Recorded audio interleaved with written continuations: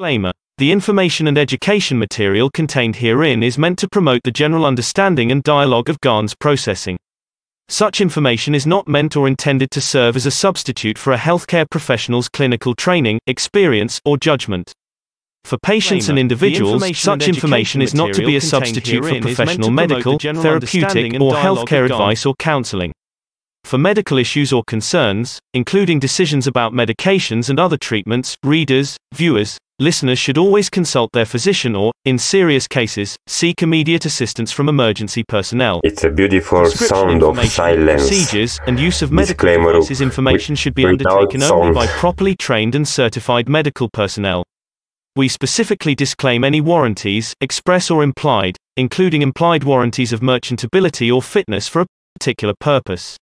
Such information is provided, as is, and is believed to be accurate at the time of its publishing, but it is the viewer's job to evaluate the accuracy of any information found in this presentation. Every case presented is of their own experience, applied by themselves for themselves, and it applies to their case only. Every person experiencing health problems should seek professional medical advice and consult their course of treatment with a doctor. The processes of plasma balancing described herein are a natural process which supports the body but does not replace medical advice or therapies one is already subject to.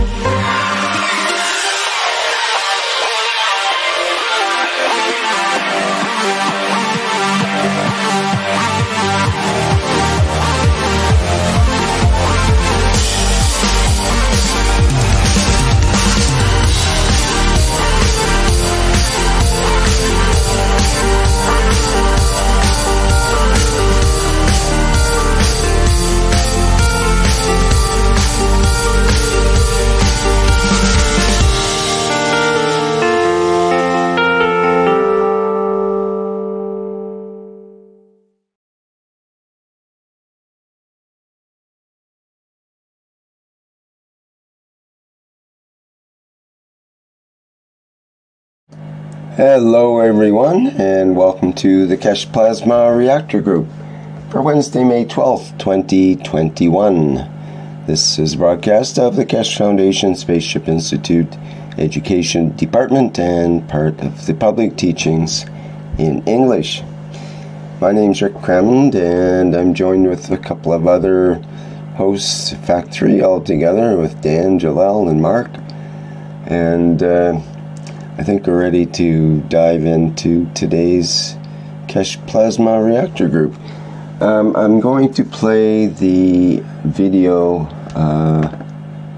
called From Observer to Space Traveler to begin as a bit of inspiration, perhaps. It's about 13 minutes, so bear with me as we go through this before we start the official beginning. So here we go.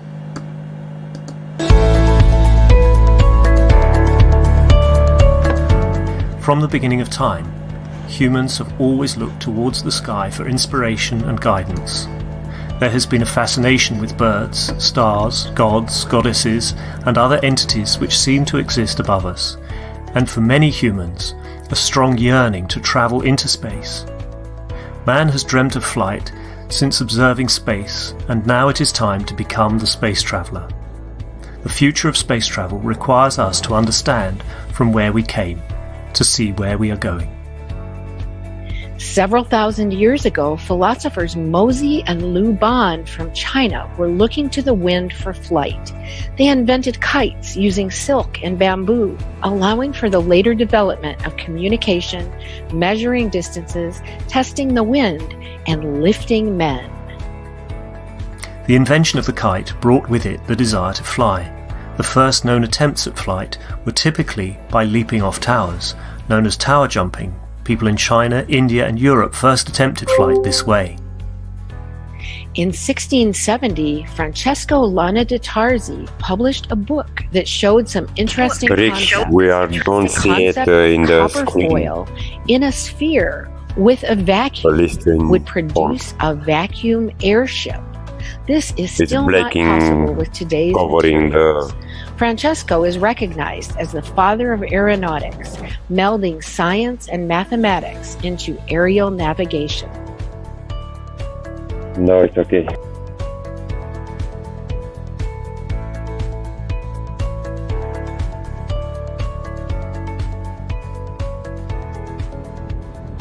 The Chinese are believed to have developed the first hot air device. The Chinese lantern, using hot air from a candle, can take flight and was first used for signalling. The hot air balloon achieved the first human lift and advanced to what we know of as the Zeppelin. The first attempts at flight in a heavier-than-air flying machine were made by more than just the Wright brothers. Most attempts failed. However, they were the stepping stones for what was to come later. The oldest airport, College Park, is still in operation today. Airplanes evolved rapidly through the century, from propeller to helicopter to jet aircraft, and most of that technology is used today. During the Second World War, Germany developed rockets that could go a limited distance. The basic rocket technology used then is still used today. The space race started with the Soviet Union and the USA in 1957 and led to many developments for the next step, the moon. The spacecraft assigned as Apollo 11 was the first spacecraft to have landed on the moon. The space shuttle operated at tremendous cost. Burning the fuel proved to be wasteful and dangerous technology. The International Space Station, ISS, is a habitable artificial satellite that was assembled in low Earth orbit in 1998 with the use of the space shuttle. The ISS can often be seen with the naked eye from Earth. SpaceX, as a private aerospace producer and space transportation services company, was founded in 2002 by Elon Musk with the goal of reducing space transportation costs and enabling the colonization of Mars. SpaceX reuses the first stage of their primary rocket, Falcon 9, by vertical propulsive landings. Although, up to present time, it still uses the rocket fuel burning technology. Mehran Keshe has always said, the time for burning fuels is over. But did we need to start with that technology in the first place? Ancient cultures have suggested the use of an alternative means of transportation. With reference to possible plasma technology, you can go to New York from Brussels within 2 to 5 minutes. And most of this 5 minutes is actually landing and getting up. Mehran Tavakkoli Keshe was born in Iran in 1958. As the son of an X-ray engineer, he was introduced to the world of radiation and nuclear science at a very young age. In 1981, he graduated from Queen Mary, the University of London, as a nuclear engineer specialized in reactor technology system control. At that time, he developed a number of theoretical ideas related to more simple nuclear concepts and their applications. In 2002, he decided to finish the full design of his ideas about nuclear technology. This included the creation and control of gravity and energy by the use of nuclear materials in a clean and safe hydrogen reactor. Mehran Keshe introduced the concept of double magnetic fields to explain the magnetic and gravitational field of Earth. Unknown by the existing scientific community, he wrote a number of scientific papers in 2004 and sent them for peer review, such as the creation of black holes.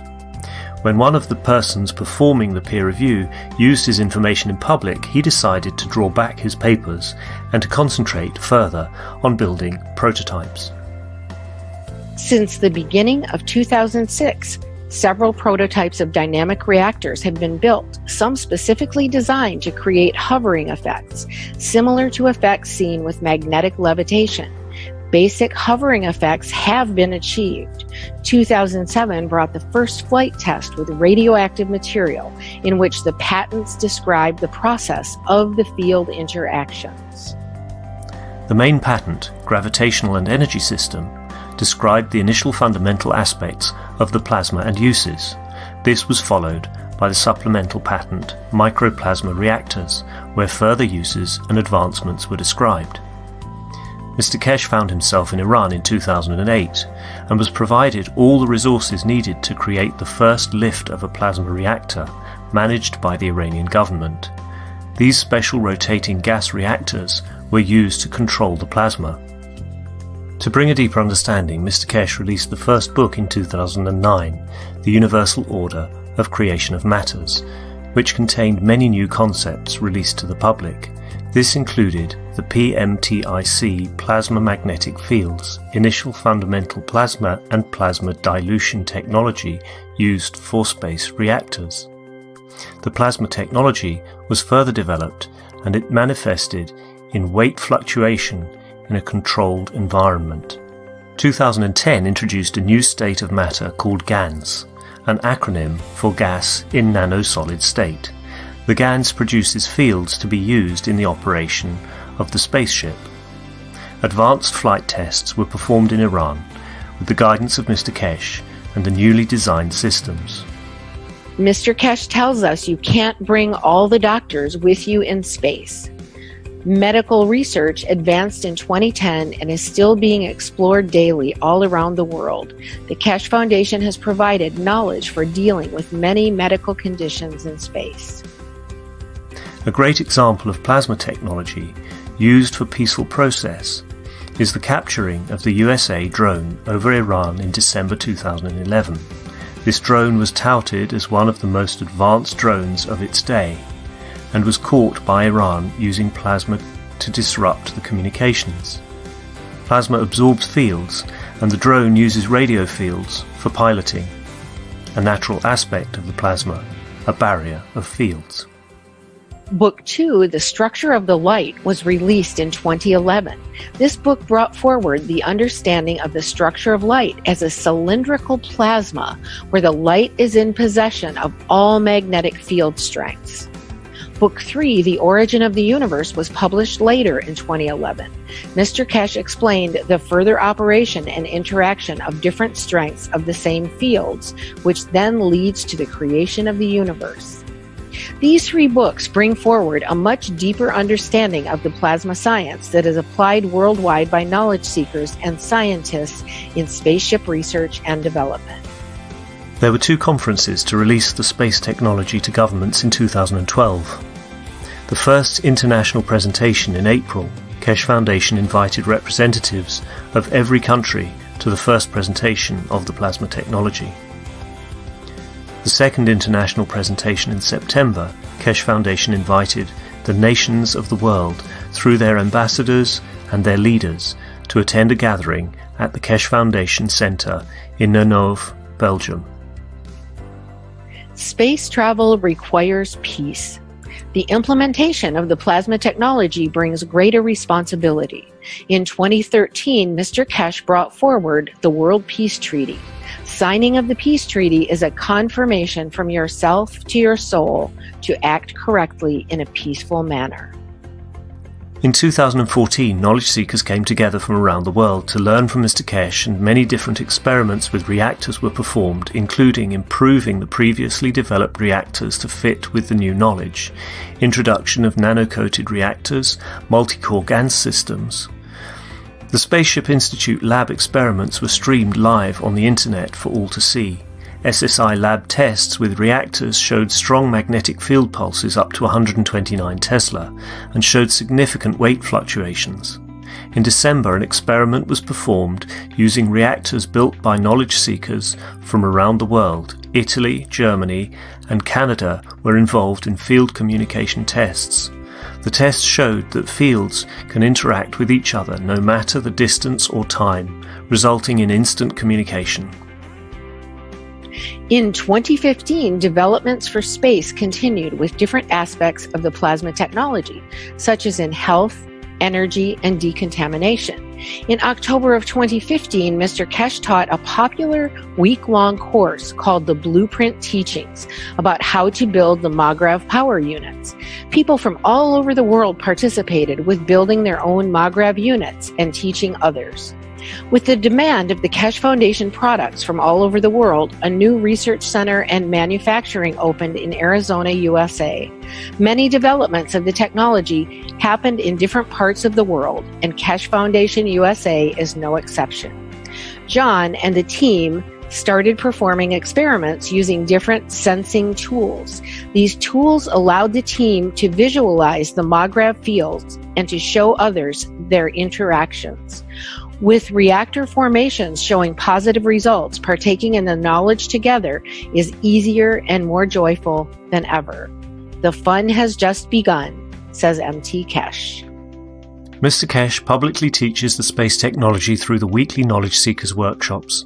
Plasma enthusiasts from around the world participate in gathering the knowledge and putting the puzzle together in the space race.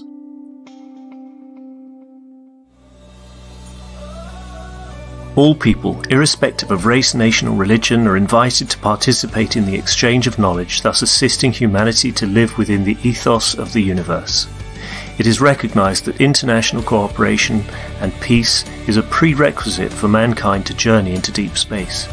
Individuals and nations are invited to come together in the spirit of collaboration and unity to enable peaceful application and the use of plasma technology for space travel, food, agriculture, energy, transportation, health, and more. We are excited to release the Kesh Foundation Spaceship Blueprint to humanity.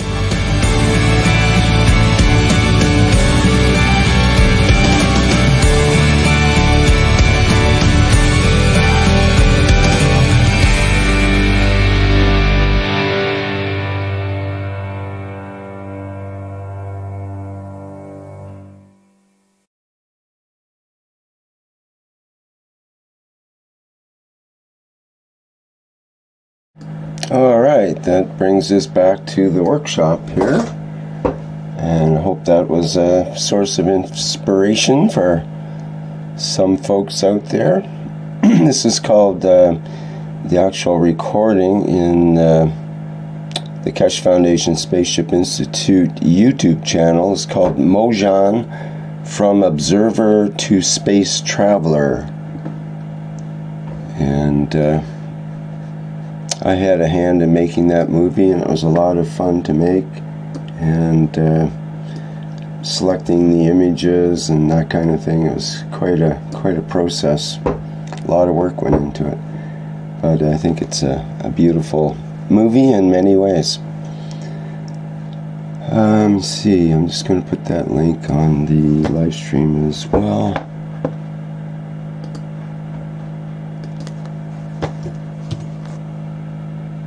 Whoops, didn't work.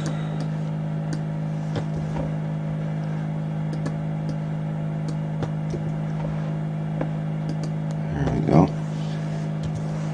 Alright, so I usually ask at this point if anybody has anything they'd like to bring up, presentation or question, comment, some other observation you may have had in the past while, or insights, or whatever you have to bring to the table. The floor is open, as they say. What do you think of this strange logo that they've given me today? I don't see these images before I open them up. They're kind of I keep them as a surprise. I've got a full list for the future ones, but every time I click on them, they're a new surprise that came from the jellyfish admins. Without bones. Yeah, right. So the jellyfish of space, in a way. Space beings, looks like. Looks like something I've seen in a movie. Yeah, possibly. Most movies have kind of scary-looking creatures like that. Are they edible? You shouldn't think that way. You shouldn't think that way in space, because there could be someone bigger than you looking at you thinking, are they edible? In a much deeper voice. Yeah. I'll end up in a can on a shelf in some big store somewhere. Canned human? Oh, they've got canned human. It's back. All right. I'll take a case. I found an interesting short statement in the 379th KSW. Would you like me to read it to you? Sure. At the 1 hour 39 mark, 1 hour 39:36, less than a minute it took him to say this. He said, Mithra is a symbolism. The truth is a dimension of the love of the Creator. And in so many ways, that love is manifested amongst us, within us, that we elevate together from the lion to the lamb and to the man. That statement just resonated with me, so I wrote it down to contribute tonight.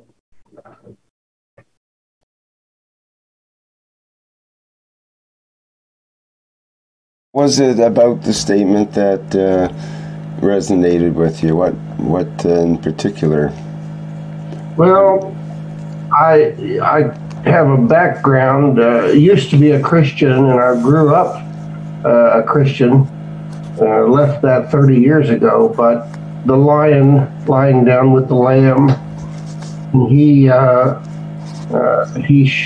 his statement is that we all elevate together, the lion and the lamb and to the man. Mm-hmm. So I liked it. It felt like a good quote. It's a powerful image from the, even myself, I wasn't really, I didn't grow up as a Christian, but the first few years of my life, we went to a Christian church, so it was, the lion and lamb were part of the Bible stories and so on, and it was, a common phrase that's used in our society as well. It's not commonly used, but it's common. It's a common phrase, but it's not common to have the lions and lambs in our society lying down with each other and so on and so forth. Well, he has integrated it with the idea that all of us are elevating our consciousness together, not just the humans, but every sentient being. And he integrated that with Mithra being the dimension of the love of the.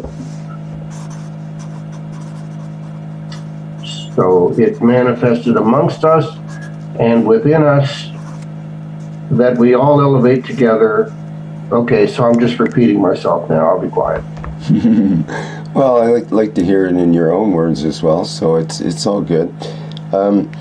What just when you're just talking there, what came to mind that I wonder if it's also meant, in fact it must be, but also meant as an internal process of this idea of the lion and the lamb inside of us. In other words, the conflict we might have between one part of ourselves and another part, they both get elevated so that they are able to recognize and live with each other, basically, without raising a ruckus and wanting to, to kill or leave, fight or flight.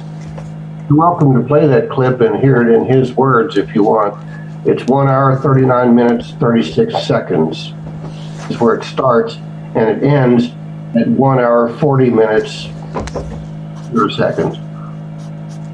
So it's less than a minute long. Sure, we could do that. Let me round it up here. Anybody else have any comments to this point about that or anything else?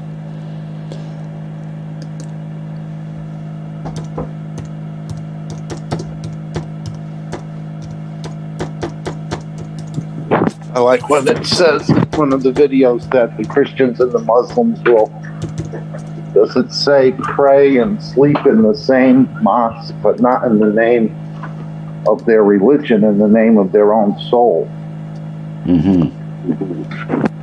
And that's sort of like the lion and the lamb in a way, because the religions always seem to be at odds with one another, even though they realize it's a business.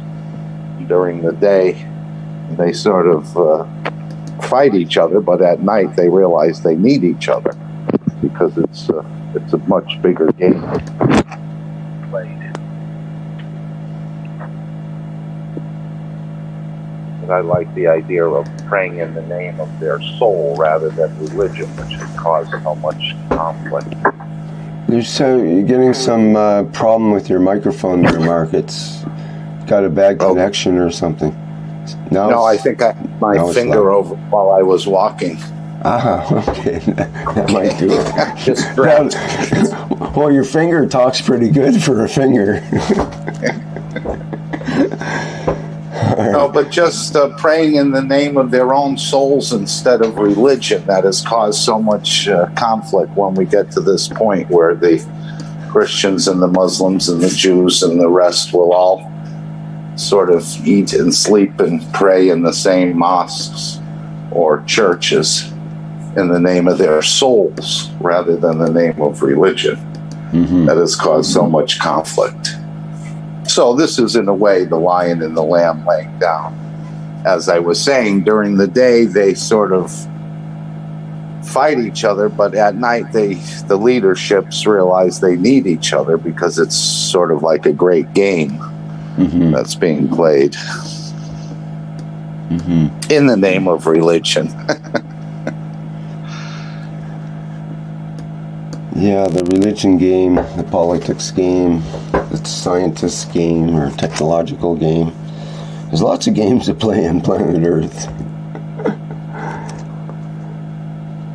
All right, here's the 379th Knowledge Seekers Workshop, May 6th. We're at the 1 hour 39 minute mark, and let's see what it has to say.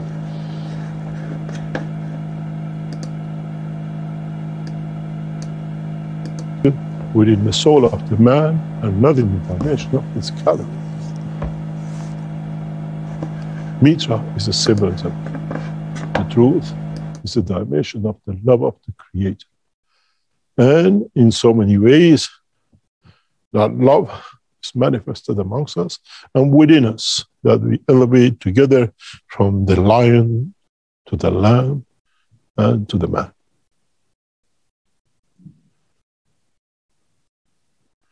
The process of creation, the process of understanding the creation is very simple. It's the man who has made it difficult by leaving for the others to explain it to him on the name of the what we call theology. As he could not think that he is so bright that he doesn't need any theologists, but he needs the thinking and understanding of the process of what we call creation.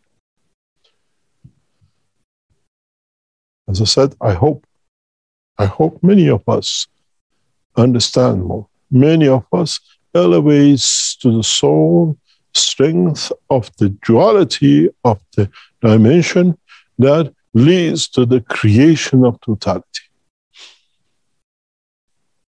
In so many ways, mankind has become kind to himself to find out which kind of a man this mankind wants to be. And then Would he like to work through the soul of the man to be kind to the physicality of the man, that mankind becomes the kind of man which the Creator wanted? And then we see the Creator's love for man will become omnipotent and know dimension and know what I call measure. As we always said, it's his dominion, and we are just players in the field of existence of his life. We go through the break, and we come back.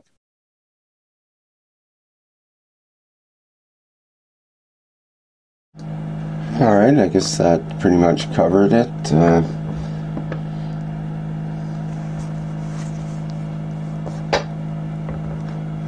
That was his closing comment right before the break. Yeah, he likes to drop a hot one just before the break.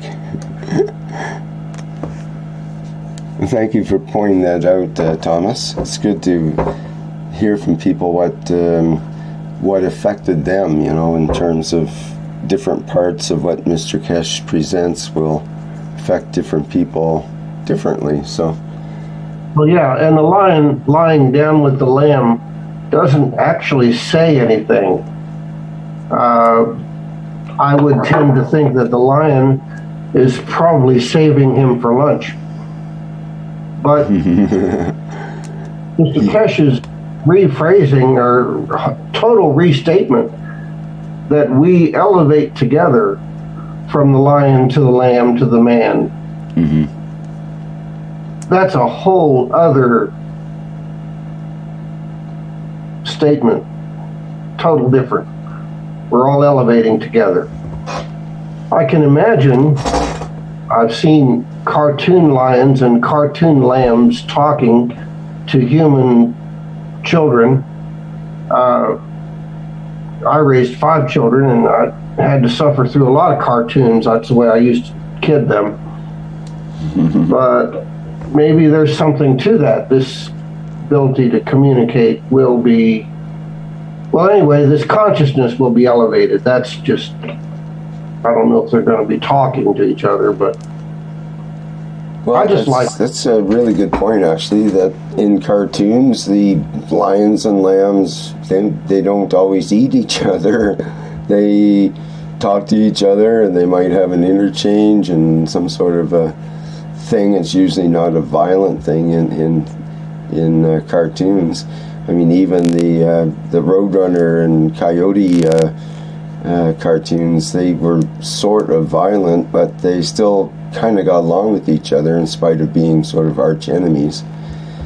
And through cartoons, we can see that there can be a connection. There can be a common ground, perhaps in humor, perhaps in that just that strangeness of that positioning.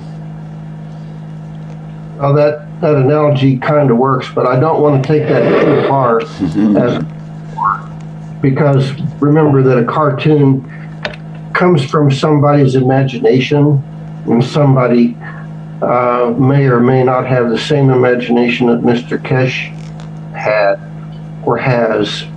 I tend to think of Mr. Keshe's information as a lot more valuable than mine or any of the thought leaders that I have elsewhere.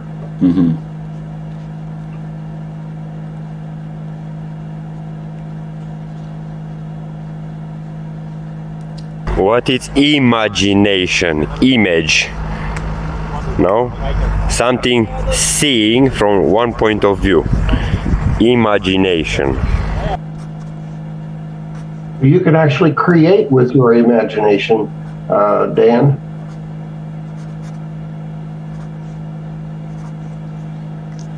I created 2 businesses with my imagination, and they both worked. That's the way Nikola Tesla invented his inventions, was in his imagination by visualizing them first. And he said when he did that, then he would play them out sometimes for months at a time, watching all the parts wearing out and what to fix and how to improve it and so on. And he said when he was done sort of imagineering it, then he said it worked every time. And when he came to make the invention in reality, he said it worked every time. So there's a lot to be said for that. Well, I've heard that before. I don't know where, but I tend to think that's probably accurate. And the other thing about it is, there has to be, before there is a new invention or a new concept that comes into the world, it has to have an arising somewhere. It has to have someone has to have that come into their consciousness, you could say. So, you know, there may be that same thought form may enter into more than one person's mind or brain at the same time. So you might get two inventors at opposite sides of the earth that suddenly discover some chemical combination or some way of doing things or some new invention.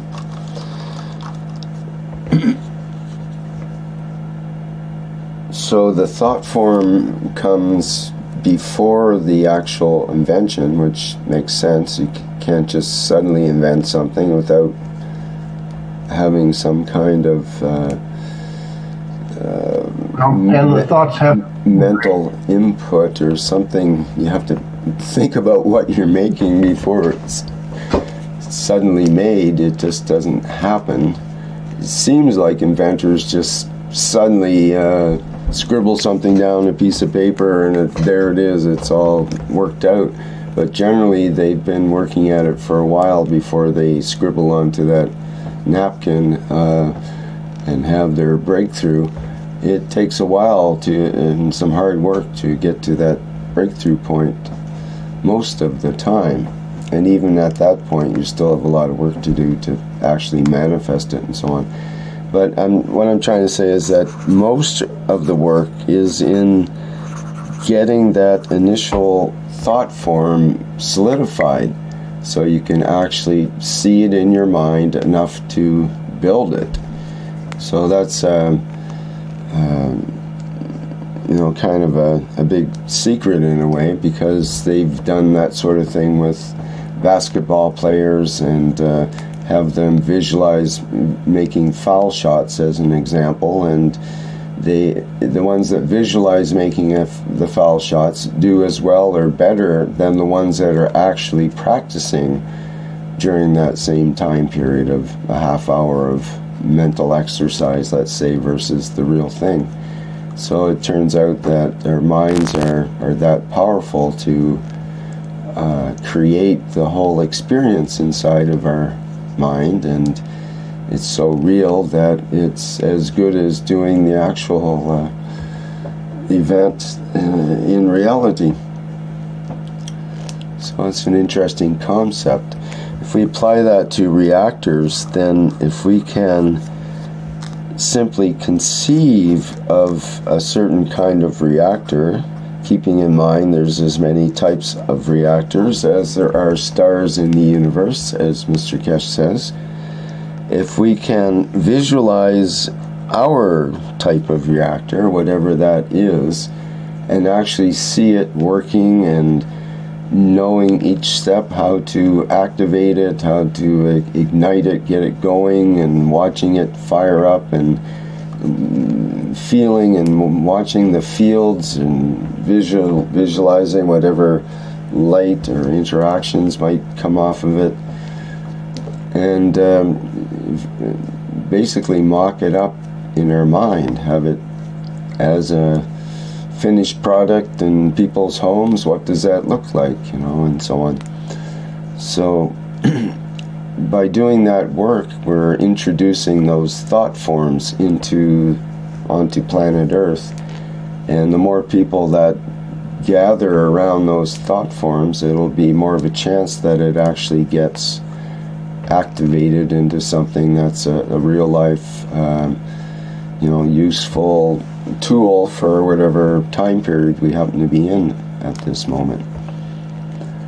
And it will be particular to the time period, because 20 years from now, or 200 years from now, or 2,000 years from now, the needs will be totally different. The needs of the culture and of the humans, if we still call them humans by then, will be totally different, and we'll have to respond in a different way with different types of plasmatic solutions, let's say. I'm convinced that the solutions of the future will be plasmatic one way or another. So it's not a matter of going back to some physicality type device or some breakthrough in chemistry or breakthrough in biology or whatever. It'll all be through plasma type interactions. And we're getting a lot of interactions about plasma that are discussed in science now. It's a hot topic in many ways.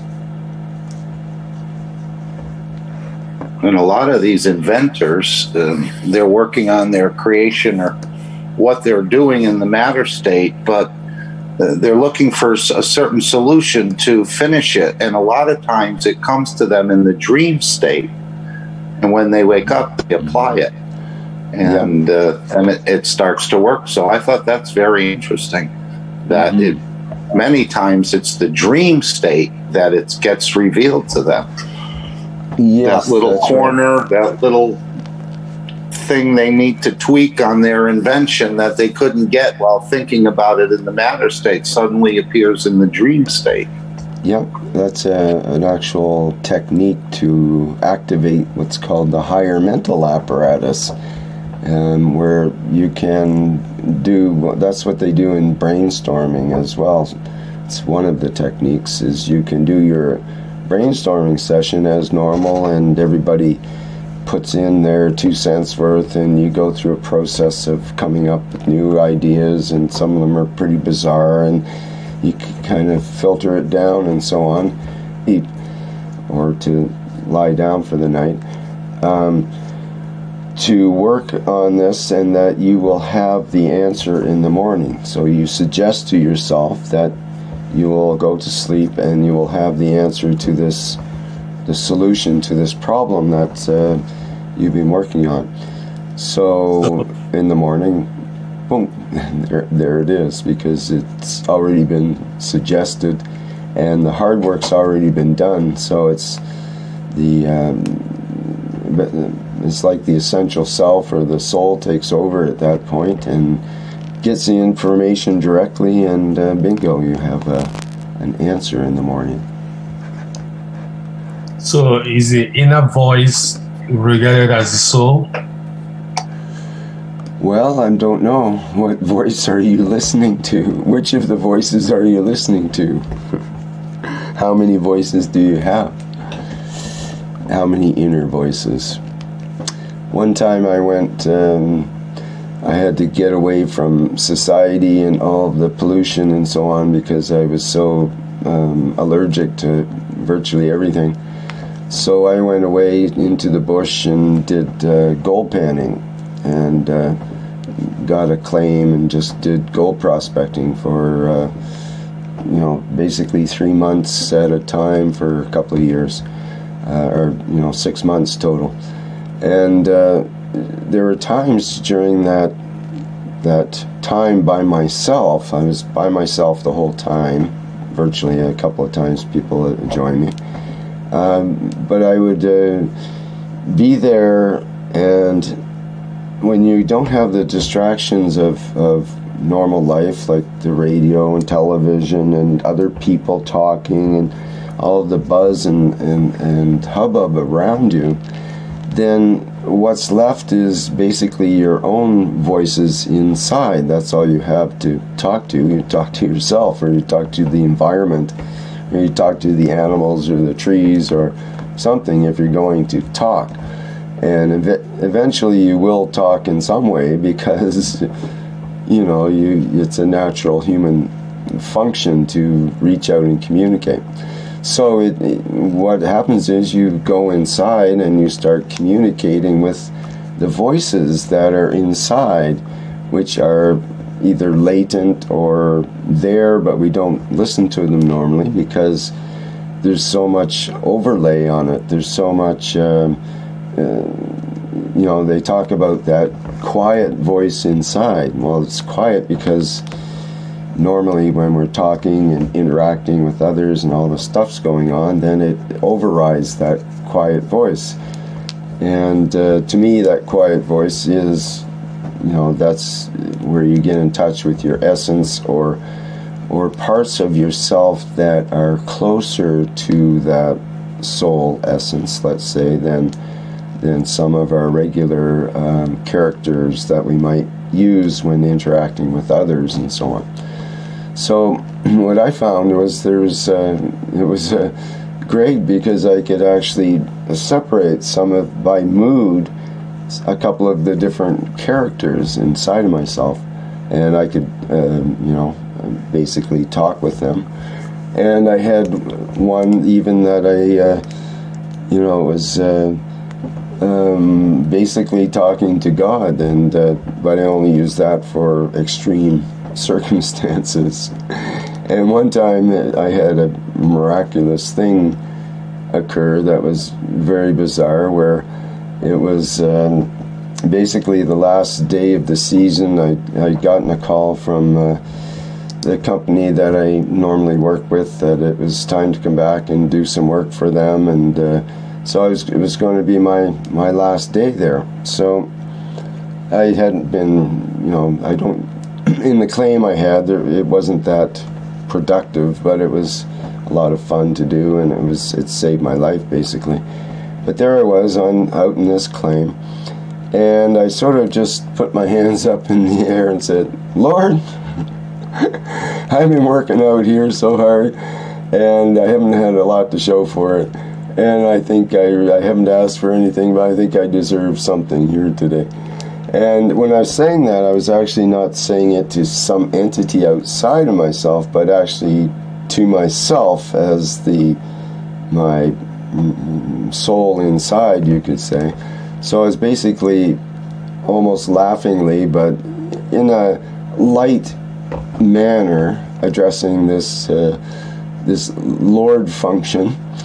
And sure enough, within probably a minute or 2 minutes, I just sort of kicked over a rock that was about 2 inches below the surface of the water, after I'd been, you know, searching much deeper than that mostly. And there was a glint of gold, and I couldn't believe it, and I went down and I saw, and I flushed away some of the dirt around it, and there was the largest nugget that I found in 2 years of hard work in this whole area, where I've dug and dug and dug relentlessly, and I found little pieces here and there and so on, maybe an ounce of gold over a year or so. And here was in this one this beautiful 3-gram nugget sitting there, jammed into a crevice, and I just basically picked it up. And I just gave out a hoot of gratitude and realized that power of making a wish. And you know, I didn't abuse that. In fact, I never really used that. And well, I've used it a couple of times in extreme circumstances when I'm maybe totally broke or something happening and I need a bit of help, then I might try that. But it's not something to be abused or even used, but just to get one demonstration was enough for me to totally blow me away and make me realize the power that I had within myself to create my future, basically. And that confidence and that experience from that made me go on and was able to get work doing this, basically an ideal job with working with a GIS system and mapping and helicopter mapping with state-of-the-art video mapping and all this kind of thing. This was like over 20 years ago. So it was just an amazing experience, because I opened myself up to these voices, to just listen to that little voice inside and actually ask the voice inside as well. So there's a lot to be said for that, and you know, that can apply too if you're working on a invention of some sort. And again, you have breakthroughs when you're working on inventions, and you get to a point where you can't go any further with it. You can't see your way through how to fix a certain problem. And often if you ask your inner voice, that's one technique, and the other technique is to let it go and just rest on it, because that same inner voice or some inner process will work on it during the nighttime hours when we're resting. We being our physicality is resting, and the soul loves to have a problem because it always has solutions. So I think it enjoys having that kind of thing to work on during the nighttime hours. Anybody else have any kind of experiences like that, or anything else they want to admit to?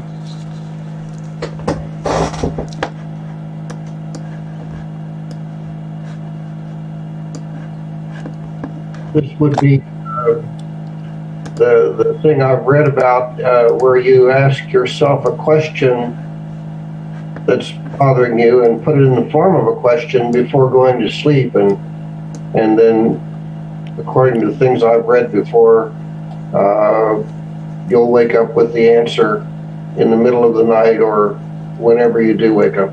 Mm-hmm. Well, that's the biggest part of it all, really, is formulating that question, because you know, most of us when we ask a question, like for example when people ask a question of Mr. Keshe, it's usually not usually but often a kind of a personal question, or something about something they've heard that they want to get clarification on, and so on and so forth. But that formulation of a question is actually super important, because your intention will come through according to the formulation of the question. And if you're serious and have actually worked on the question to try to find the obvious answers and actually you know, try to approach it in a plasmatic point of view, and you keep coming up against a brick wall, and there's something you really have to know. And if you have that real need to know, and you can formulate it in a coherent question that is able to resonate with some truth to it, then you will get an answer. You'll get a really good, clear answer from Mr. Keshe when that occurs. When a well-formulated question comes in, then he's right there for it. And often you find that he'll have to say, well, what do you mean by that? Or, I wasn't there when that happened, so I can't answer that question, and things like that. But if you formulate a question so that it's not just for your benefit, but get into a way that's that need to know, if you can make it a need to know rather than a want to know, then for sure it will get answered. So, for example, if you're working on a plasma reactor of some sort, and you've tried all the usual combinations, and you're just not quite getting the component that you want to get out of it, then you might want to formulate a question and make it in a way that is, easy to understand, at the same time demands an in-depth answer in order to satisfy the question. And that in-depth answer doesn't have to be a long answer. It can be in-depth in just a few words. Some people have gotten answers to their questions in a few words that they're left to ponder those few words for many months and possibly years afterwards. I know I have at certain times.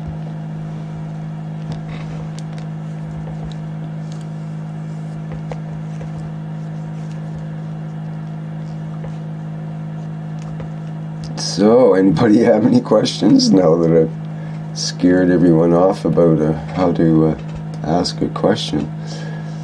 There is something to that. It's a good policy to be able to formulate clear questions.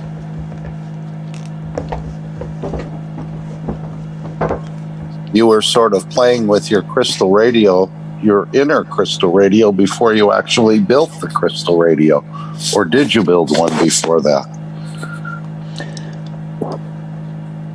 Well, the first, I played with a crystal radio when I was a kid, for example, and built one out of a germanium crystal and hung an antenna out the window and so on and so forth. I was probably,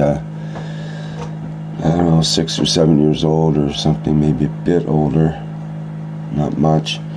And yeah, it was a lot of fun. I could tune it in and hear radio station and so on. And then later, I ran into this radio that came from E.J. Gold, who made this crystal radio configuration that was supposedly tuned to the Schumann or the Schumann harmonic, it's called. So it's and the Schumann harmonic is the same as the theta brainwave frequency, around 7.83 hertz, which is the key to the subconscious and to the psychic and healing realms and that kind of thing, between the theta and the alpha brainwaves. So, but this little crystal radio that I had received, it didn't actually have any output to it. It didn't have a speaker, it had no connections. It was supposed to be a sort of a meditative device. You connect with it spiritually or through the fields. So all that was fine, but being kind of a inquisitive guy, I wasn't satisfied with that. So I hooked up the little meditative crystal radio circuit that's tuned to the Schumann frequency instead of being tuned to the AM normal AM radio frequencies.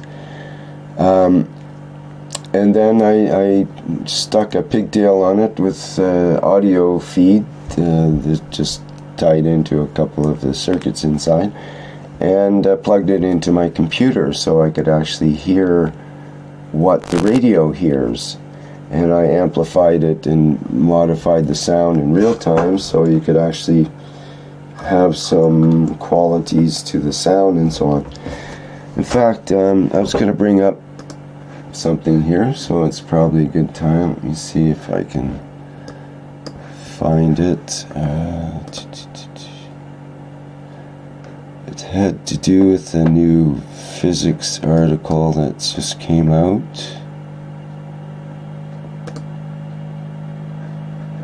which I will show.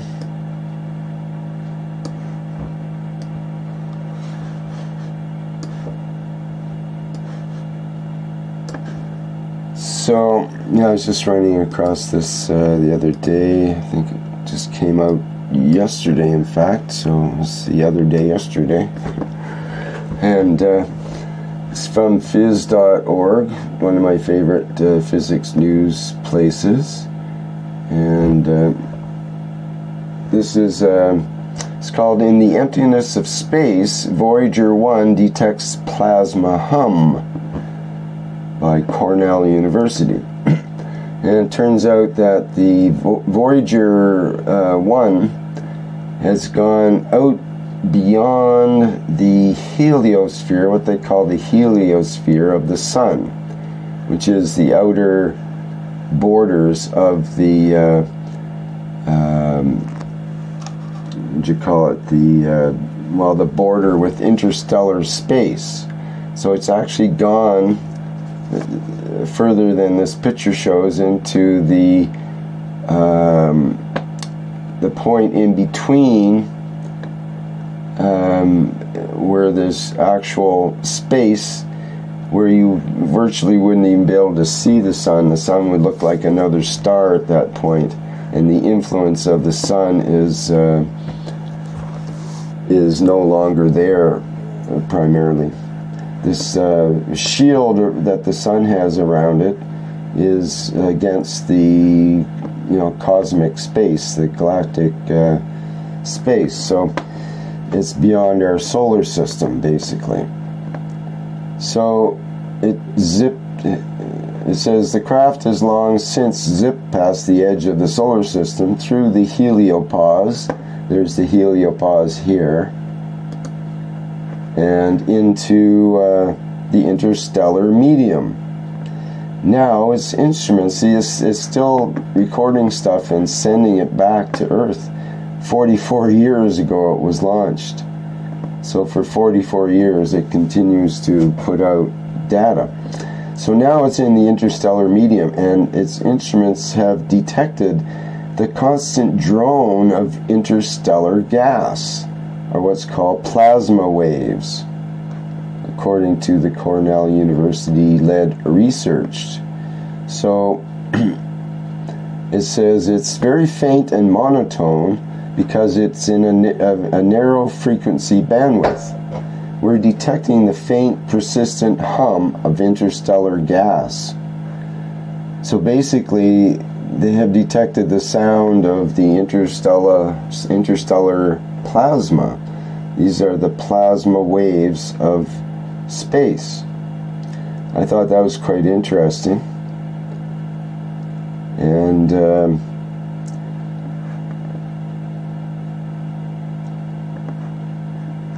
so it mentions here, the interstellar medium is like a quiet or gentle rain, said the senior author James Cordes, professor of astronomy. In the case of a solar outburst, it's like detecting a lightning burst in a thunderstorm, and then it's back to a gentle rain.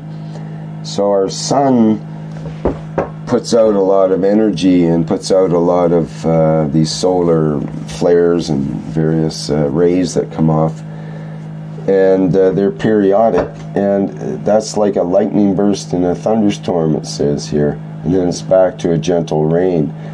So we have this background hum of the interstellar medium that's even here around us now and around the sun and in our solar system, but it's harder to hear because the sun overwhelms things.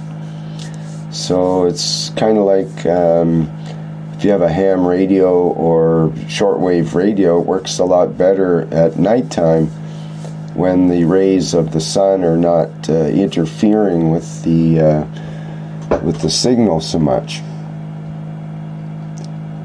So I thought that's kind of interesting. And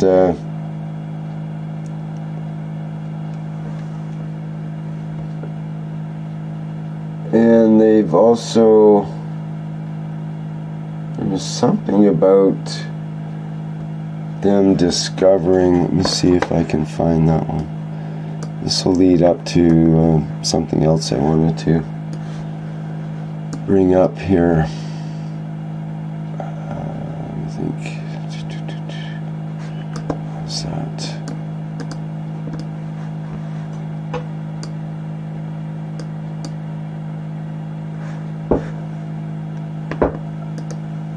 I'm not sure if I'll be able to find it here, but the Oh yeah, there it is.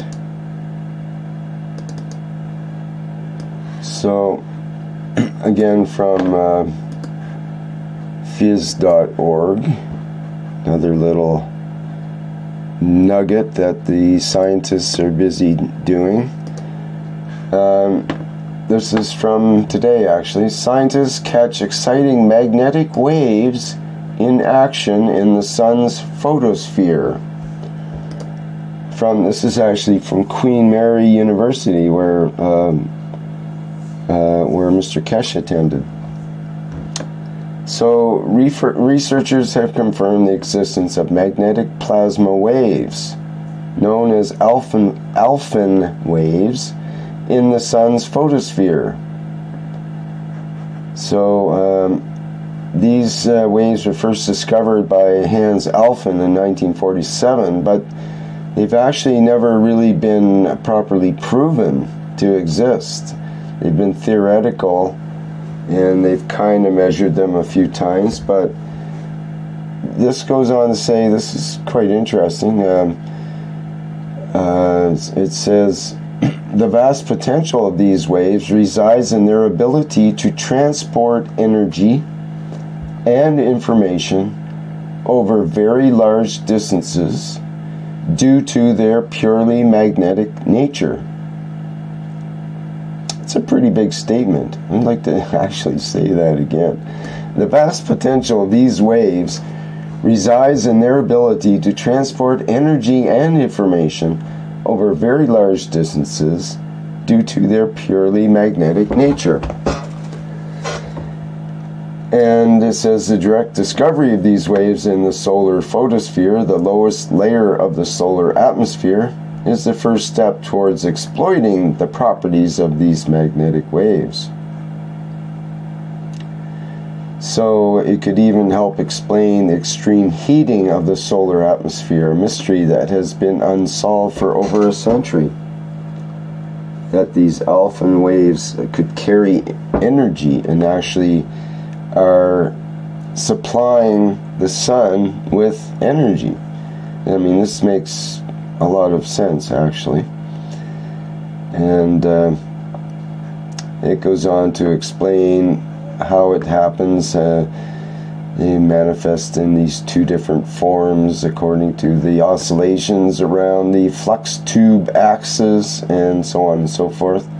There's a YouTube video, but I don't want to play that because I'll probably get in trouble in some way. But you can watch that. I'll give the link to this article. And it says the torsional Alphen waves have never been directly identified in the solar photosphere, despite previous claims, even in their simplest form of asymmetric oscillations of the magnetic flux tubes. So they proved the existence of these torsional waves that were first predicted almost 50 years ago. And they also found that these waves could be used to extract vast amounts of energy from the solar photosphere, confirming the potential of these waves for a wide range of research areas and industrial applications. So that's pretty mind-boggling. And there's another video here that shows the eddy currents that are created from these Alphen waves.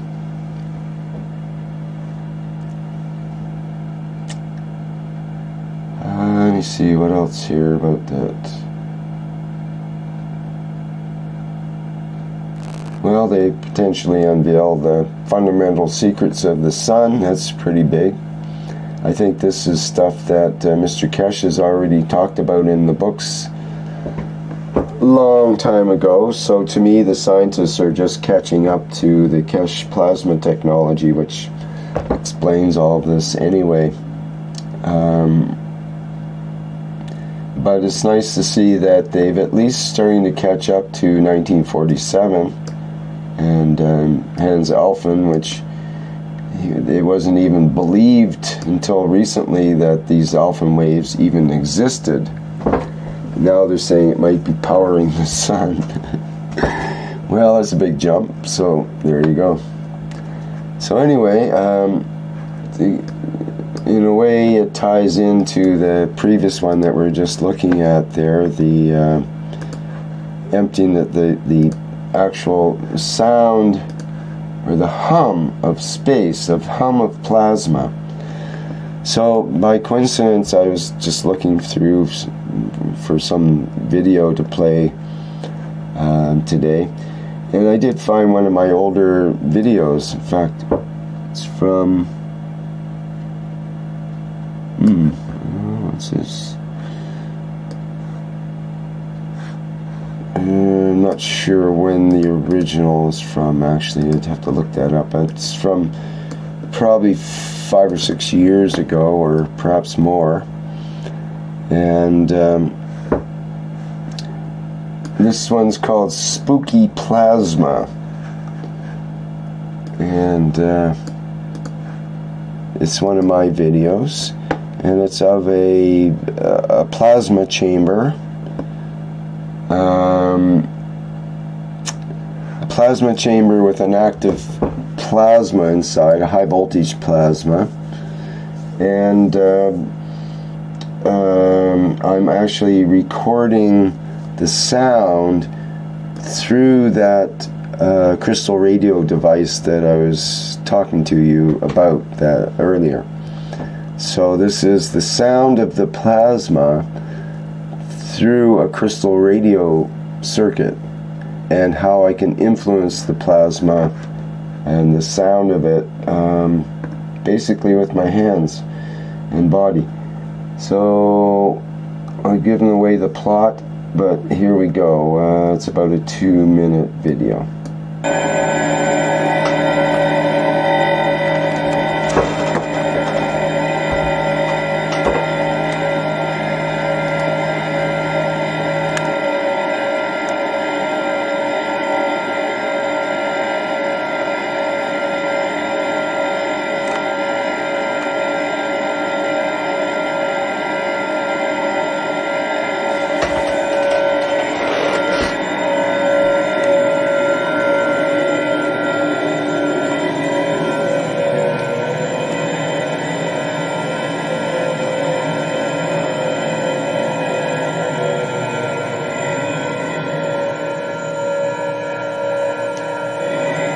Have you started playing it?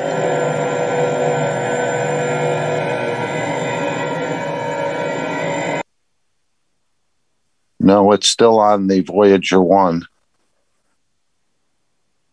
That's fine. Thanks.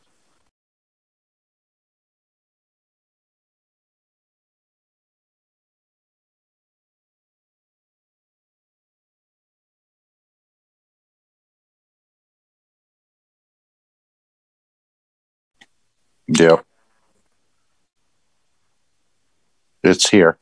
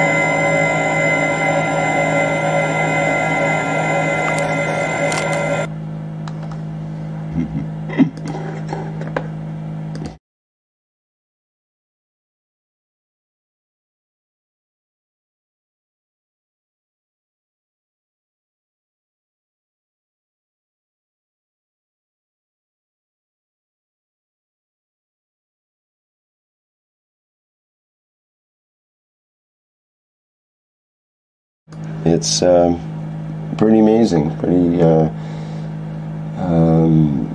pretty cool sounds you can hear off of devices like that. I mean, normally you don't.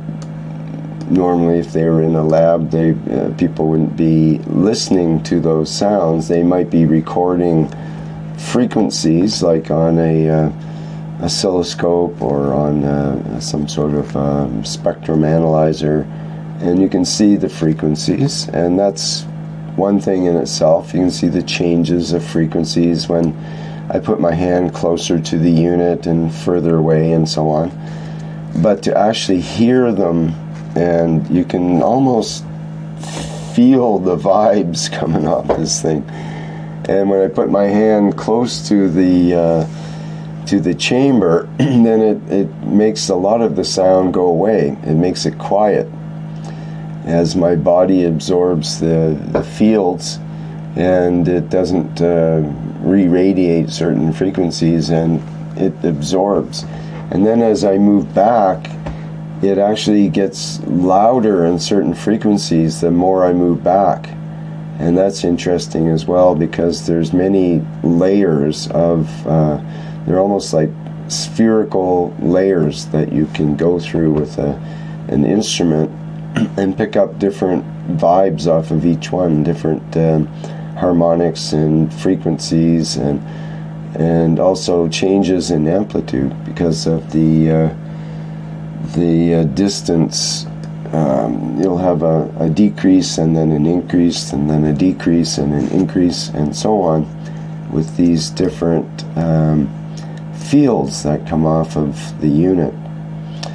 So that's true of just about anything that puts out sparks or puts out a plasma. It'll put out a large bandwidth of frequencies. In the case of space, it's a rather narrow bandwidth apparently, but it never know, might sound something like that. I would love to try my crystal radio setup in space, because it comes alive at night. At daytime, it's hard to make it pick up things. It has to be a strong signal in order for it to pick up in the daytime, because of the interference of the sun and all the static and so on generated from that. But at night, that's when a lot of the people that work with shortwave radio and crystal radio setups and so on like to work at night. You can pick up even radio transmissions from the other side of the planet, basically, under ideal circumstances. But I never did with my crystal radio. I always tuned in between the stations, because that's where all the real action is.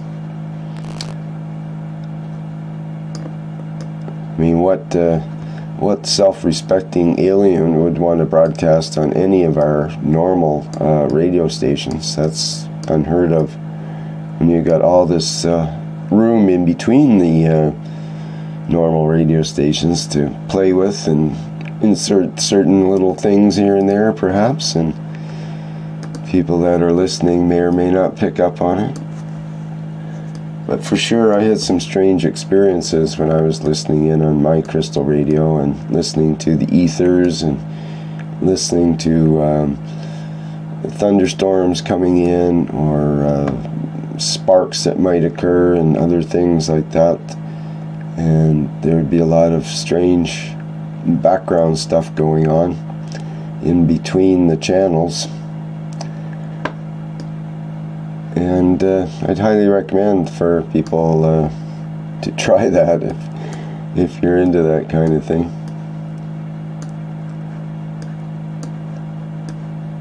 Hello, Rick. Hello.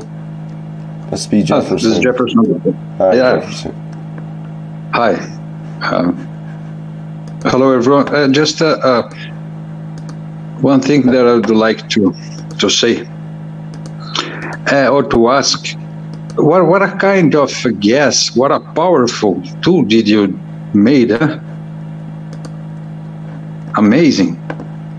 Could you give some details about the gas that you have used in this? Because you can see visually the energy center between or within, like F1. Yeah. Well, it's amazing. Huh? Yeah, it's incredible. Thank you for sharing, man. Thank you. Yeah, it's basically air. And this is what happens to air under a vacuum condition. And it can't be a complete vacuum, or else you wouldn't get any response inside. And you'll get these layers that form. If you have a high voltage applied to the top and bottom, a voltage potential between the top and bottom of this chamber, and you start out with air inside, and you evacuate that chamber, and it's somewhere, I think it was around, I'm just looking at I think it was around 100 micron, which is 7 times 10 to the minus 2 torr, or 0.08 millibar, somewhere around 29.92 inches of mercury. You'll start to see some interesting effects. In fact, before that, I think it was around 1,000 when the effects start to occur. So 1,000 micron, or about 1 torr pressure. In pounds per square inch, it's 0.02 pounds per square inch. So it's very little pressure, but still enough to have some air molecules inside. And what is air? Well, air is nitrogen and oxygen primarily, and quite a bit of argon as well. So the different colors that you see in here are the different gases separating out, and at different voltages they'll have various intensities and colors. And this chamber is you see, it's about 1 foot high and 6 inches wide, and I've got a vacuum pump to vacuum it out. And at a certain point, if you put in not that high a voltage, I think this is what I use, I think probably a couple thousand volts for this one, and it forms these amazing layers, and that's the really cool effect that I was astounded with when that first occurred. Guy was with me for some of these experiments, and it was just mind-blowing to see these geometric shapes. There's one of them that I got a picture of somewhere with multiple layers, like about 10 layers. Let me see if I can find that picture here. Just bear with me a second. So yeah, the basic gas is air, and of course once you start electrifying it, then the composition changes. The oxygen might end up turning into some oxides or something, and using less oxygen and more nitrogen, and it could turn more pink or other colors depending. I'm just trying to see if I can find my older pictures here. Let me see.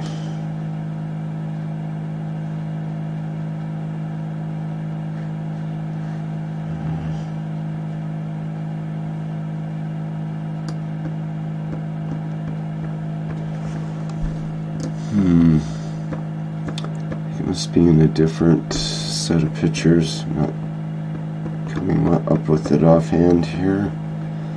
Let's see. Maybe.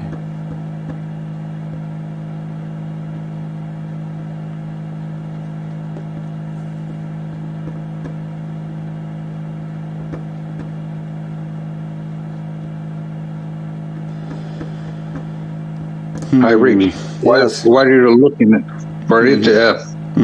I will just ask, and I'm not ask you, but I believe you look at this experiment that this is the way the soul of gases. The soul of gases. Yes, looks in the way of we don't see. And you are making the exact, in my view, what happens, and we cannot see around us in the soul of gases. That's what I'm trying to understand now. Well, in a way, how they work, how they interact with the hydrogen or nitrogen, how they can convert and help us, because we have the vertical, horizontal minerals, and the gases. I think they are much more powerful. Looking at your experiment, you can see that it really happens. It depends on the energy that you put it in. But what a level of energy. Huh? In my view, it's very interesting. Well, it's certainly interesting, and to watch the way plasma works and so on in that kind of condition. Like in ordinary air, you can play with it all you want, and you won't get this kind of response to it. Although they are finding ways of making atmospheric pressure plasmas now. That's one of the latest places of research. So there's people that have taken a microwave and created a plasma inside the microwave, and then opened the door basically and let the plasma out, and it's caused a plasma within a plasma ball inside the room basically, and other such things. But this is a relatively easy, and it's well known. These discs are called Faraday discs, and you'll get a space gap in between these clouds of gas basically. And the reason these clouds of gas light up is because of the electrons that are being stripped off the atoms of the gas and then return back to the gas, return back to the atom.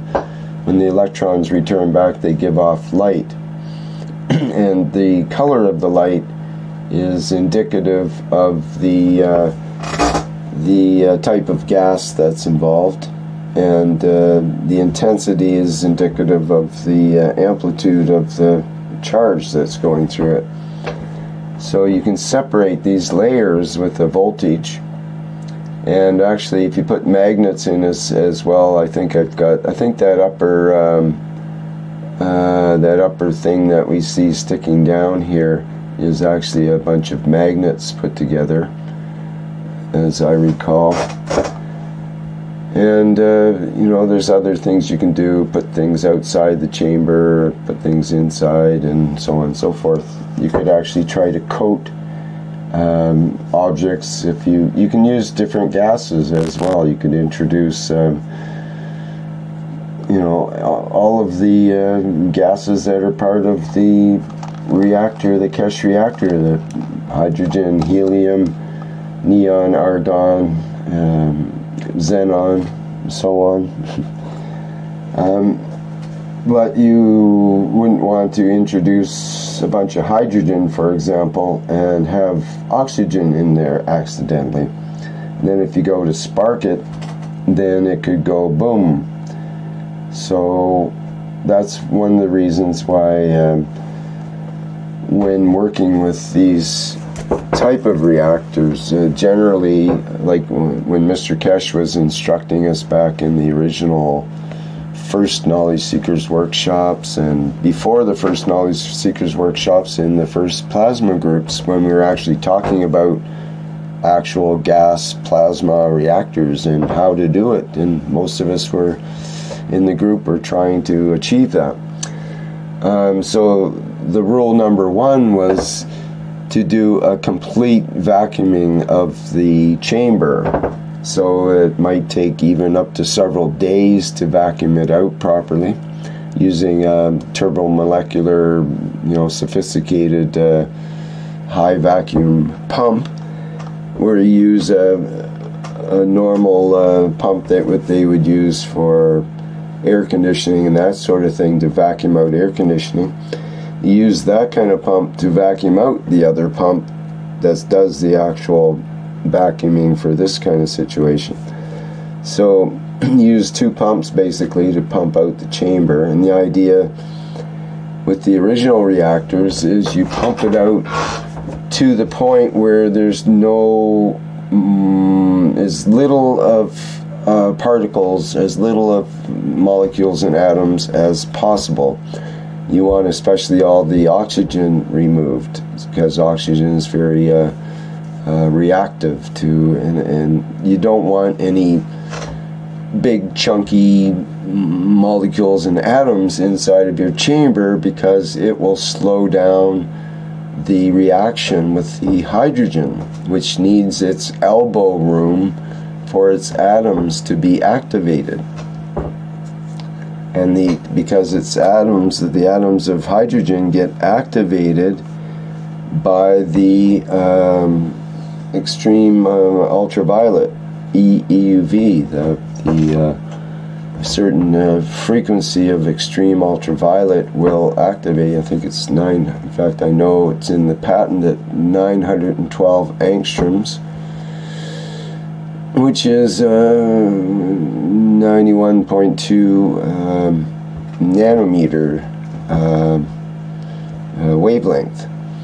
So that would be what you want from your EUV to activate the hydrogen and ionize it.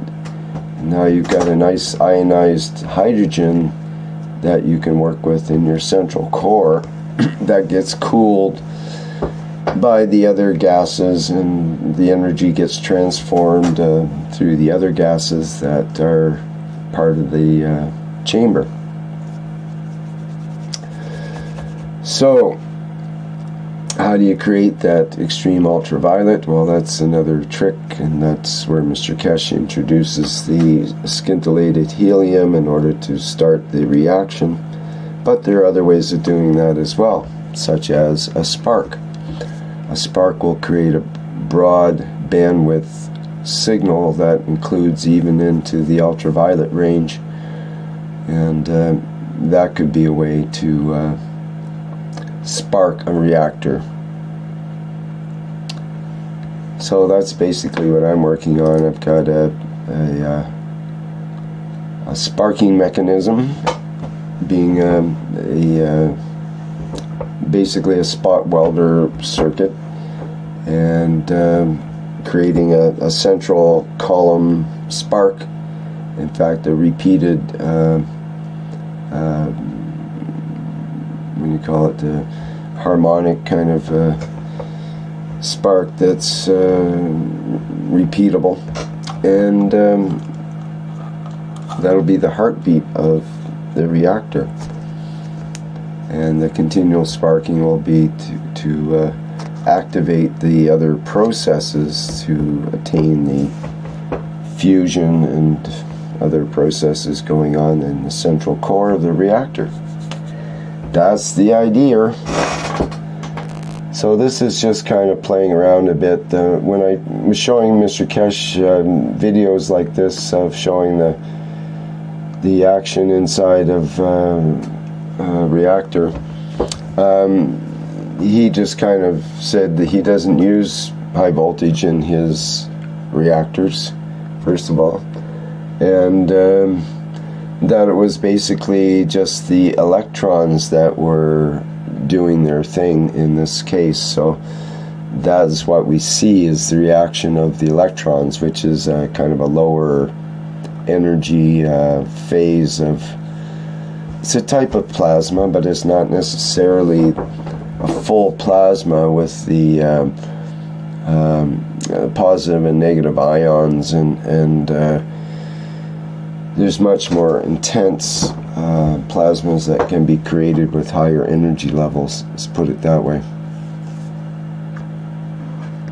But then you get into other effects that you have to be careful with.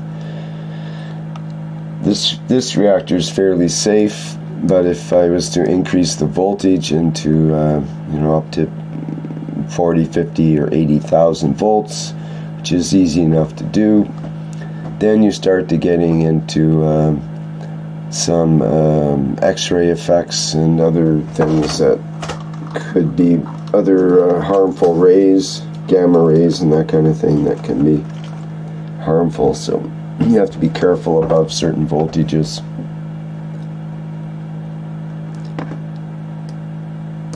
Hi, Rick. In fact, we must know exactly what we are doing. Yes. And have the knowledge of this. That's the key. Yeah. That is seven. Because yeah, go ahead. Sorry. No, go ahead. No, just understanding that what you have done to see, you brought this all knowledge, mainly looking at your experiment. In my view, it's amazing. I saw many other videos that you have in your channel, and all of them are very, very amazing. How to explain how it can be used in the experiments in the physicality. And these sparks that you said that the second way to scintillate. Yeah, well, it have the EUV from the sun, for instance, it depended the angle. Yeah, the problem with the EUV, the ultraviolet from the sun, is that the thing is with extremely short ultraviolet that it doesn't travel through the atmosphere very well. In fact, it will only travel, the EUV, the extreme ultraviolet, will only travel a few nanometers before it's absorbed by the oxygen in the air, for example. That's why you need a vacuum condition for the extreme ultraviolet to move.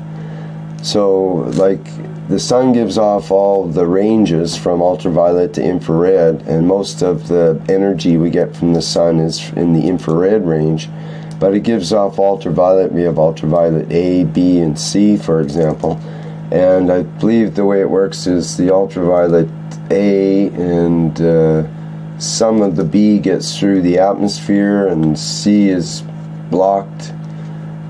So we get the lower energy ultraviolet comes through, and even the lower energy is enough to burn us and to give us a tan and that kind of thing. And it's fortunate that we're blocked from the high energy ultraviolet, because we would get fried as humans. We just wouldn't be able to take it. So those high energy waves are blocked, so we can't use them in our reactor. They are blocked kilometers up in the atmosphere because they don't get through the air well. Only the certain frequencies of the UV get through. So we have to create EUV. It's not normally found in our on planet Earth, except maybe in lightning bolts or some other spark could tend to do that, or of course in labs that have created this EUV. They've done that a long time ago in labs, probably 100 years ago or so, when they first created the first EUV. But they've been recently, last few years, scientists have learned to control the EUV much better. They use it in what's called EUV lithography, where they actually engrave chips with the EUV rays in order to create the the microchips. It's one of the latest processes. So they understand how to create EUV rays much better now. And there's ways of doing that with using gases and using a spark and using high voltages and so on and so forth. There's a number of processes that they can use. They even have a sort of an EUV light bulb now, basically, that's possible. But it's still hard to get the ones that would be for the extreme ultraviolet that's needed, the energy level that's needed to ionize the hydrogen. It would require a bit of a sophisticated apparatus in order to create that with a light bulb kind of apparatus or generator of light. They have it, but it would be expensive. The spark method is much more broad bandwidth and kind of a overkill, but it also will put out some of the correct frequencies at the same time.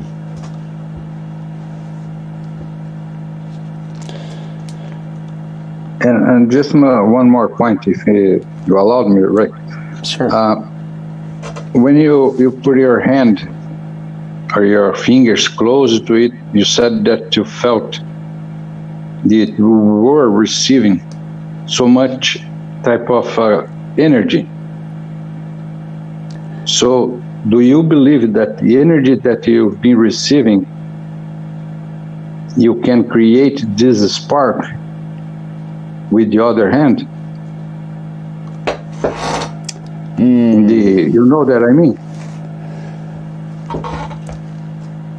Well, in a way, yes. For example, you can actually put your hand on a plasma ball and put your hand on some metal and create a spark from that, and you actually transfer the energy through your body and create a spark at the other end. But that's I don't think you would create a spark that would be enough to start a reaction that way. Well, possibly, maybe just a line of people from one reactor to the other might be enough to start up another reactor, let's say, just connected with their hands, because people can transfer charges and fields that way very easily. You can do that with electricity and actually light a light bulb at the end of a line of people with one person holding the ground and the light bulb and holding hands with the other people, and they could light up the light bulb, and the people in between won't feel the electricity. Only the person at the end will be electrocuted. Well, you can use lesser voltage and show the principle, but the idea is that the people in between don't feel it, but the one on the end will. So our bodies are good at transporting energy. It's basically what we are anyway. We're walking bags of energy transport bags.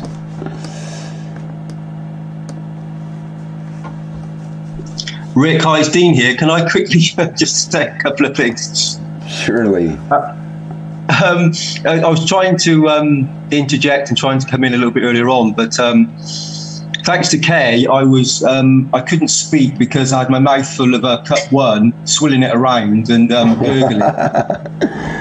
And so I was initiating the gas in my throat in my mouth and using my reactor, and I was using it as a vacuum. Yeah. And initiating the plasma. Yeah. So, and I was cleaning my teeth, but elevating myself. And when in that condition, I could then hum. You were talking about the hum of the universe. And so Bridget likes to hum a lot, and that sort of has initiated me to start humming a little bit. And so when I'm brushing my teeth, I was humming. So doing my throat, it's a wonderful feeling. I've got to say, Kate, when you thanks for doing that testimonial. When you actually start to use that plasma in your mouth, it feels incredibly fresh. My teeth they felt like they were gleaming, incredibly clean.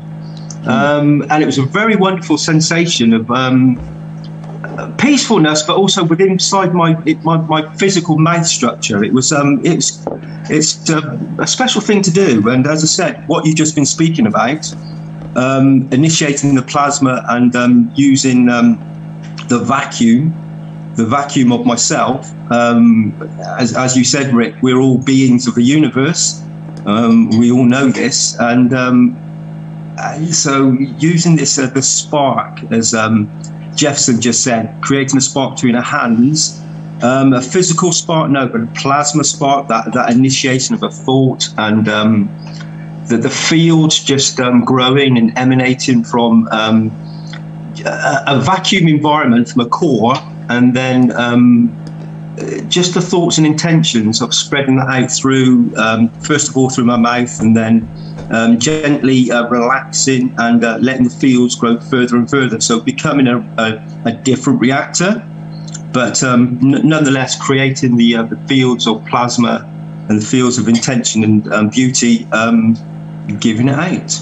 In many different ways. Well, that's a great example, and you're right. Yeah, what happens if you gulp a bunch of air when you're swallowing your water? You'll tend to burp and have gas and everything else, right? So you don't want air in your reactor when you're doing that reaction. As a good example, and you want the that plasmatic environment has to be fairly particular. You don't want to dilute it with a bunch of water. You want to have your pure GANS water, basically. And first, maybe you should explain to people what this is all about, because it turned up in the testimonials, but most people may not have the pleasure of listening to his description of the of what he actually went through in the past 3 months, since middle of February. I think it was. Rick, is Kay present? I think he's present in the background, isn't he? He was present earlier. I saw him in there. Yeah, he's here. I wonder if he can speak. Would you... Kay, can you speak? Are you present? Could you be so kind as to explain a bit about, like you did in the testimonials? It's a beautiful story. Yes, I'm present. I've been hearing. It just is I have to take my boy to school at the moment. Oh, okay. Can I come back in? I'll be on the Zoom, but I'm just about to take him to school. Sure. I'll most probably be able to participate in 15-20 minutes or half an hour maximum. Is that okay? Yep, sure. Sorry about that. No problem. Thank you. Sorry, I'll pick up in 20 minutes' time. Yep. Okay, Rick. So we can continue it on, Rick, for a little while. Where Kay was explaining in the testimonials group that he had an experiment where he started using the Cup 1 plasma waters, and he placed the waters into his mouth, and literally was swilling and gurgling, so cleaning his mouth out and cleaning his teeth with the plasma water of Cup 1. And he said he's been doing this for 3 months. And he's even got to the position where he wasn't even cleaning his teeth with a brush. He was literally just, if there any food substances or anything was in his teeth, and outside doesn't sound so good, but he was saying, the way he described it, that it changed the condition in his mouth. So those pieces didn't have any bacterial effects within his structure, within his mouth structure. And his teeth became incredibly clean and beautiful, a very plasma dynamic environment. As I said, he's been doing this for 3 months, and I know that he's if you start doing this with the plasma for that period of time, you're going to start to feel and have different effects going on within your structure. And I know that I asked Kay, did you find that your family were experiencing beautiful plasma kisses and things? And it made him laugh, said, God bless, as Kay does say.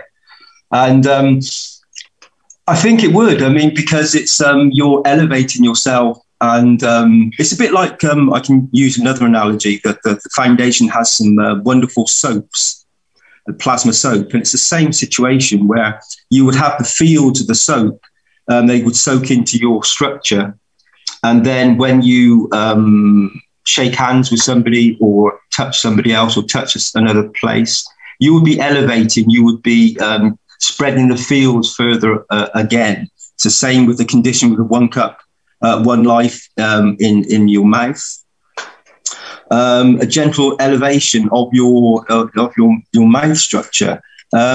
I personally have been doing sort of 90% plus, 95% plus of cup 1.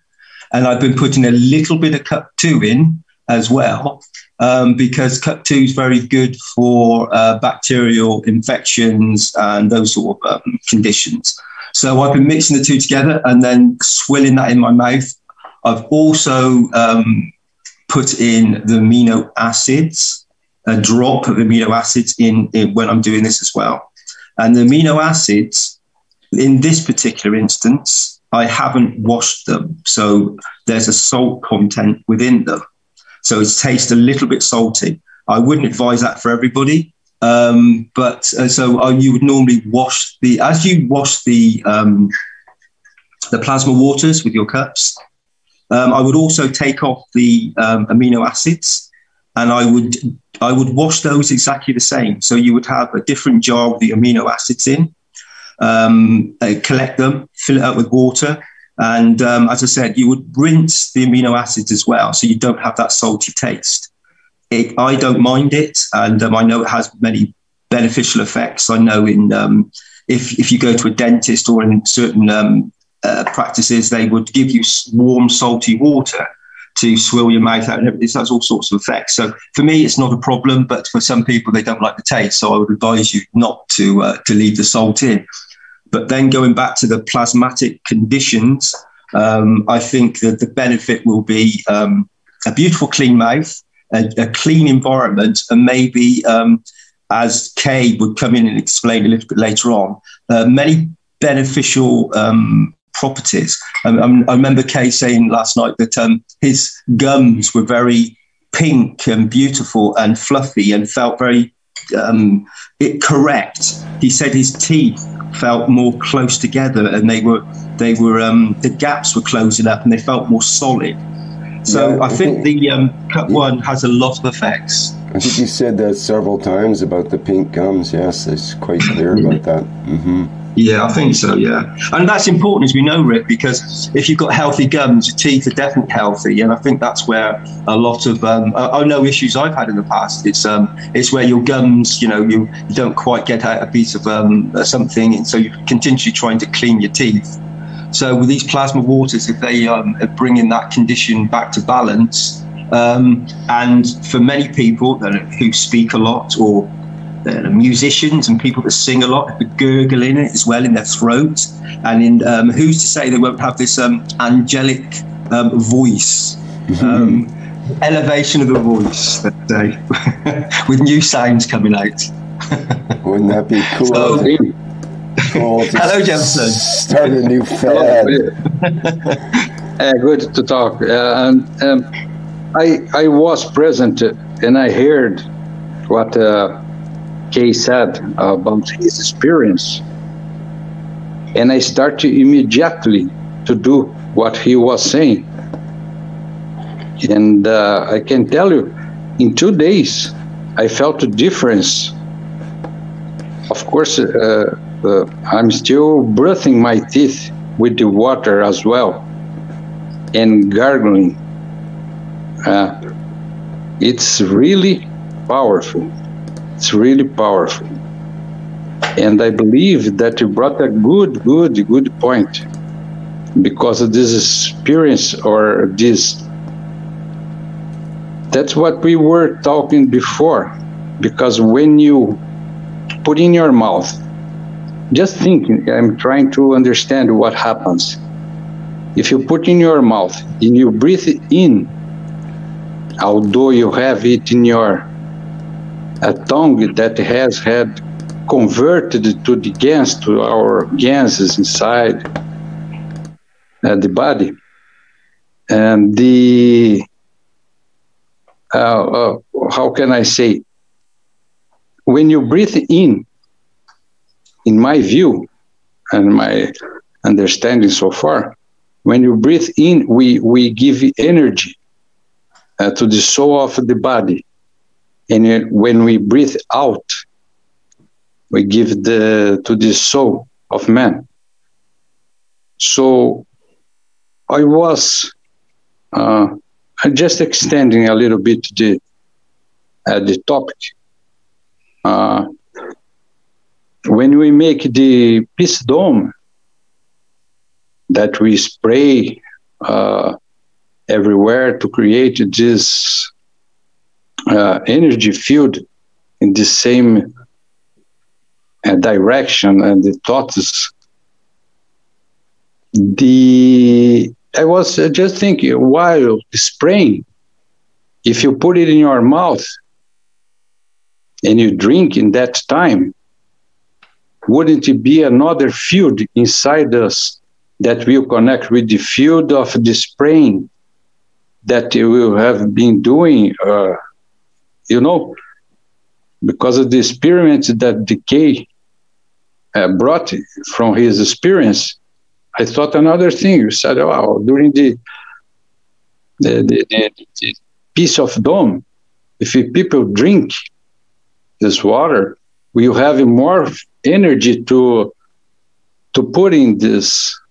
I don't know, it's just things that comes while we are wondering, talking about all of these technologies.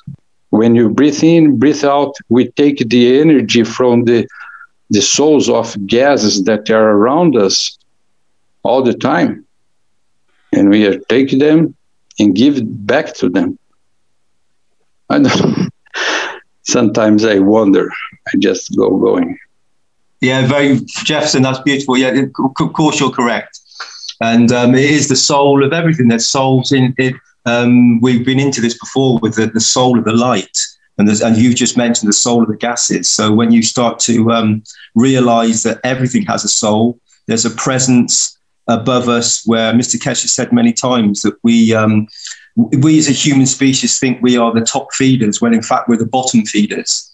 There is a gaseous element above us with beings that are however you want to describe it, comes down.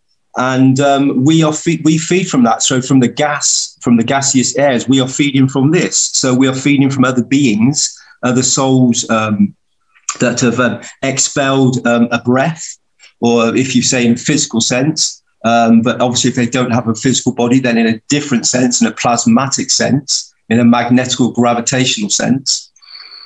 And so each and every one of us, we breathe every day. We each breathe out into the atmosphere, and so it's all around us. So it means that the next being takes in that breath.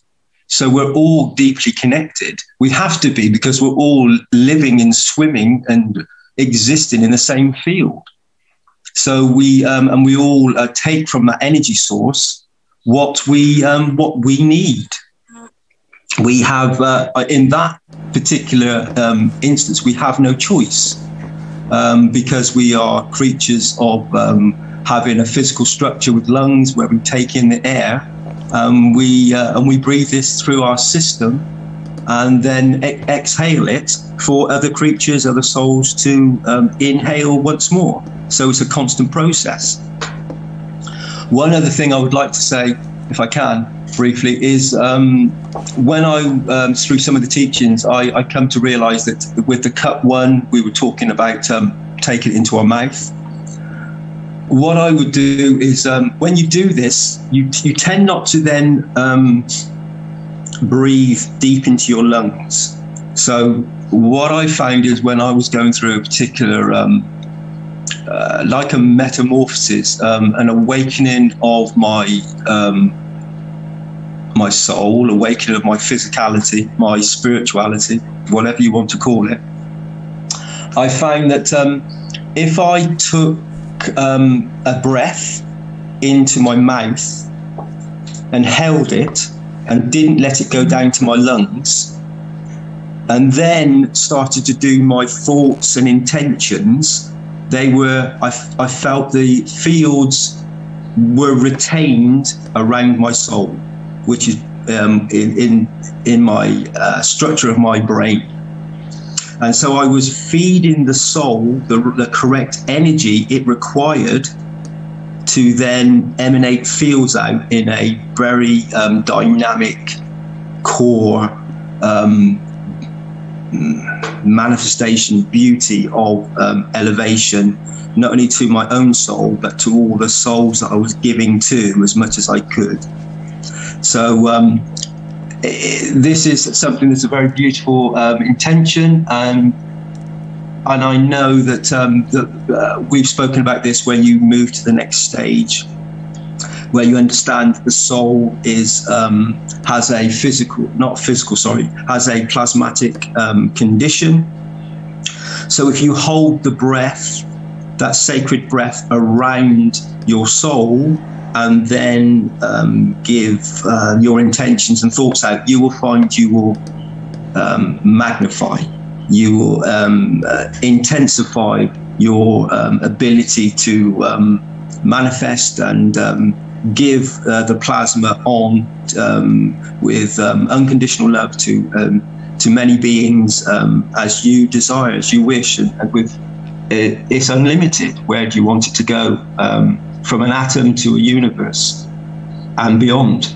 You choose. Do you want to aim at one being, or do you want to encompass the totality?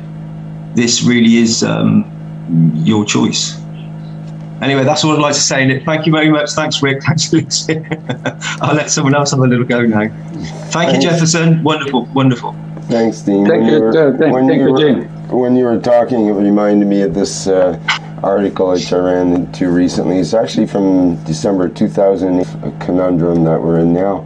But the article is from the CBC. It mentions billions of viruses are raining down on you from the upper atmosphere every day. And they travel around the world. They're swept up into the high atmosphere, and they come back down on people. And some people say they're even created in the upper atmosphere as well. So these, it's just all kinds of viruses, not just harmful ones. And as they say here, there's billions of these that come down on us all the time. And in fact, in the average concentration of viruses in seawater, for example, is in the order of 1 billion to 5 billion viruses in every milliliter of water. So every time you go swimming, if you swallow a mouthful of water, then basically you've taken in more viruses than there are people on planet Earth. So, and then it mentions an interesting thing that about 20% of the life in the ocean, viruses kill about 20% of life in the ocean. Again, it's mostly bacteria that they're killing, and it says that may seem ghastly, but it actually means they're responsible for a massive recirculation and recycling of nutrients that's vital for biological productivity. So these viruses kill about 20% of the life, but of course about 20 to 21% of the life is recreated in the ocean every day as well. So it maintains a certain regularity to the cycle. There has to be that death in order for others to get the nutrients that are vital for the food chain. So there are friends, not our enemies, was the last sentence in this article. So it's interesting, we're taking in these entities, these energy packets all the time, every day, with every breath. We can't avoid it. It's just part of the atmosphere of this planet. So it's interesting. Rick, just quickly as well. So one thing I just thought, just to add to the 1 cup and with the conditions in your mouth. What I also did, I don't know if this is conducive, but normally when you brush your teeth, you would, most people spit out the toothpaste, but with the plasma waters, swill it around, keep it in your mouth for 2 to 4 minutes, as Kay said, you will know it. So I take that substance then into myself as in a new form in my whole structure, instead of just tipping it out and wasting it away. So it's a continual usage, and then that will then also, I would imagine, will then be exhaled from my breath, which is a plasmatic breath that I breathe out back into the atmosphere, giving unconditionally.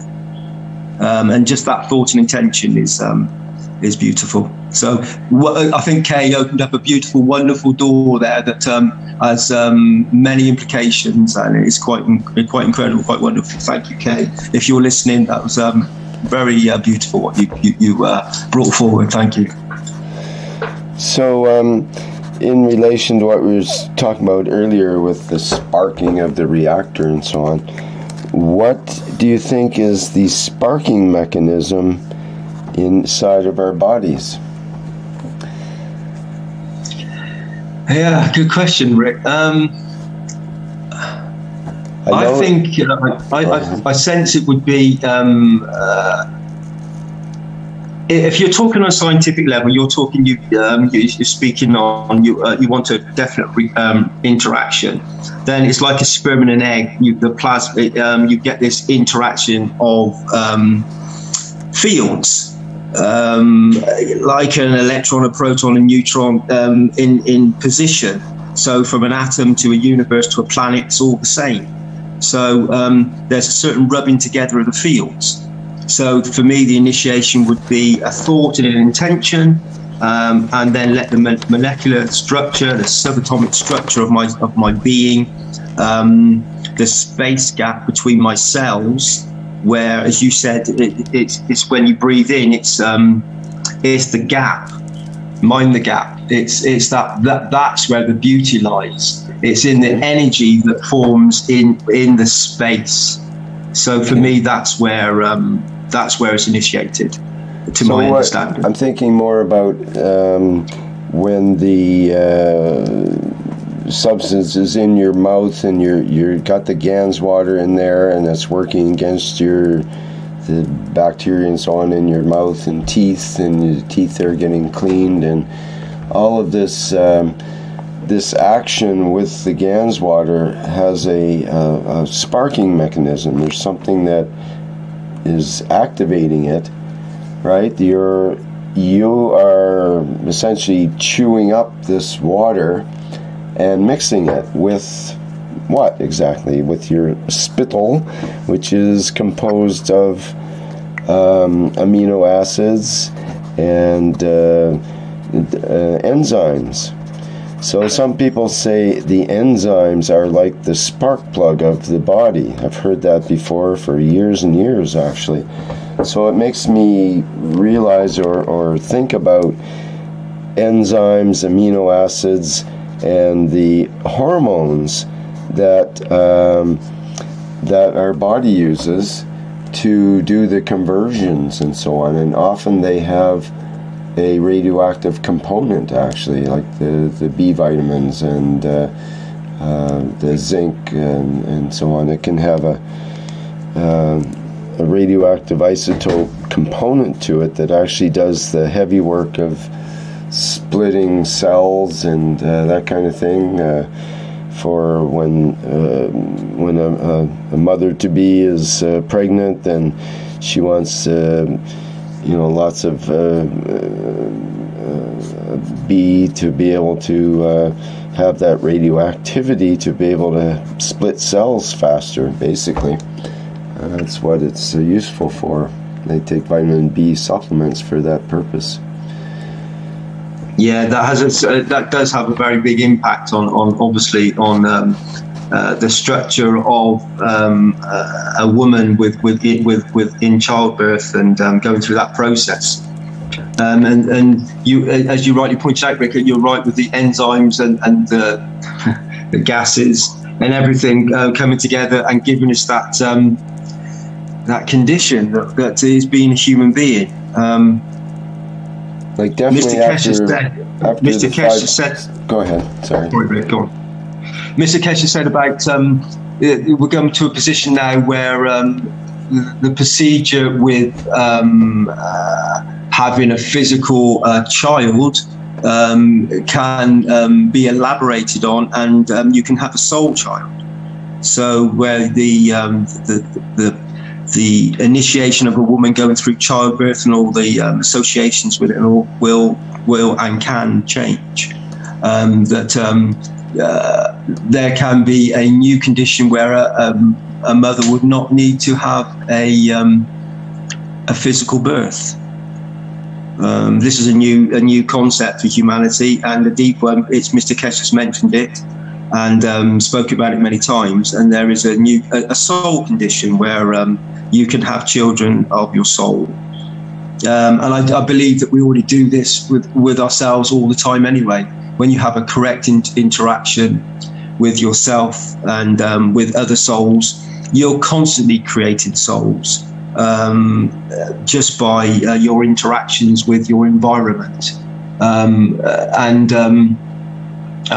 To my understanding, if a soul comes into being, all the other souls have to agree to this, to accommodate, to create a space gap. The whole structure and the whole future of that being starts a new cycle in the correct manner that then brings a creation in full cycle in a correct way, which is full of full beauty. Whereas if a soul is brought forward into an environment that is inconducive with and traumatic, then those fields are within the structure, and then that soul has to balance the books to try and correct this. Whereas if the soul comes into an environment that is in full bloom and beauty in the first instance, then there is not that struggle, and it's a very giving environment and a plasmatic environment, very much like the plasma waters that we're using for our mouth swill now. You're bringing in the correct ethos from the creation and bringing it round in a full cycle that leads to full beauty back to the creation. That's going a bit deep, but to my understanding, that's where the plasma and everything we initiate and we speak about, that is the beauty of this knowledge. It's universal knowledge, and once you start to interact and have these experiences with it, it changes you and you become very peaceful, and you just want to help and give to others. And it is a very incredibly beautiful experience to have, and it touches you very, very deeply inside. It touches your soul, and then you become a soul in the universe that just wants to give back. And then the cycle completes, and it starts all over again.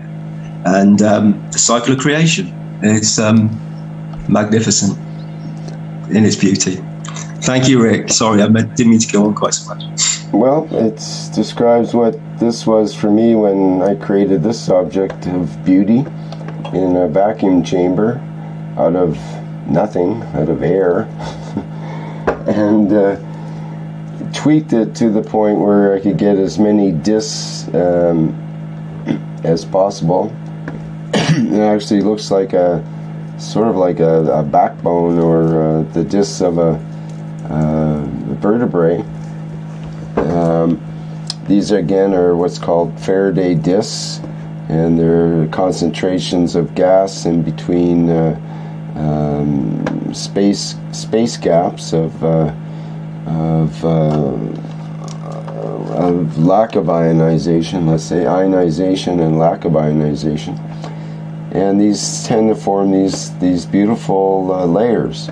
In this case, with a reddish pinkish sort of glow, probably indicating more of the nitrogen. And at the top there's a different colored plasma. The electrode is at the top and an electrode at the bottom. And I believe there is a magnetic post in between these that came up close to the top there as well. So this was amazing to me to see that this could be created. It had to be just the exact pressure, and I could actually create as many discs as I wished according to releasing or increasing the pressure inside the chamber. And if I was to decrease the pressure, then there'd be less number of discs. They would go from, say, 12 or 14 here down to 5, 4, 3, 2, and then I can make them all disappear with a certain pressure. Then as the pressure is increased again, and get all the discs back, and then at a certain pressure they start to decrease and deform and are gone again. So it's only in a very narrow range of vacuum condition that you have the right number of particles in there, that they have enough elbow room to create some action, but at the same time they create the spacing and the overall effect. So that was back in November of 2013. That'd be 7.5 years ago now. Rick, that's a wonderful creation.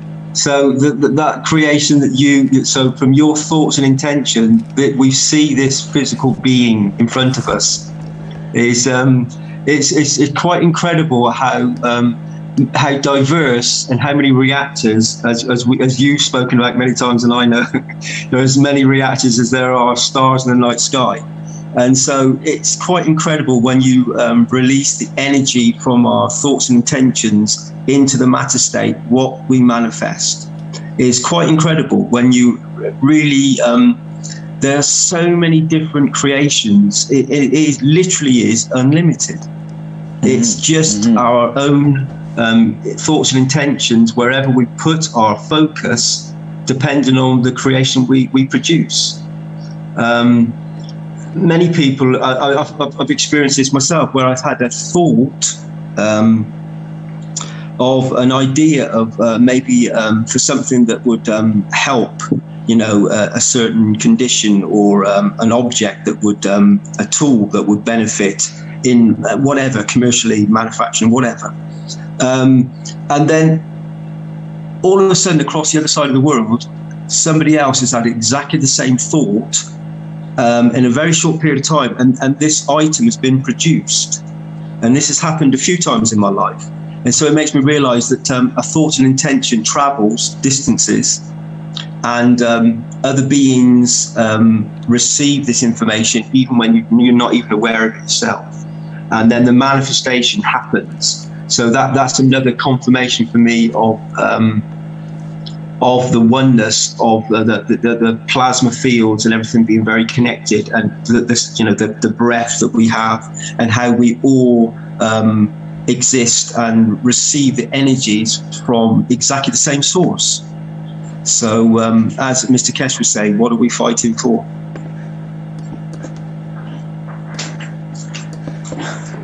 Okay, here's another example. Thank you for that. This is from the chat here from Jedi Simon. It says it's plasma sonograms from the plasma fields experiment. Is there something you want to that you can add to that, Jedi?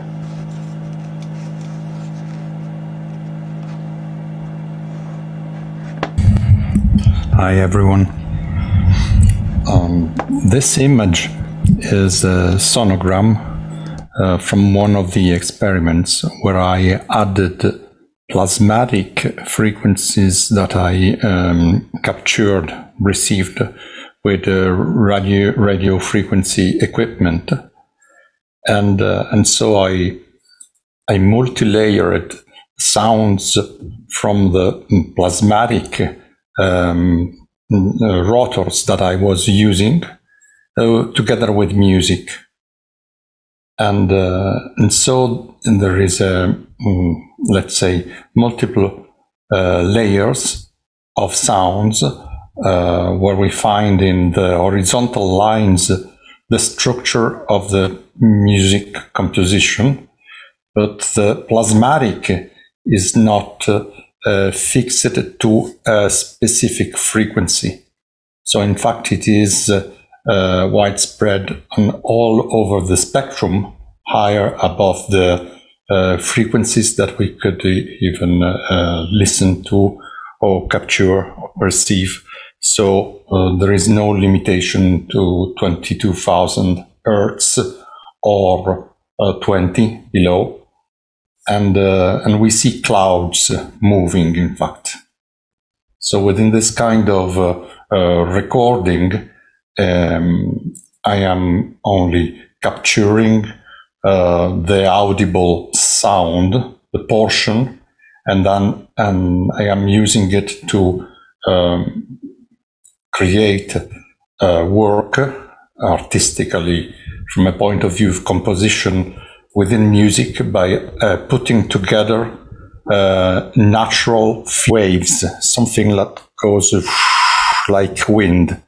And in fact, it is a flux of infinite,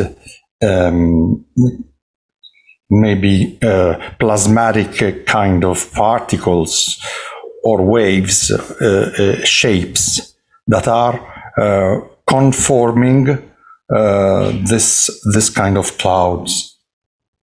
And here maybe I have another picture, maybe I find it, where we can see one of the effects.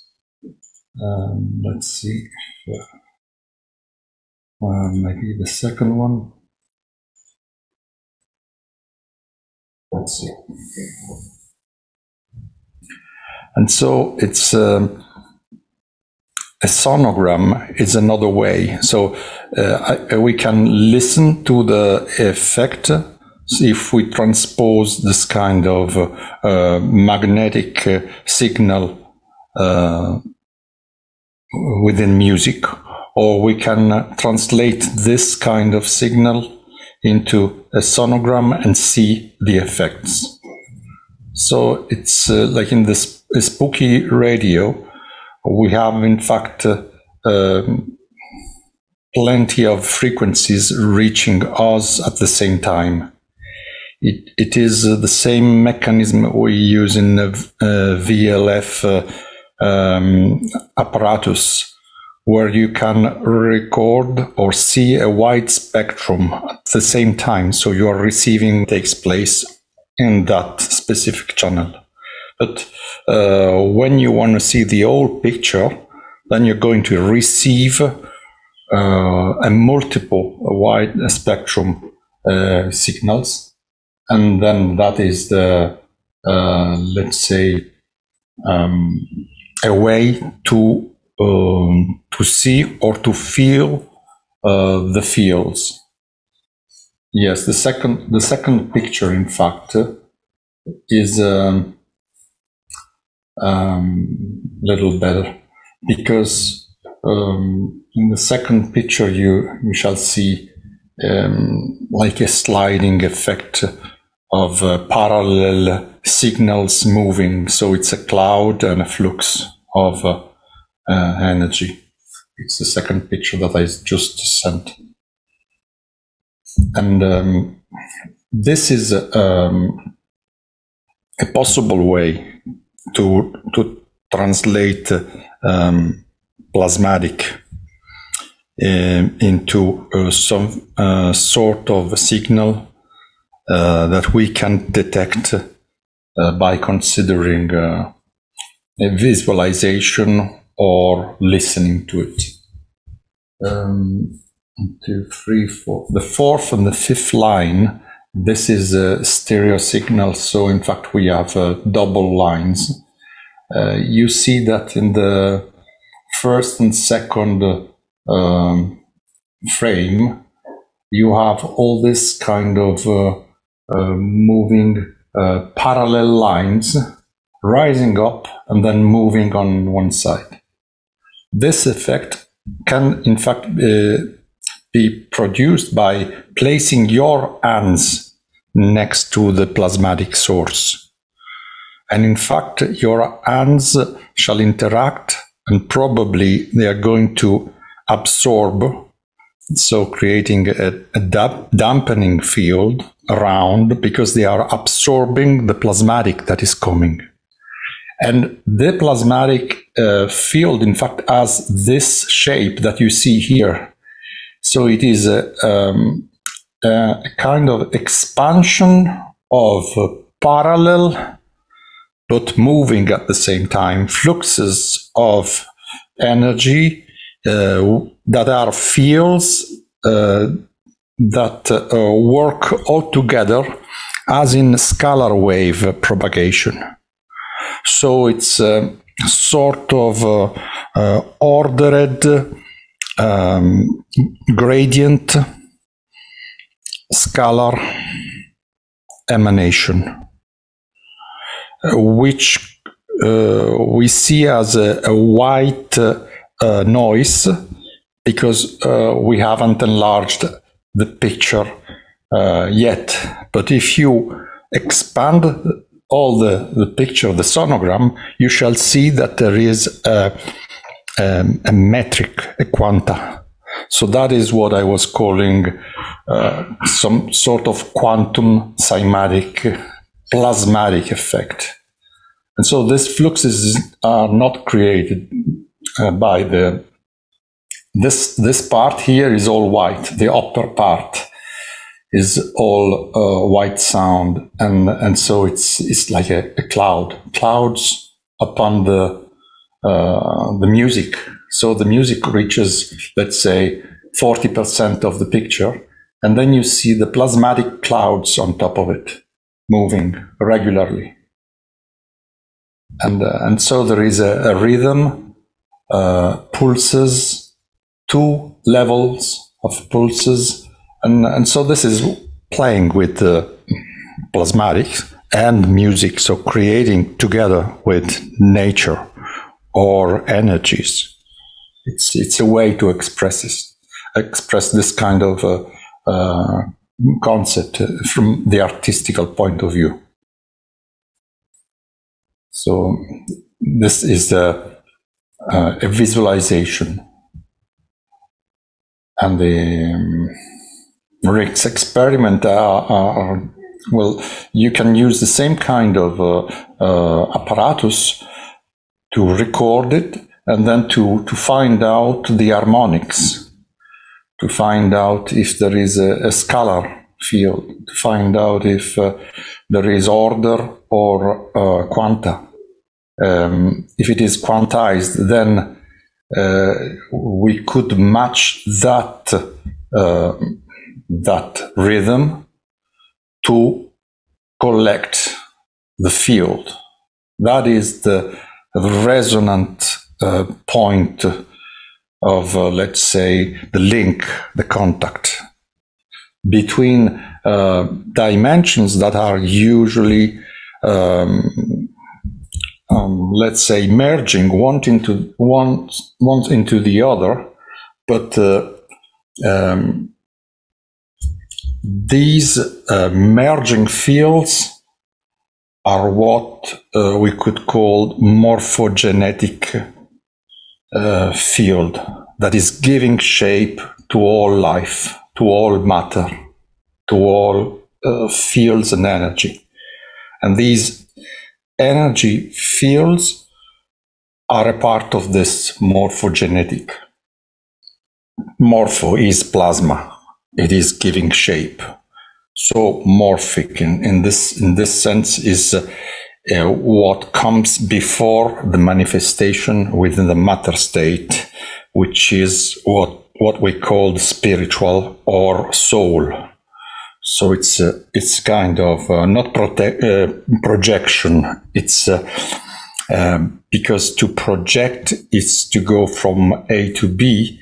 Then there is another passage that is from A everywhere, and that is radiant.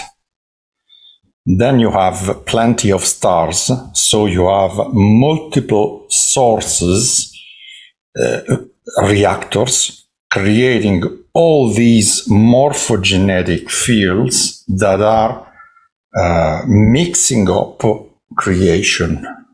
So it is creation within creation within creation. So let's call it co-creation. And this is a planar way to see it, but in fact it is conforming. And so the probably we find sort of difficulty to accept an unlimited environment. Because of this box, the orange and the cup, we still think within a bidimensional fourth frame. Our horizon is still within a 3D conceptual system that is related to matter state. Then it is a white noise that contains ordered frequencies. So we can see that atomists come and they explain the different levels of the dust. And so these are gradients. And so there is order within chaos, within chaotic. And perception is, this is a cloud. Yes, I can see a cloud, but now I know that there are plenty of gases in the clouds. So according to the temperature and the gases, I have consequences, specific rain, acidity, etc. So opening up the box allows a different kind of, not perception, but understanding or consideration of a system or systems that are not obliged to the logical consequence of a question and then a possible answer. So there is a question and 24 answers. And so then you have to use discernment to utilize what you need, and just not to forget, but to put aside what you are not going to use now, but maybe in a different dimension you shall use it. So it's dimensionally speaking, there is a let's reconsider the cube, which is our room, and we are sitting in our room. So let's say we have 8 directions all around the corners of the room. I am sitting inside my box. So let's say the orange is on top of the box, but I am here in the box. So I want to reach this understanding.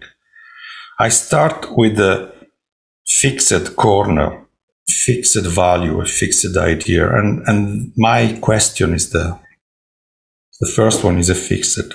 Then I move it to the right, and I obtain the second corner, and it is a dynamic interpretation of what is happening. Then I move it upwards, and I have a mobile, fluent kind of procedure in my mind taking place. This is within methodology of reasoning and thinking. Okay, so I'm sitting there on my left, I see the corner, it's fixed, then it's dynamic, then I go upwards, and it is mobile and fluid. Then I go to the left, and I have transient. I understand how things change within this mobility. So here, this is my square that I have in front of me. Then I want to find out what's happening behind me. And so behind, I have to see the opposite direction. And I understand that after this transient kind of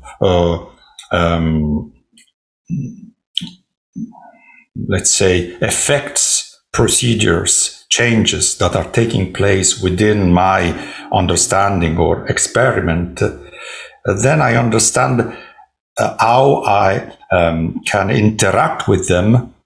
And so if it was a fixed one, I have to say A produces B. Respond to this group of changes that is taking place. So I do not understand only A, but A, B, C, D, E, F. And I answer to 6 to 20 questions at the same time. Here I have a multifunctional kind of reasoning. So 1,000 questions, and echo comes back, and I have 1,000 answers. But this is still parallel, and so it's a ecosystem. It's not yet something that is expanding my vision. It's multiplying it. But I am still within a bidimensional frame.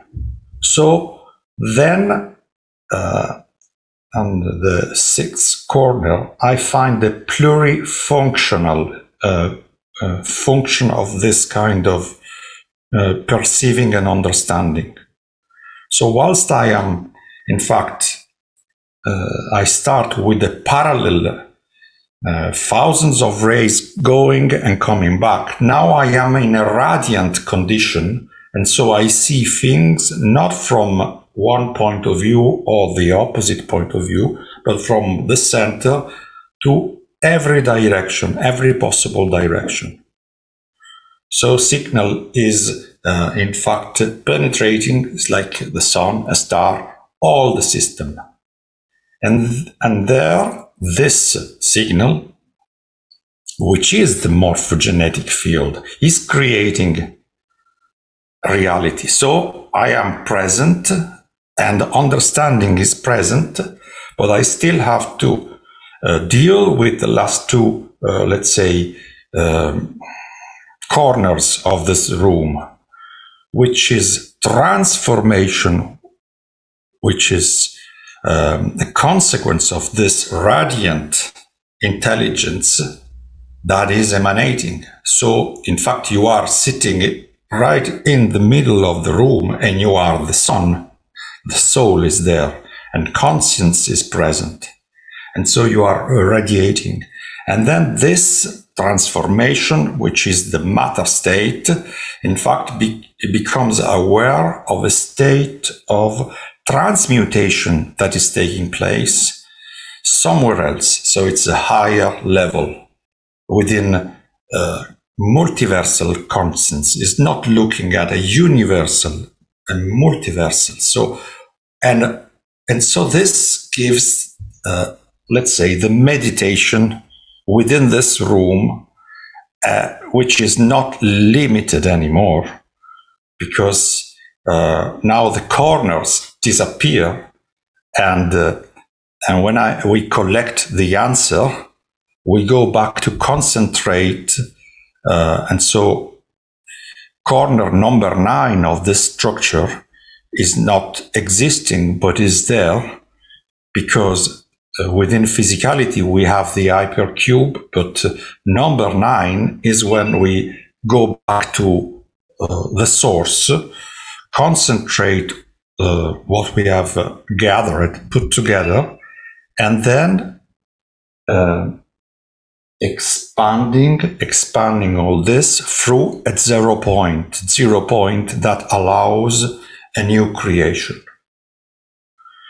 And then with the new creation, the scientist shall change the experiment, shall see things from a different point of view, shall add the new variables and a new process, a different one.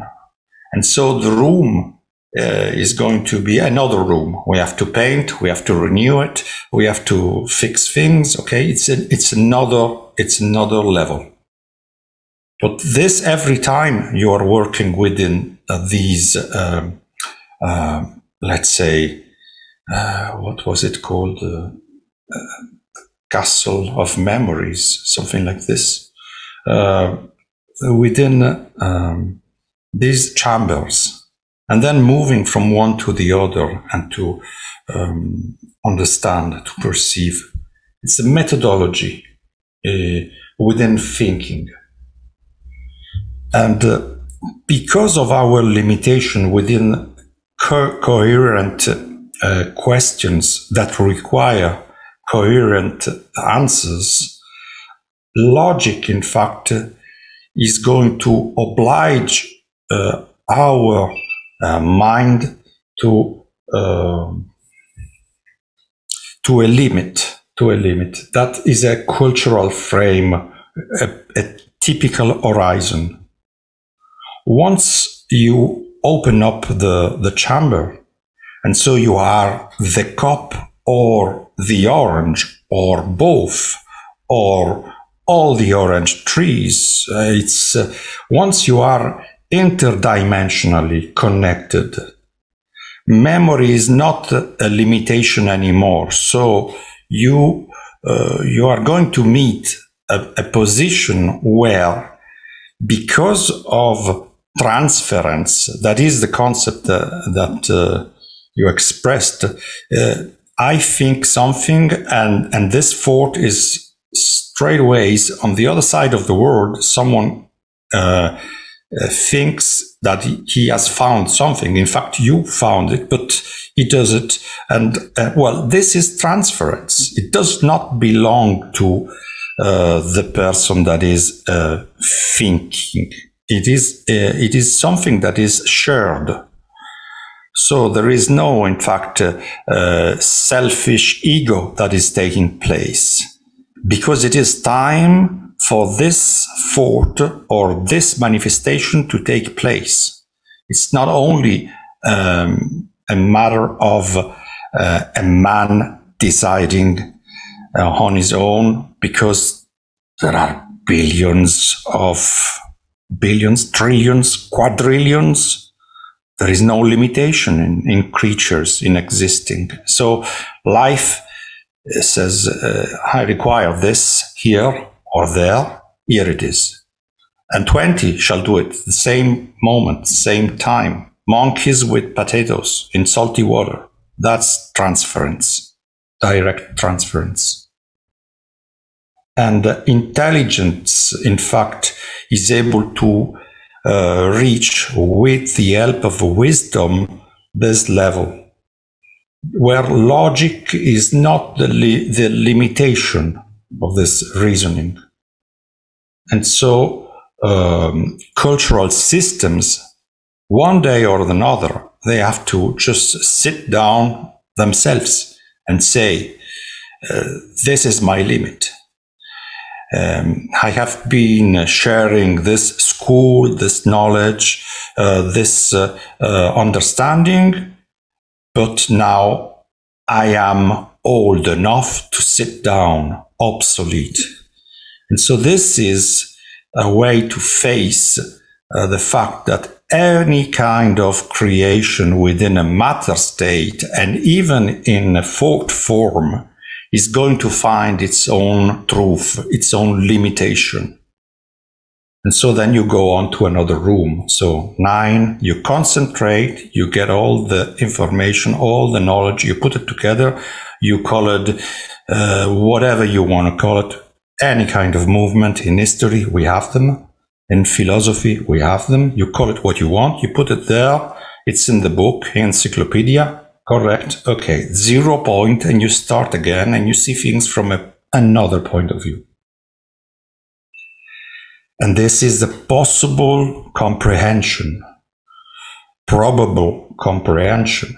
But then when you meet other beings from other worlds, and then you have to deal with something that is not logic anymore, in the sense that you believe that things should be fixed and ordered and are in this mental kind of frame. No, you go beyond.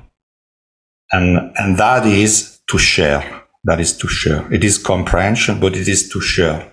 So emotionally speaking, there is a joyful state, happiness, sharing, love, and understanding that it goes beyond your mind. It is not a mental state.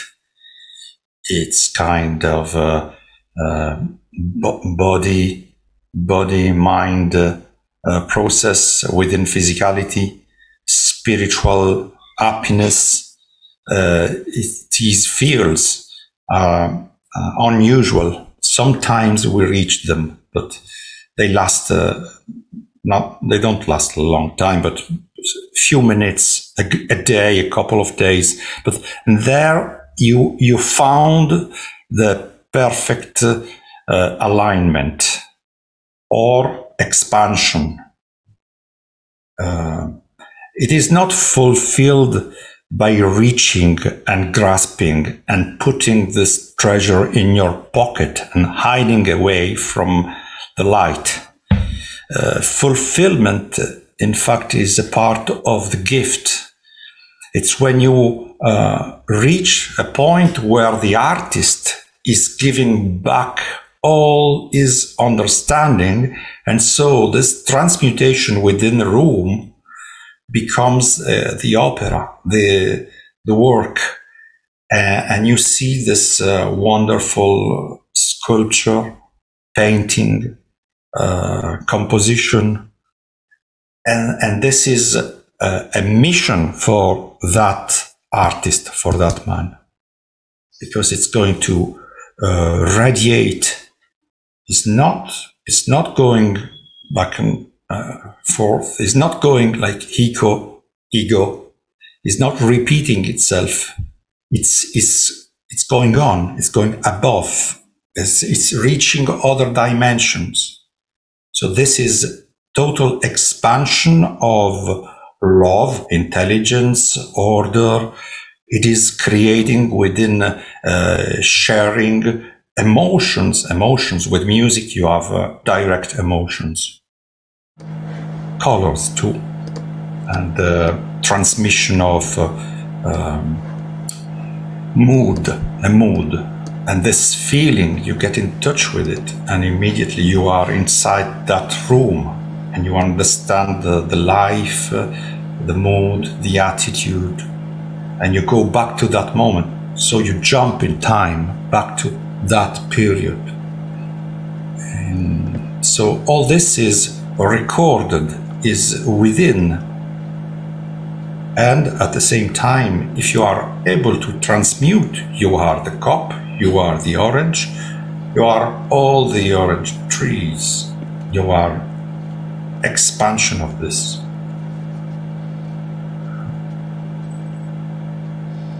So it's a way to see things, not in a digitalized form where we have one channel, one truth going from A to B, and there is only one signal, one message, and everything else, because according to our coherence state, is disturbing, because it is creating a sort of miscomprehension or anomaly. Now we have a multifunctional, a plurifunctional, a radiating, a transforming, transmuting room, where here we have the space. This the size of the room has to do with the dimension you are creating within your experiment. So, from the Akashic point of view, or plasmatic, this room is as big as you build it. And so, in fact, the corners that you see around you and this room that is holding you, which is your kosha, which is your body, and so this room is your body, the dimension of your body or bodies has to do with the level of understanding. And although it might not appear to be logic, because they identify, we see our body as presence. But in fact, when we act in life, we are following our thoughts or ideas. And so we are not present at all. We are in the past and we are chasing our ideas, which are the fields that we have projected desires. And so we are chasing them. So we are living in the past. We want to materialize in the present, here in the present time, the object, but we are running after our thoughts. And so, if the moment you unite the three together, so past, present, and future in one time, there you have the gift, and you are present. But that is when you put together. So interconnection, co-creation, I am writing and I am reading and I am present. But if I am concentrating on this structure and building a skyscraper, I cannot start from the roof. I have to follow a path in the matter. So this path is something that is allowing all creatures that materialize within matter to get better. Because Dharma says, play with me, find out. You are allowed to do whatever you want. If it is correct and in harmony, you are creation.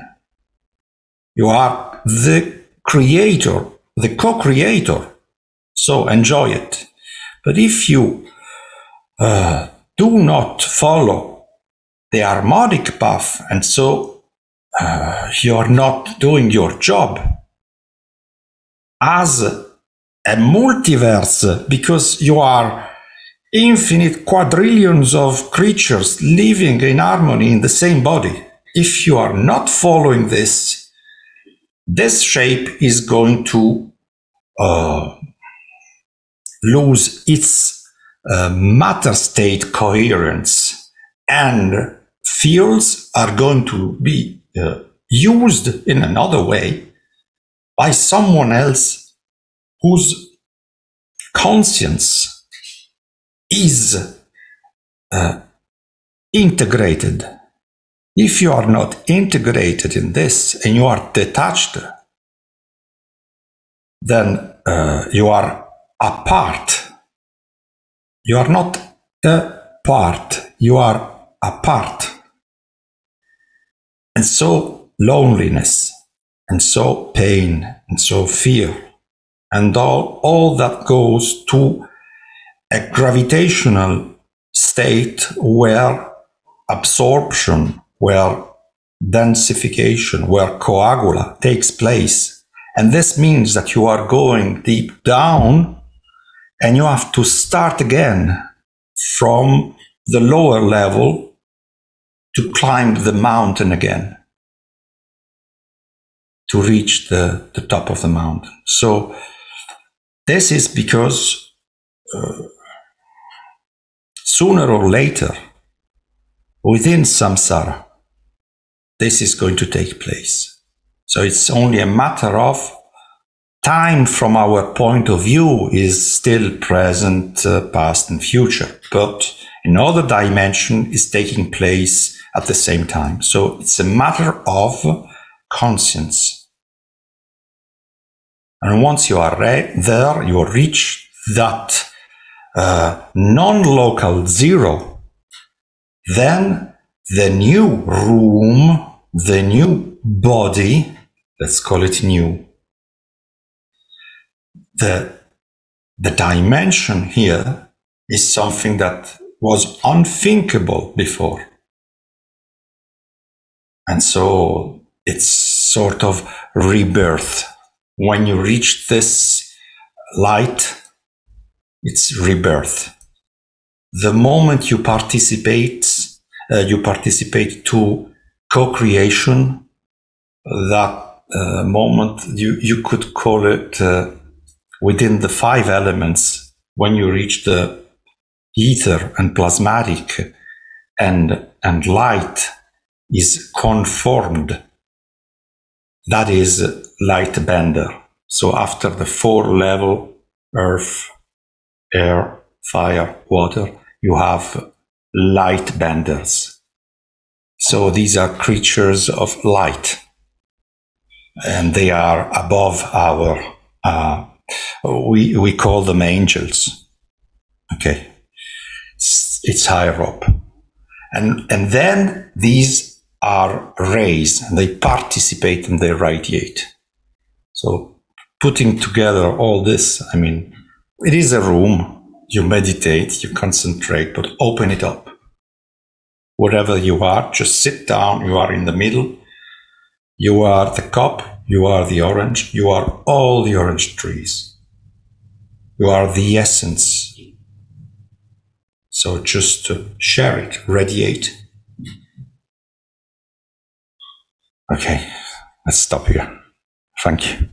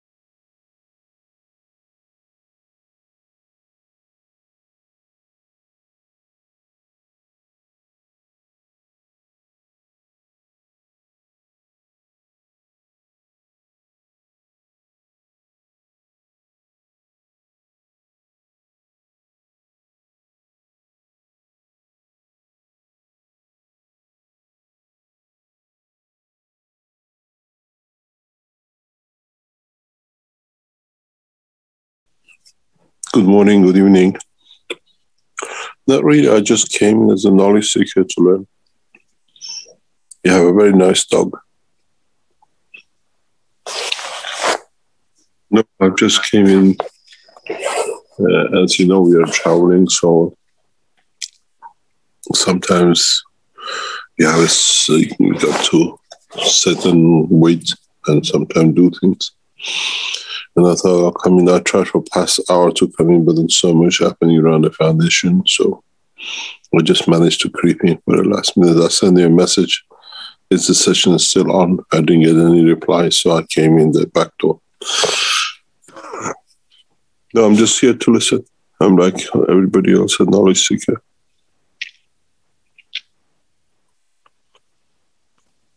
Honest.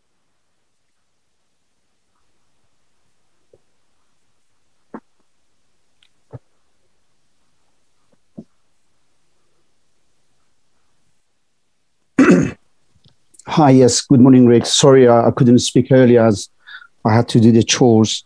Good morning to everybody. Good morning to Mr. Kesh. I haven't seen you on Reactor Group for a long time, but it's a great honor to have you around. Sorry, I couldn't continue with the conversation earlier. If it's possible, I would like to just shed a few more lights on the experiment that I've dared, contemplated, and eventually dared doing it.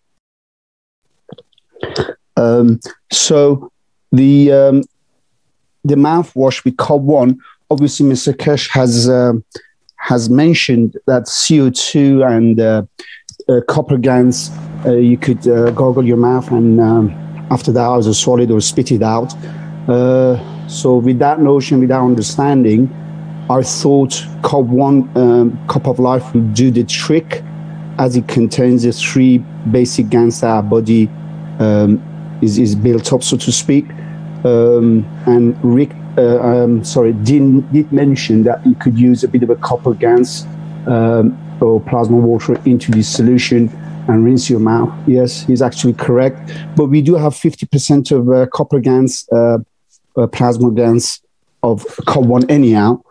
I thought about the fact that if we were to use COP1 as a mouthwash and do away from toothpaste and toothbrush, it was based on the fact that Mr. Kesh was saying that CO2 will balance mouth bacteria, so the bacteria would not live in that environment, as well as the fact that we've been told by Mr. Kesh that you could have CO2 GANs as well as cheese to regrow your tooth, as well as the fact that we all heard that if you were to use COP1, like certain places you can't use it, like if you've got some metal and so forth, because the body tend to repair itself. Therefore, with all these information, so I thought COP1 most probably and most definitely will be effective in not only eradicating the bacteria in your mouth and doing away with the brushing, but also it will help all somewhat at a lower strength and in a slower pace, or not as quickly, it will start repairing the environment of your mouth, such as gums, and most probably if you've got some decay in your tooth and cavities and so forth. So I set out to do this experiment, and much to my surprise, not too much surprise, but to my confirmation that I was, evaluating what COP1 would do, I found out that it does quite a lot of the things that I anticipated and I projected. So my gums are definitely feeling tighter. They're definitely pinkier, and my teeth are extremely strong. That's one of the most noticeable change that I found within my mouth environment or the tooth structure. As I mentioned last night, or the night before last night, I couldn't grind my tooth together. You know, you sometimes grind your tooth. I could feel movement in my tooth, both the lower and upper jaws. And now I can grind as hard as anything, and I don't feel no movement whatsoever within my tooth. So the roots have become extremely strong. This is absolutely unbelievable. And I've only used it for now 80 days. Now, by the time it becomes 20th of May, it will become exactly 3 months. And as I mentioned also, I deliberately did not remove residues just to see if bacteria will grow or there's bacteria within the food residue that would be attacking my tooth and my gums. And much to my surprise again, none of that. So the food can stay within your mouth for, I believe, even 6 months, and you could just leave it there, and there would be no bacteria ever attacking your mouth. So it is it is a very strong experience, and this solution, even though it is not as powerful or as the strength of a CO2 on its own, in terms of field strength, COB1 is more than adequate to actually be used as a mouthwash. The only thing you really need to take into consideration, and to make sure that happens, you need to gargle your mouth for within 2, 3, 4 minutes. The longer the better, because obviously, as we know, it gives opportunity for the plasma water to create field interaction with your gum or with your mouth. If you just gargle and spit it out straight away, it ain't going to work as such. So whoever is doing it, I heard Dean said he has done it, and I heard Jefferson said he started doing it as well.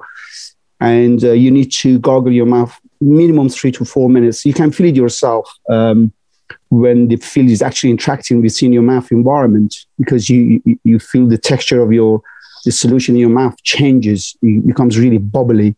It's like as if somebody opened up a soda can inside your mouth. And that's the only point I would like to raise. And you should, I did it religiously, 3 times a day. You could do it as many times as you like. And I believe, I'm 100% sure that if you were to gargle your mouth continuously and keep it in your mouth for quite a while, you will start repairing your gums far more quicker. So I've got a bit of receding gums, wears and tears of my age. And I'm hoping COB1 will help. And later on, maybe even with CO2 and all that, it will help to bring back my receding gums. And I'm sure of it, it will definitely will be effective on that notion. Yes, so if anybody needs anything else, any questions, please feel free to ask. 2 things. If you have a toothache, and you have a tooth root problem, you can always use copper oxide on its own. Effect's very, very rapid. If it's an infection and you got an infection toothache, even if it's inside the root, you can cover it that way. But if you want to grow your gum in a systematic way without causing problem, you always have to use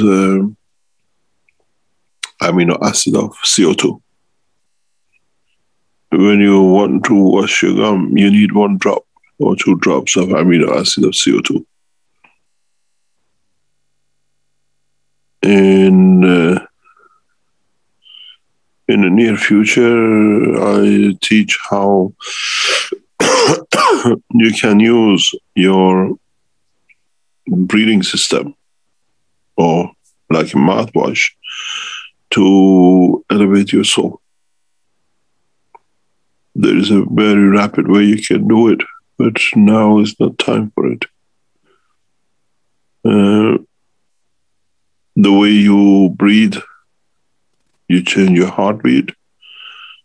There's a specific way, a specific process and material that literally by putting it in your gum, you can elevate, you can extend your soul beyond your physicality.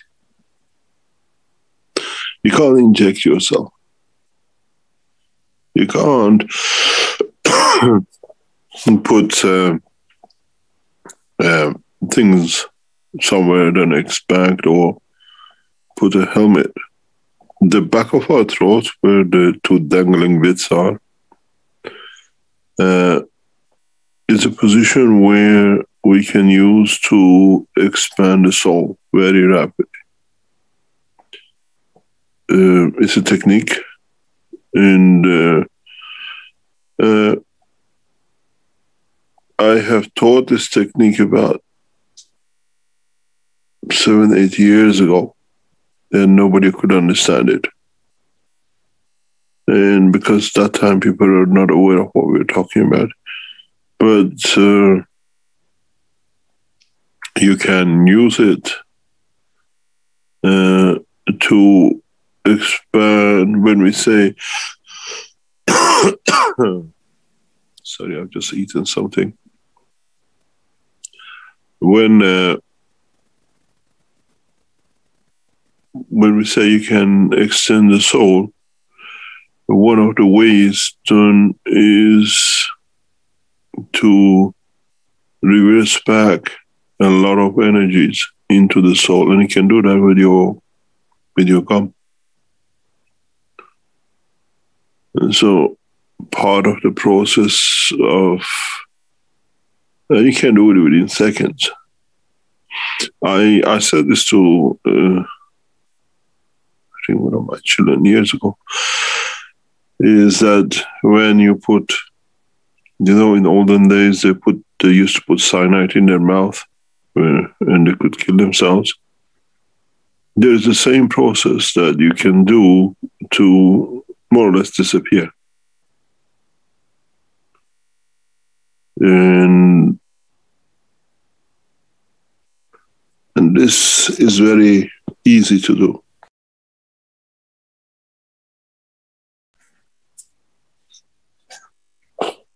You can literally extend your soul beyond your physicality within seconds and still be in control to reverse it. Because the back of your throat sits exactly underneath your soul. That's why with different rhythm of breathing, we change things. We change the heartbeat, we change everything. But there is another way to use the breathing to expand the soul. You don't elevate your soul. You just expand the soul beyond the boundaries of the physicality. But in a way, if you look at it, the soul of the man becomes outsider and the physicality becomes inside. The brain moves inside out. And but you still, in the physical dimension, you control the manifestation of physicality. We're getting there next few months. I teach it, and then we introduce the materials or a combination of fields that can lead to this.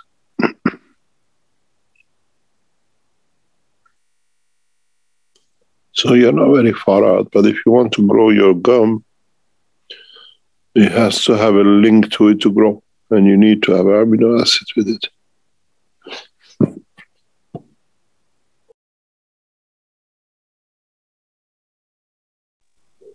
Mr. Kesh, sorry to bother you. COB1, I do that whenever I'm creating new plasma water from COB1. I always put 1 teaspoon of amino acid from COB1 into it. Are you suggesting when you are using COB1, actually use an amino acid, only the amino acid from CO2 setup? Is that what you're referring to? Yeah. Yep. I see. But be careful you don't swallow it. We did a test a few years ago.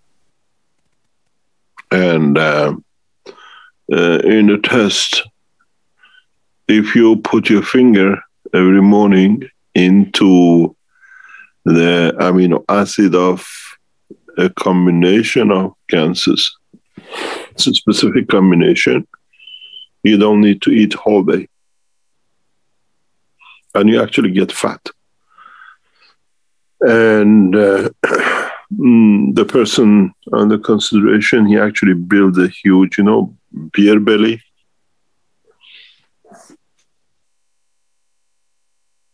What we call a huge stomach. But we ran this test for nearly 3-4 months, and we had to stop it because he was getting too fat. You can actually, it's a learning, but knowledge seekers just pass it, and I keep on going back on it.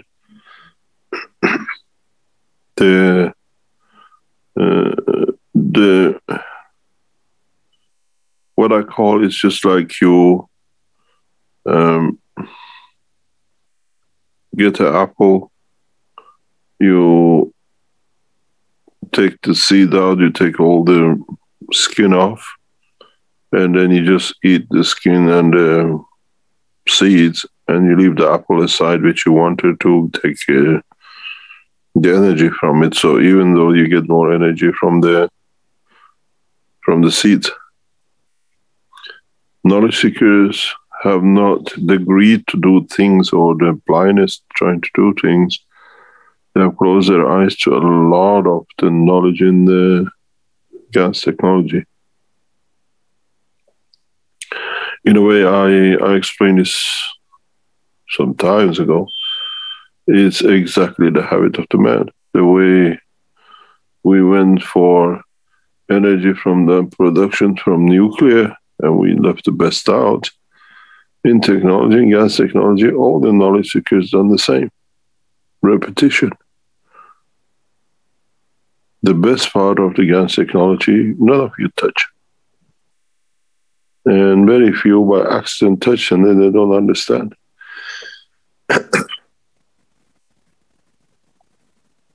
You're using the crumbs, and you have the cake sitting on the table. Then I do not understand. Maybe a new generation of knowledge seekers will see that and take advantage of it.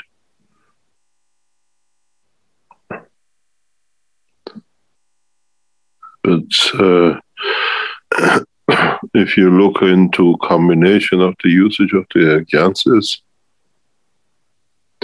no knowledge seeker, and I'm just trying to keep on pushing in different ways, is using the GANSes the way they were introduced to them.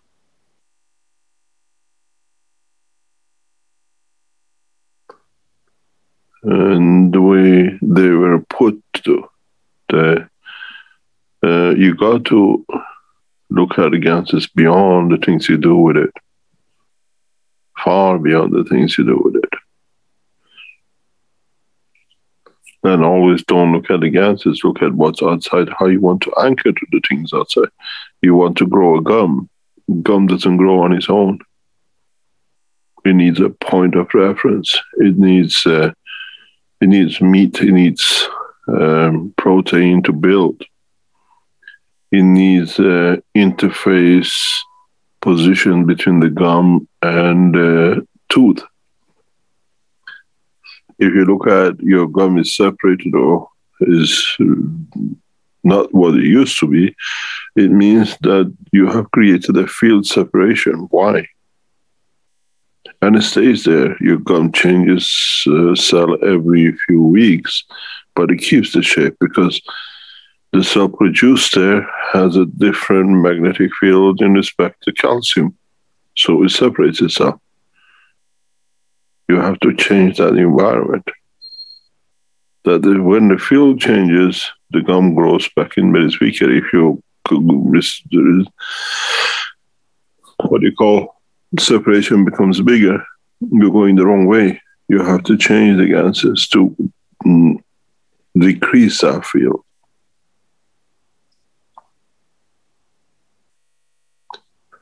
And this comes from the way even the shape of our tongue decides the shape of our gum. As we change. We get older, we see the shape of the lips and the gum changes. It should not do. But with the heartbeat change, everything else changes. One of the first signs of a heart attack, we know a lot of people feel it, but they never understood it. And they just talk about emotion. Is the back of the tongue pulls towards the heart because the heart is weak and it's trying to add more energy, and he gets most of the energy through his breathing.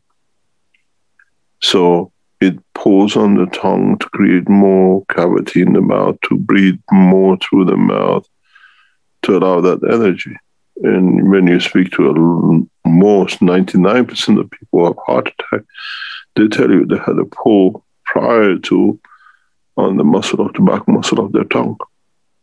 That's the first sign you're going through a heart attack. And the reality is the heart is looking for energy through where it always gets it, through the breathing directly, then going through the lung to create a bigger cavity in the mouth that more can be pulled in. So we see a very direct, same way as you can change the heartbeat, the tongue goes back in its normal position, the mouth never changes shape. The gum don't change their position.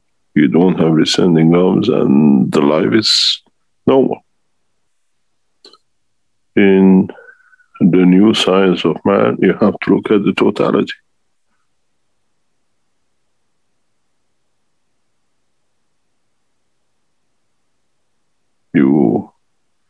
And with it, you have to create energies and conditions with plasma to create it. And the gases are there to do it, but nobody does. I was talking to the lab this morning. In one reactor, we have in excess of 50, 60 different gases on the test. And combination of it, maybe a few hundred. Knowledge seekers only use 3 or 4, and that's it, and they're happy with they see a little bit of something.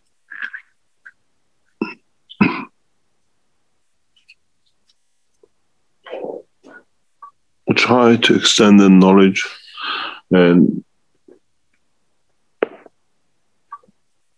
see where you want to create a protein, where you want to take protein away.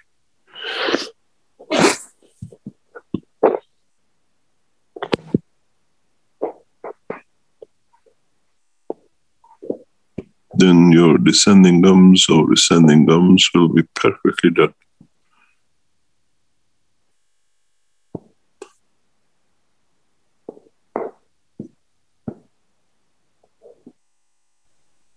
Mr. Kesh, sorry to bother you, if I may. How would you separate the field of calcium from that of your gum so that you could create a specific field for the gums to grow as they are opposing one another? It's not only gum. Alex is here. He's done a lot of work like this.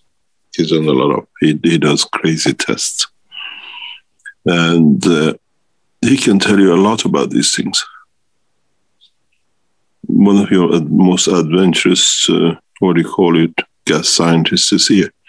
And he has no limitation in testing. And he can tell you everything about these things. You have to try, just go beyond limit, understand what you're dealing with.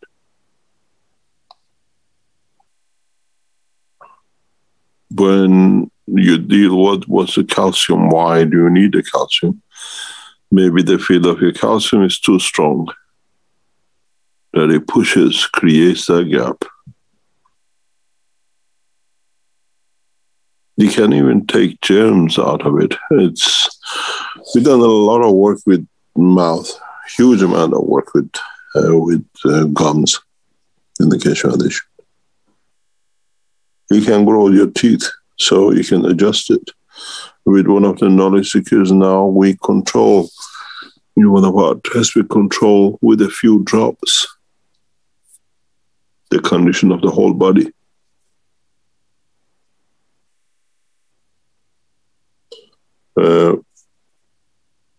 You look at the huge amount of ganses to use, you don't really need a huge amount of ganses.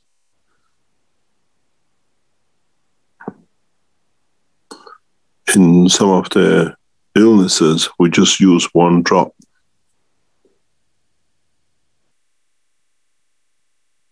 You take 30 ml, 60 ml, or one bottle of 2 liters of. For some diseases, we just use one drop 3 times a day.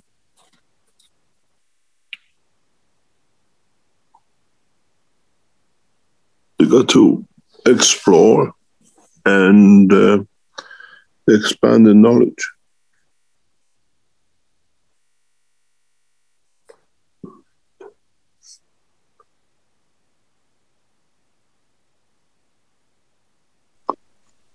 Hello, Mr. Cash.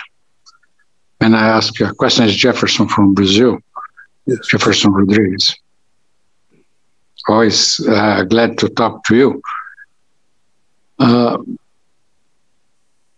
How can we spread this knowledge to the whole humanity in the way they can understand without studying or understanding the higher levels?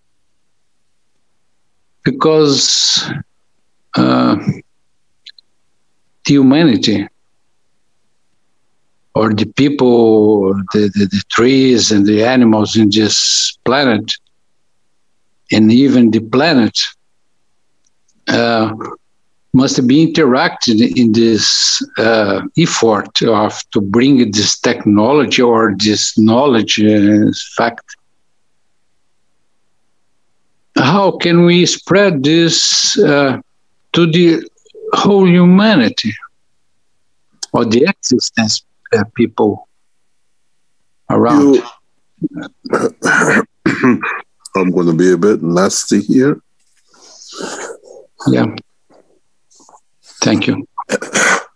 With use and introduction of the technologies and materials in past century, we have changed everything on this planet.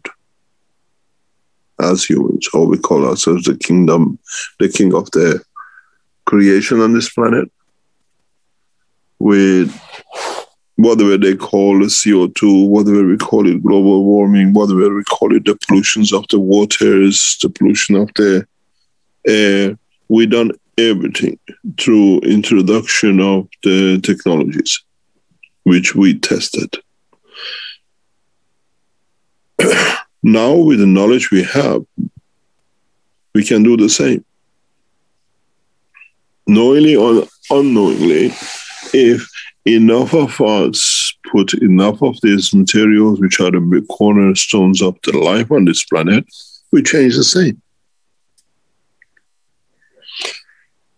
It's not just for humanity. How many animals have been destroyed in past 100 years with the introduction of the materials we brought in? How many has become extinct? How many forests we have destroyed with so many millions of years of evolution in it gone?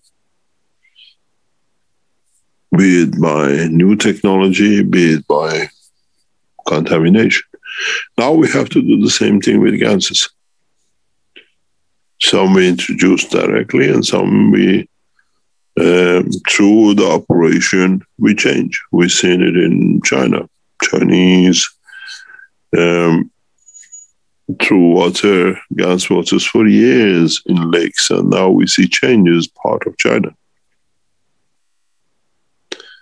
We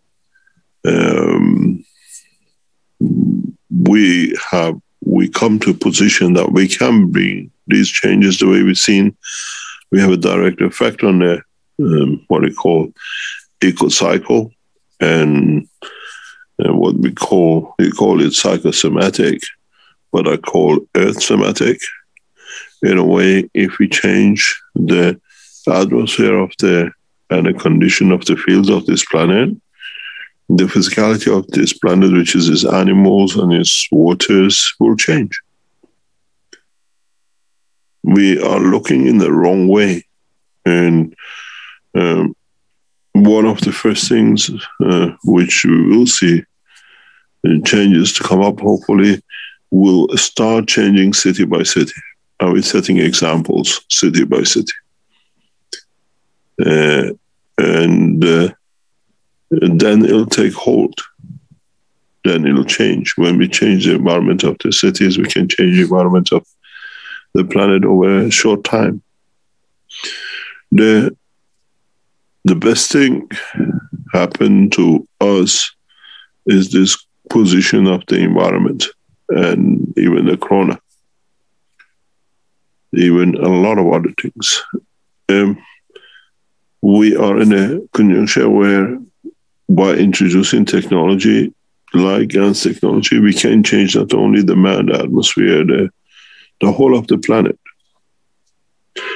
And it needs to take shape, and it starts from somewhere. And we see it. And there are millions of knowledge seekers who are just waiting to come to that point. And after June, we're there. Every effort has been done. After June of this year, Keshe Foundation will become an international organization, very much leading the scientific world. All the things for it, unless something goes drastically wrong, is set to do so to get there. Then we can change. And from July onwards, we start seeing what we call the application of technology in a very big way around the world. And then we start changing the atmosphere, we start changing the whole condition of humanity and the rest of it.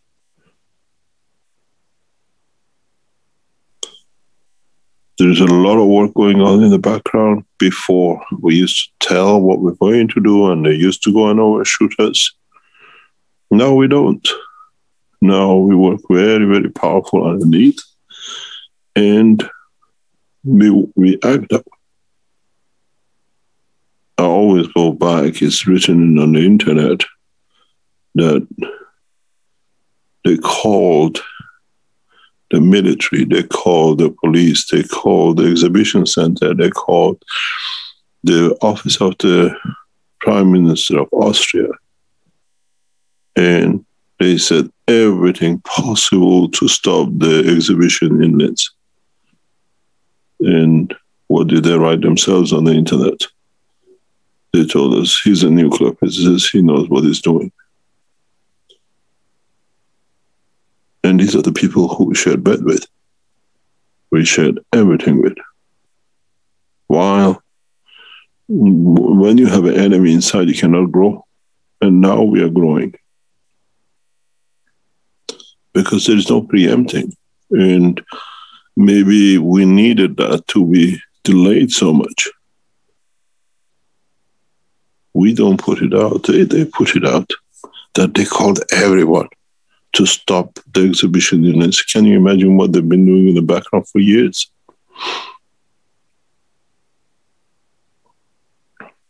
Maybe that was a good thing that it happened. And now they've gone back to Belgium.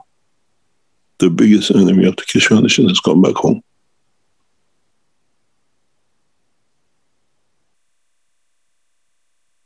They came to destroy, they destructed us, and now they've gone back home.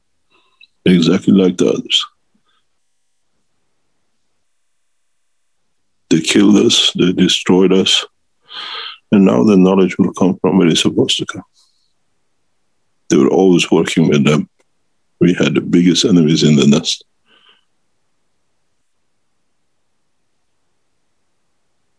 Everything else they announce, but they don't announce they've gone back home with their bosses. It'll come out, you will see very soon.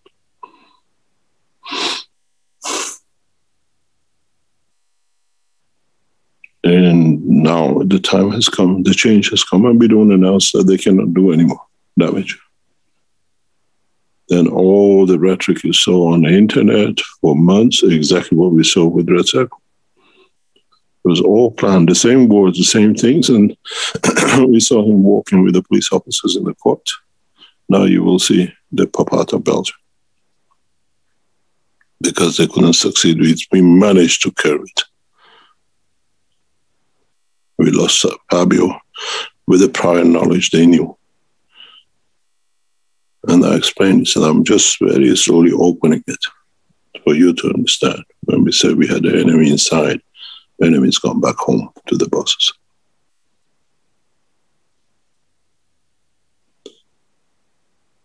We cannot preempt it anymore. Because now we're solid, and now we'll bring that change to humanity.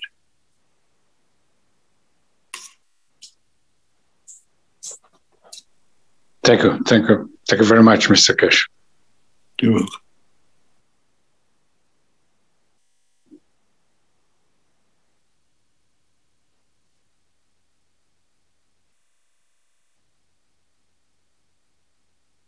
It's the knowledge is there.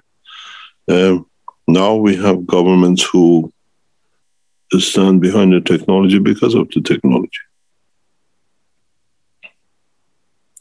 A new space center is in the process of getting set up. You will hear about it. Very much like NASA, a new space center, a new research space plasma center is already set up, and it's in progress. And the teachings will come from there. It's not that we will have a space center.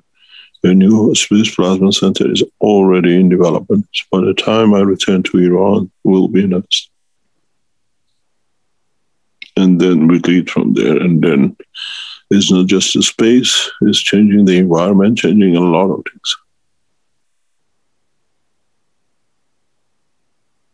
Then you teach internationally. The knowledge will be shared publicly and internationally.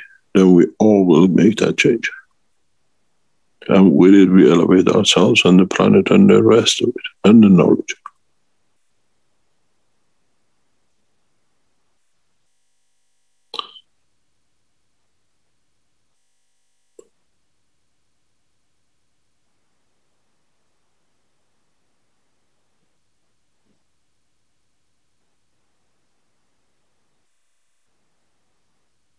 If we tell you what has been done by the people we share bed with to destroy the Keshe Foundation, you'll be shocked. Now we can talk about it, and we will talk about it very openly, and you can check.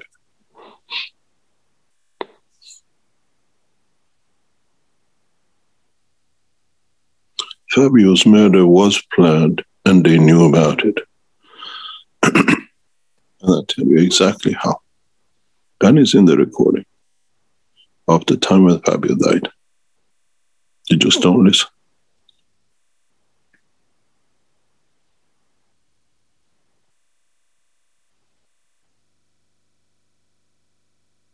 Now we don't have that enemy inside. Now Keshe Foundation works very powerful on its own, and they even went to Iran trying to destroy from inside.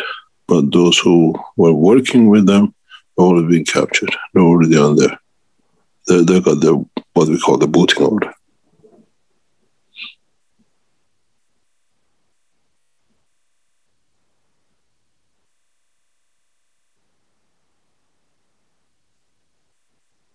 So don't worry how the people in the jungles will.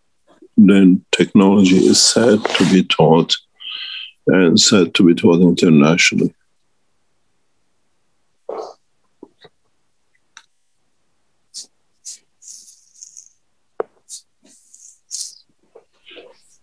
Mr. Kesh, sorry to bother you again. You mentioned earlier about this particular way of breathing where it will expand the soul rather than elevating the soul. With this technique, you won't get the recipe. Not yet. No. I wasn't pushing you. God bless you.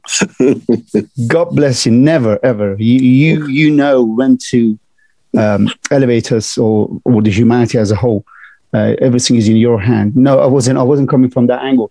I was just trying to say, so the whole humanity could follow that structure, so to speak, or instructions, how to breathe in order to expand their soul. And if we did manage to get to that level and expand our soul, does it mean that we are not being bogged down as the way we are in terms of physicality, so our soul can take care of us like the rest of the creatures or creations in the universe? You see, if you listen to the teaching, we always say when you do something, then the other souls have to agree and they adjust themselves.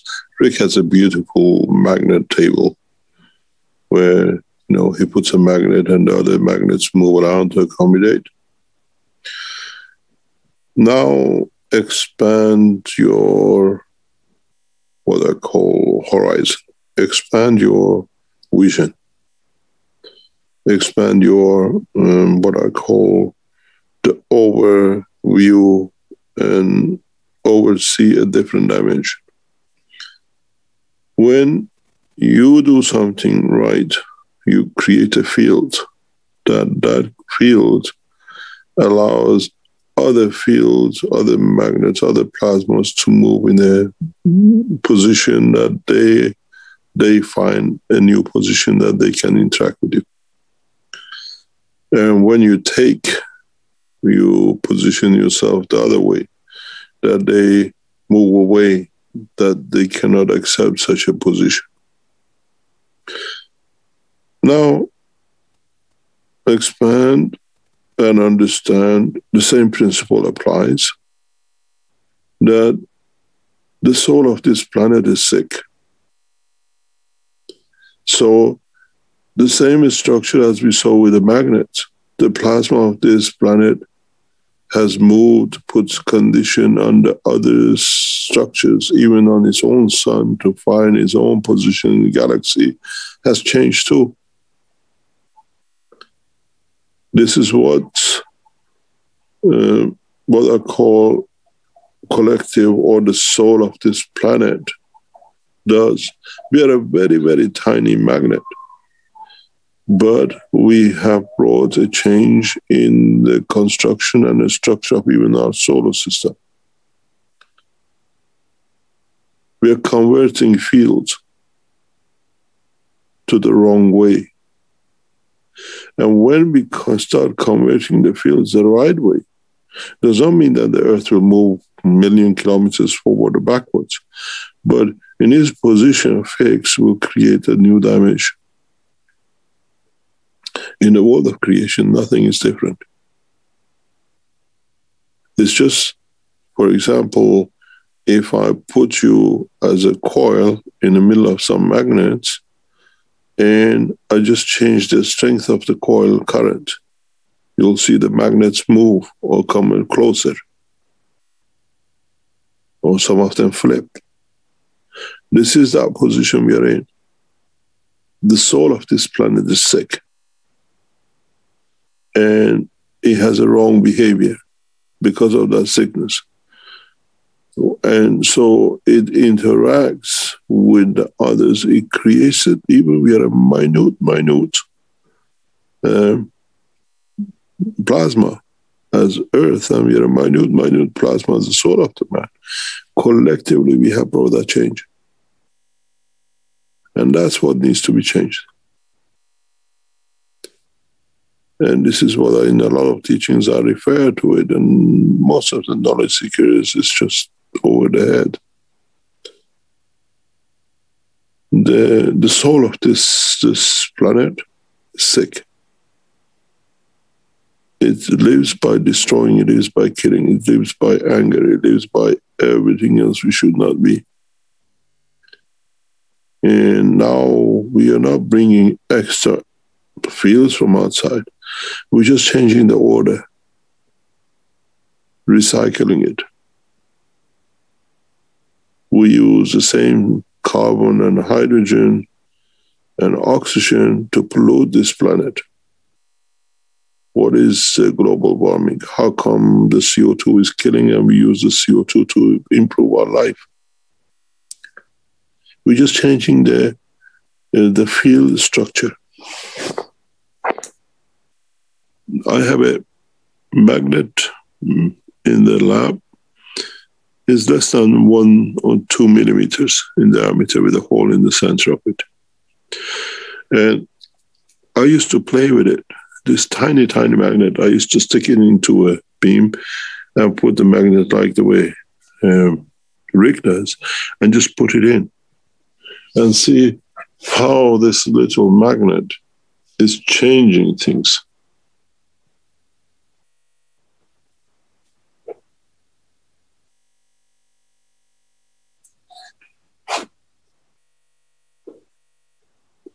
So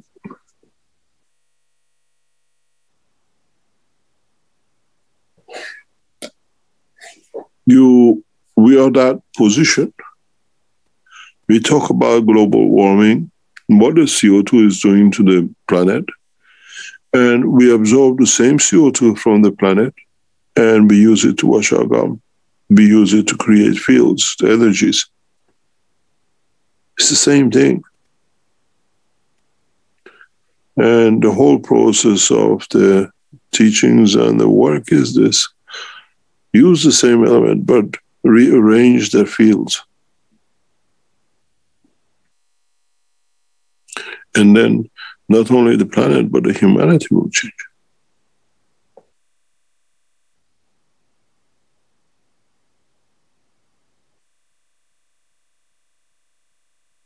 The animals will change. They breathe different air. They get different fields.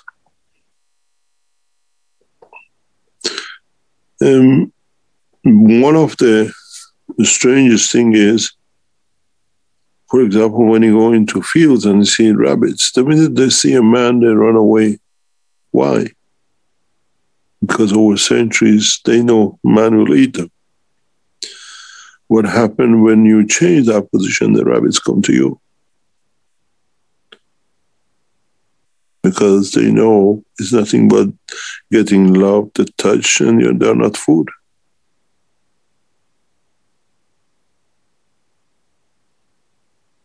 Why do we have such a huge cycle of creating children in different animals? Because man will eat, the planet will use it somehow. When there is a comfort that is not there, would we have billions of ants and billions of rats? No, the balance will come back in. Destruction will not be there. And this is what needs to be done. And we've seen it. In less than 50 years, we have changed this planet into a dump of plastics, the same CH combination. And then you use a CH3 to feed.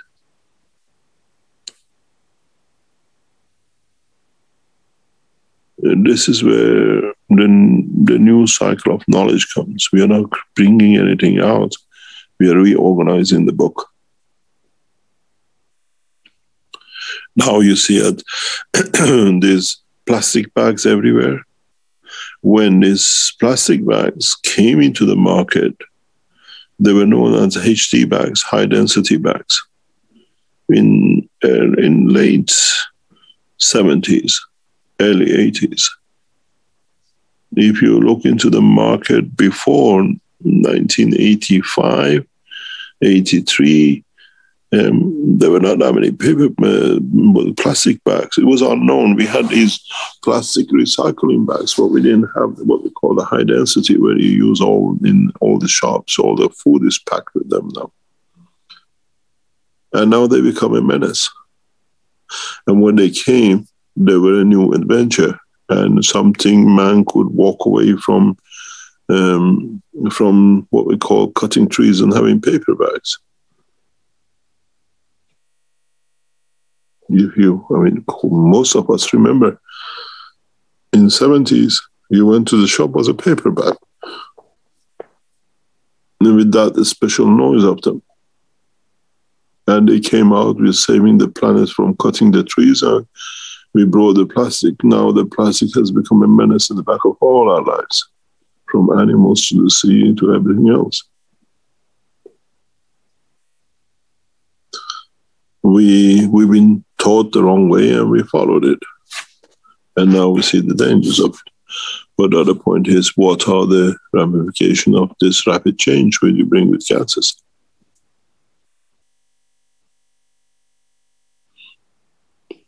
I was in a meeting very recently with a bunch of scientists and said, forget about changing CO2 in 50 years by 2050.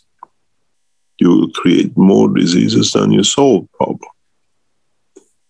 We have evolved over 60, 70 years, 100 years. Now we have to re-evolve again with the environment. When there is no CO2, there is no gases and whatever. And the biggest hypocrisy is these electric cars. The biggest hypocrisy is these electric cars which are putting in the market. Clean energy, clean for where? Clean for the cities, but higher pollution for the atmosphere, which runs into the cities. Hopefully in this year and next year, we will show this in Tehran. One of the first plans we'll implement in Iran will be production of the absorption of the CO2 from the atmosphere of Tehran. Tehran is one of the most polluted cities in the world. Sometime in the summer, nobody can go out. They stop. So many people die of pollution. One of the first things we'll implement in Tehran is positioning of vast systems across Tehran to reduce, to literally extract the CO2, and the rest don't. The rest of the pollution has nothing to attach to itself to it. Our new policy is by doing bad examples in a mass way. One of our first plan is to clean out Tehran in the next 2 years, in the next 12 months. That the pollution, air pollution in the cities don't, and then they follow the same. Eradication of corona from Tehran is our priority. We come in with a new government and we set the new laws.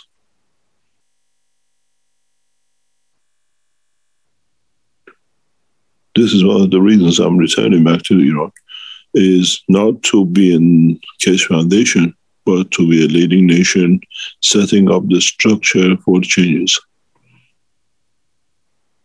By example and by teaching.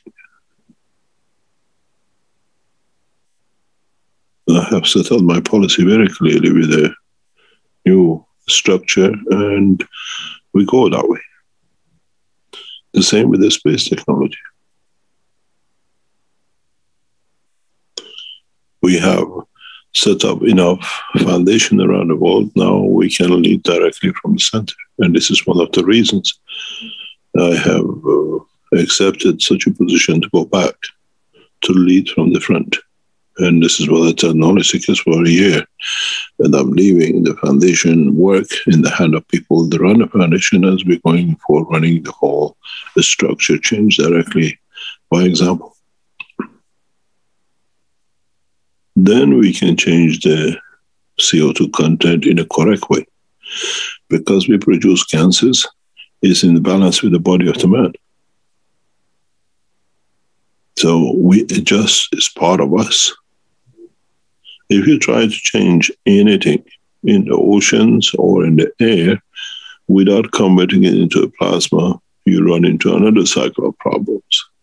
The same as electric cars. Hide it behind the hill. You can't see what we are doing. We're burning the fuel behind the hill and you're having a free energy and you plug yourself in. These lies, these things will not exist. As we speak today, in the office in Tehran, there are talks and works with the energy and maglev systems application in Tehran. The team is working on it. They're there. I just spoke with them a few minutes ago. So we set by example. We set by doing, not by talking anymore. And once we can show we clean out the city, it won't happen overnight. It's to reduce pollution in Tehran. It needs huge investments and huge effort. And we can do it. And the same with Corona. We will lead Corona directly from the center. Our position is to eradicate Corona from Tehran in the first 12 months totally, that there is no recurrence, doesn't matter what shape it comes, and then through the other cities. And then the countries can follow. Otherwise, you will have these lockdowns on and off. A new Corona, a new band, who's going to be orange, who's going to be green, who's going to be in a what I call 10-day jail time till you wait for your jail-free card to go out after 10 days.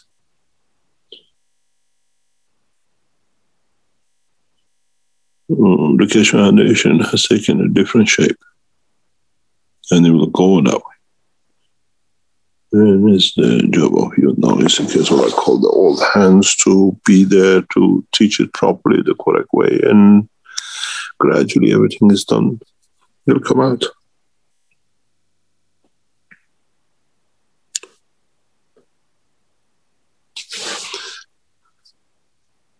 We can use the plastic in the oceans and see what we're going to do with them. Or we can bring them back in, convert them to gases in a very simple process, and put them back in the ocean. It'll become the food, it'll become balance of life, it'll change everything in the positive. You take the CO2s and at the same time the CH3s, and at the same time all the elements which are polluting the atmosphere, then you'll find out you have a recipe for the change of this planet. Everything is done, is ready. It's just that because we don't have the inside, we don't see. Enough plastic has been popped out. Enough CO2 has been popped up. Now, it should be very easy to change the soul of the man, if you know how to do it. It's very much, I explain this to the scientist, maybe as knowledge, because you understand better. As long as it was an iron or a copper, we couldn't do anything with it. It was just we could melt it and bend it. Once we learned how to nano-coat it, separate it, we found new properties with it. And once you made it to the GaNs, it became free. You can do anything with it.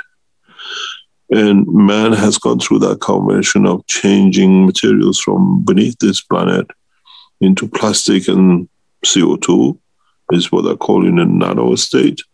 Now we just need to convert it into gas and becomes perfect recipe for changing.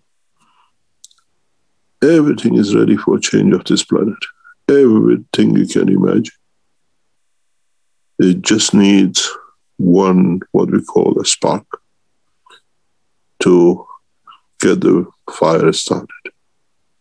And this time it started fire in the heart of the man and the knowledge of the man, not in the matchbox in the woods. And that's where the change will come. And it's because it's made of what we are made of, we'll move in with it. We have to clean this planet out first before we can go out excursions. Otherwise, we take the bad habits out and we create the same problem somewhere else.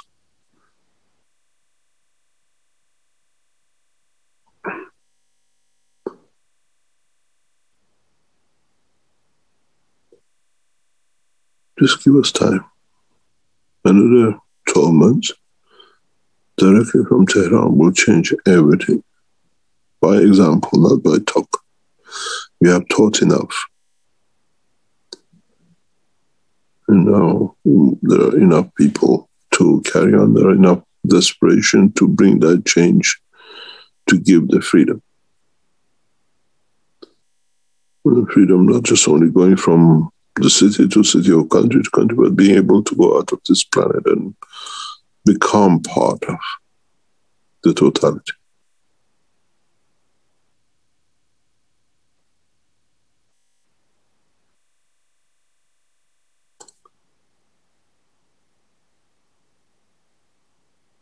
The good times are to come, and very, very shortly. The new space center in Iran will bring a lot of changes. The new research centers in Iran will bring new changes. And the new structure and what we call mentality of the governing will change too.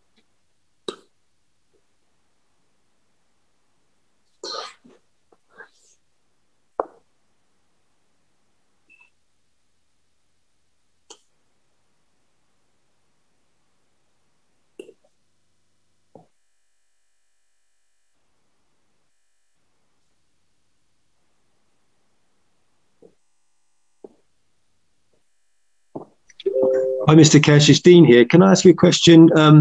You mentioned about Iran and the space stations. Can you elaborate on that a bit more? Is there this is the plasma knowledge and taking this forward to the whole of humanity? Is this going to be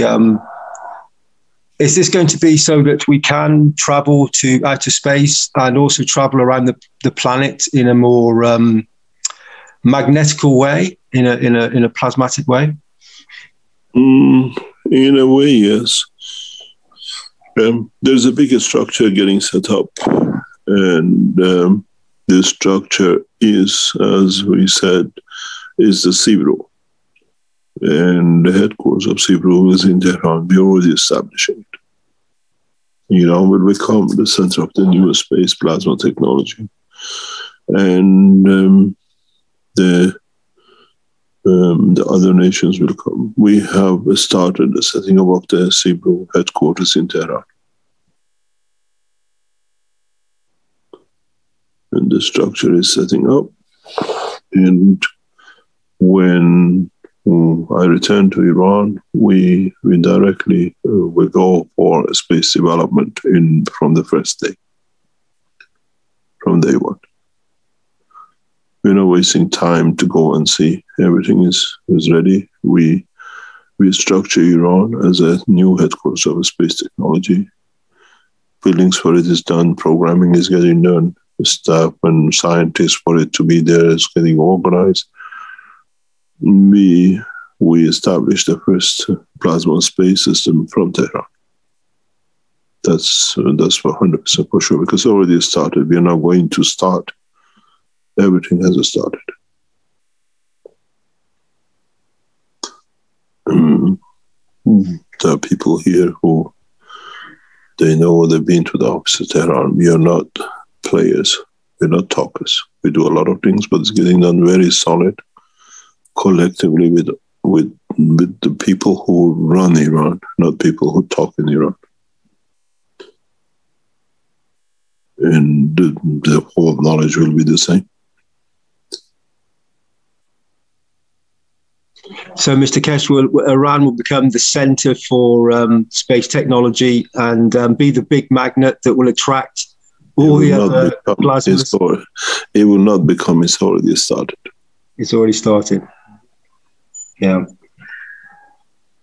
So those fields are already present with everybody, and all the space agencies around the planet are aware of this situation. We don't really care what is aware. We started a process, and they become aware. They know what's happened. A lot of people, governments, have a biggest fear for me to return to Iran. They have told me. The biggest fear for American administration, present administration, outside everything else, is my return to Iran.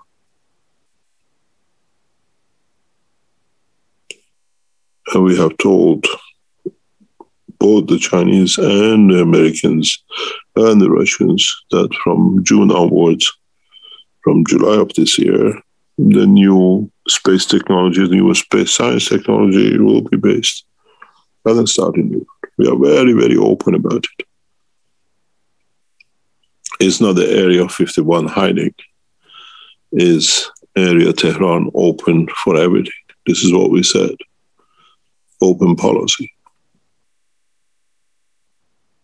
We are not hiding because we're stolen. We are proud because we can share.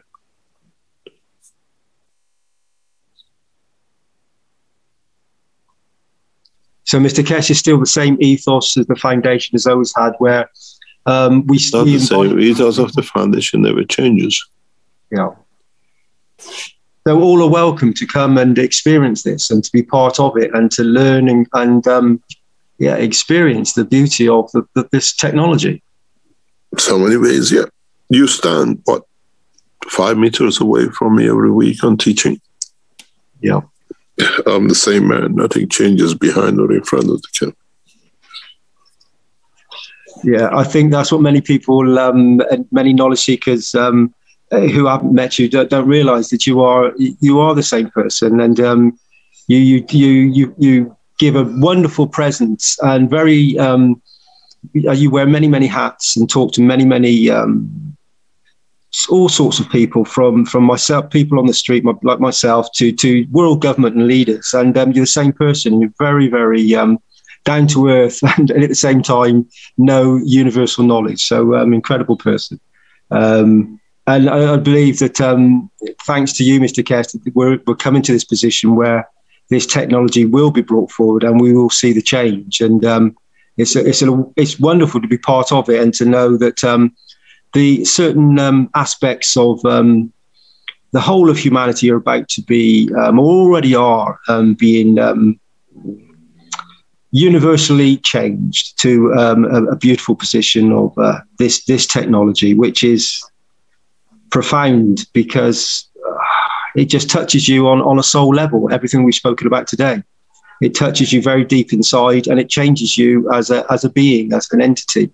And when people experience it and start to realize this, I believe they will all want to come on board as fast as they possibly can, and want to be part of it, because it's a beautiful process. It really is. Thank you, Mr. Kesh.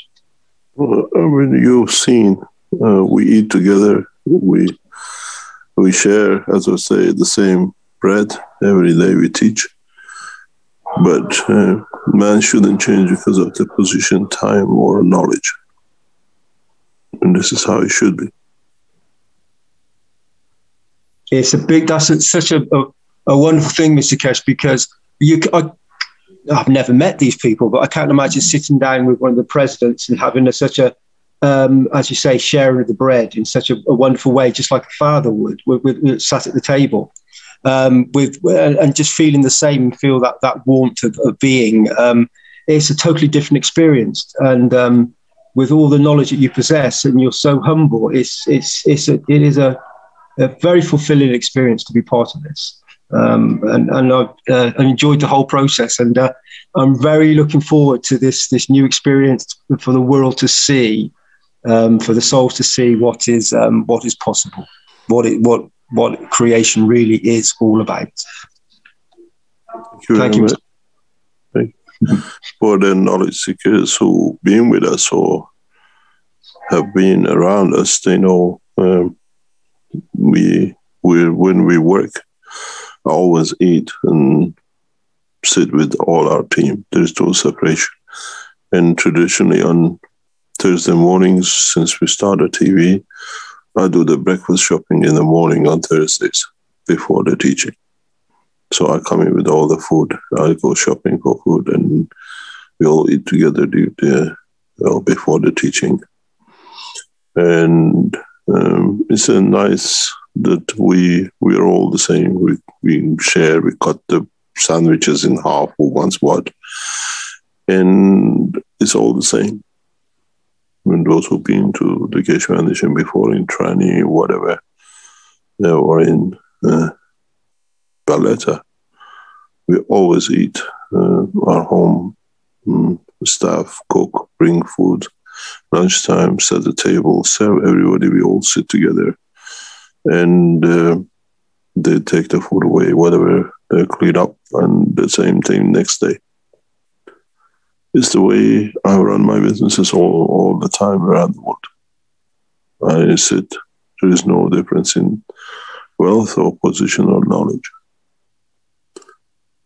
And on Thursday mornings when we are in the studio, I do the shopping, breakfast and everything else, and we eat before we start together, if we get the chance to eat. Yeah, I've experienced this, Mr. Kesh. It's wonderful. As I said, it's like being part of the family. It is part of the family. We are all family. And once this is shared with everybody, and we get this ethos across everywhere, it just changes everything. The plasmas, it just makes everything a joy to be part of, and a joy to be around. And this is what I feel, I sense that is about to be, is already here, and will aid humanity in the most glorious, beautiful way. And I'm very looking forward to June, July, and the opening up of this technology through the TV station and through the space station and everything else. It's going to be just incredible to be part of it, to actually be part of this huge shift of consciousness for humanity. It's going to be, as I say, an honor to be there, to witness it and to view it in physicality, and to be present as a soul in these very precious moments. Amazing. Thank you, Mr. Kesh. Thank you. Thank you very much for your time.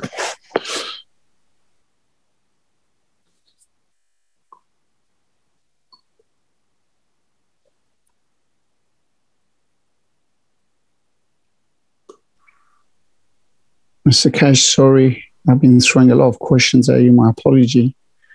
It is very sad to hear, as you mentioned a few times before, but this time you really delved into it in somewhat to a bit of a depth, how planet Earth is so angry and how he's got sick, or his soul got really sickened and disturbed. My question was, obviously suggested that we should spray the COP1. I religiously do that every Sunday. I was just trying to see if there was any other way, perhaps by spraying maybe not once a week, but twice a week, or even perhaps maybe if we were to have a stronger GANs, could we speed up the process of reversing what planet Earth is feeling as a whole? Because it's hard to actually move away from the fact that you can see now that what we know, what you have taught us, the planet Earth is our mother. And if we were to see our mother being suffering, we would do everything to create a better position for her so that she could be in comfort. But planet Earth is our biggest mother. So is there any other way, apart from what you have suggested to do on Sundays with COP1? Not really, not because we see a lot of changes, but we put it in a humorous way. A lot of you are producing a lot of gases. A lot of you are producing, thousands of people around the planet, millions of people are producing these gases. And the best part of it is that they have to wash it.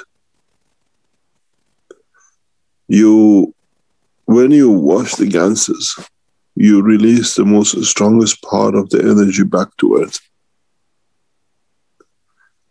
In a way, unknowingly, a lot of knowledge seekers are putting a lot back in. And unknowingly, we bring that change in. It's not just that on Sundays. A lot of work is on, a lot of gases you put on the table, you produce, you're feeding the energy back in.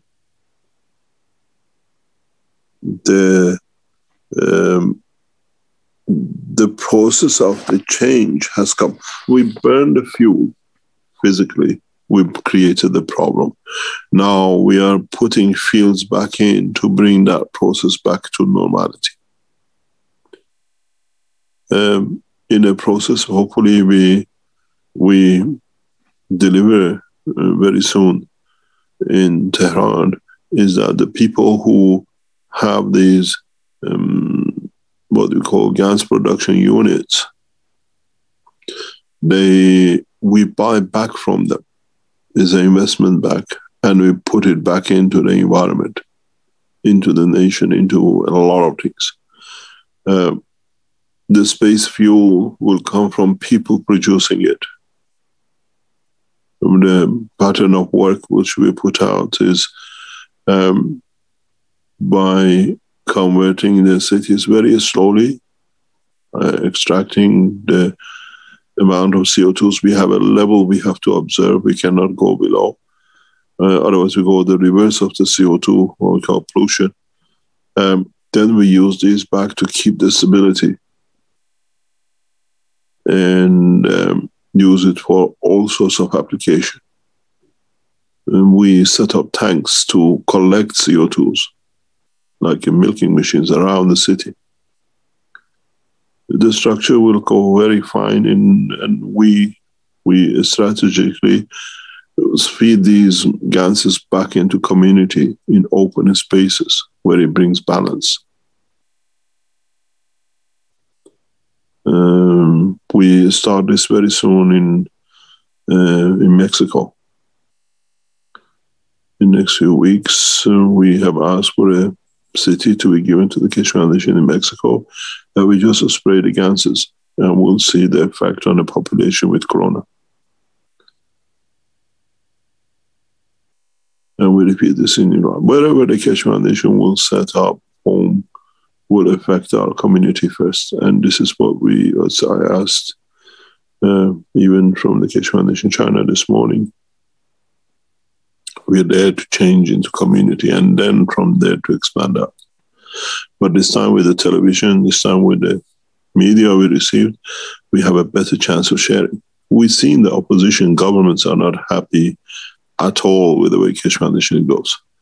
Those of you who are from Brazil, you noticed it yesterday, where we store the knowledge seekers teaching in Portuguese, being under control of the American government servers.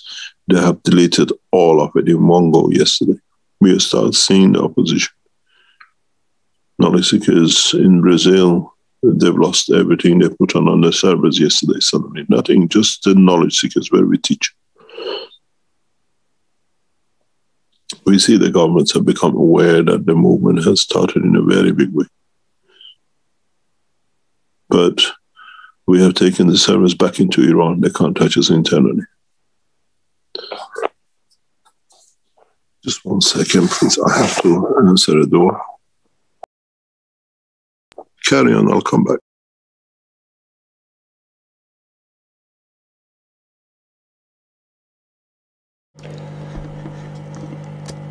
Dan, you wanted to draw, but I don't think there's anything that Mr. Keshe was talking about that you could have drawn during that.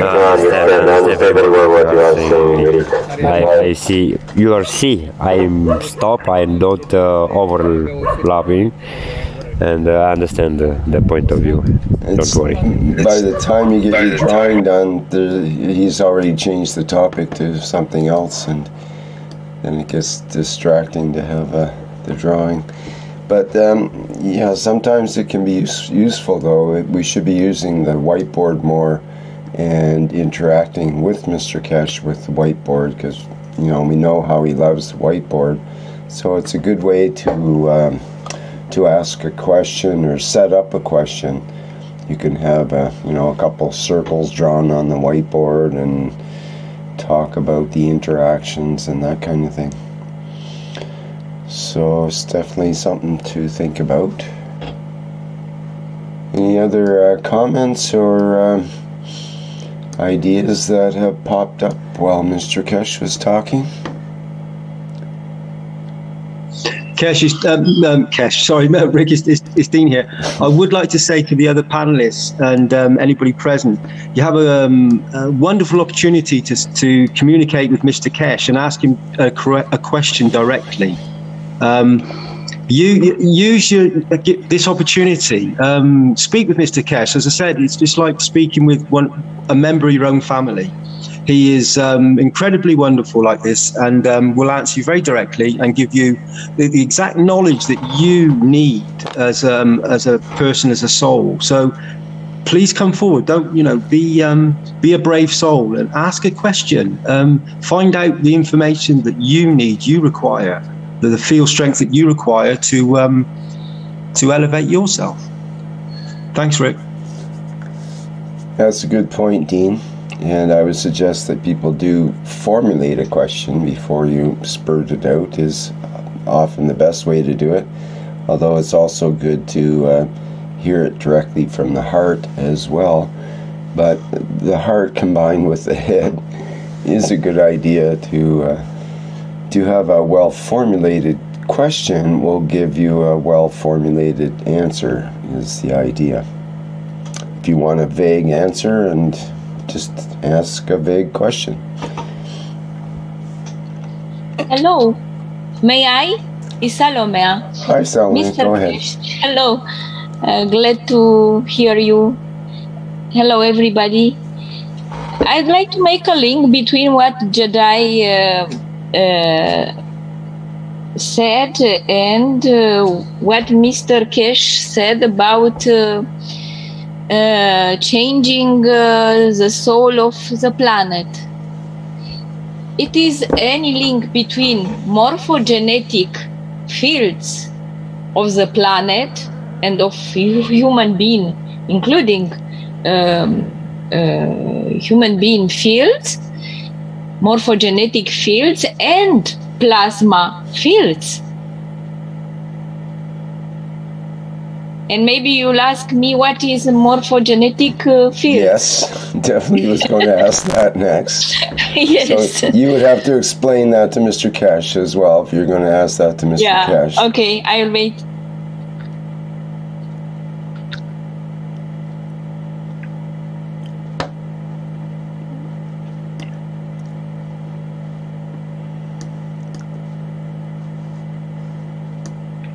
Sorry, could I say something, please? Yes, the silence is deafening. Yes, I can't help to throw questions, and Alex is not fair because he works really hard on his teaching sessions, but he has to blame Mr. Keshe because he let the cat out. About the separation, how calcium, actually the field strength of calcium leads to receding gums, and it doesn't allow the gums field to operate in its normalcy. So Mr. Keshe said Alex has got a lot of information about these things. So I was wondering if Alex is around and if he would want to perhaps delve into it, give us a bit of insight. Which Alex are you speaking of? I think he meant... I think Alex is Corky, isn't it? I'm not sure. I thought he meant the other Alex, actually. That actually is it? Sorry, my apologies. Was doing I didn't look at the poll. Was doing various experiments, and he is actually here. So, whereas Alex Skorik is not here. Oh, my apology. I haven't looked at the list of participants, so I thought automatically he was referring to Alex Corky. My apology. I believe that's true. Alex, do you agree? Are you biased for yourself? He's not talking. I guess he can't open.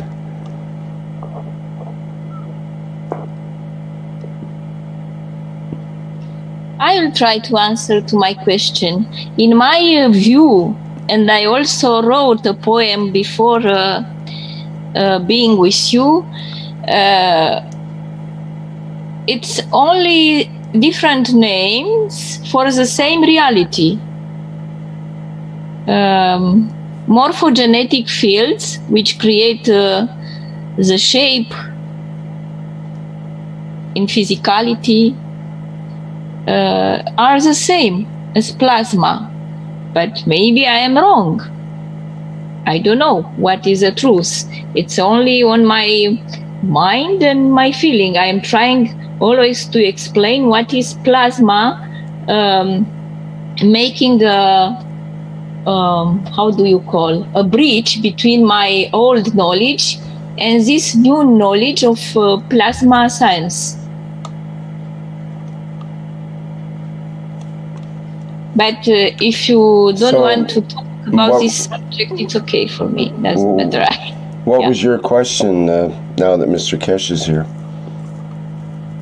Yes? What was your question now that Mr. Yeah, the question is if it is a link between these two, if they are the same reality in plasma reality, morphogenetic fields and plasma fields. So what are morphogenetic fields? Morphogenetic fields are these virtual fields, we don't see them, which create our shapes. If you cut a leg, morphogenetic fields will recreate it.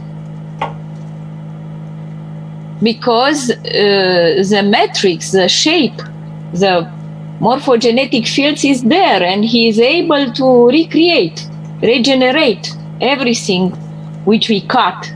For example, from an animal, if we cut a leg, he will recreate it. It's an informational field, or I don't know, I am not a scientist. I am trying to explain my field is different from this field. I study languages and international relations, but I have to understand this. It's normal to understand the universe and how it works. And who I am, from where I'm coming, and where I am going. It's natural to be interested in such questions, and especially in answers, to receive the right answers. Anyway, thank you for my question. Maybe was not appropriate, but I'll wait for one answer from everybody of you. From all of you, I mean.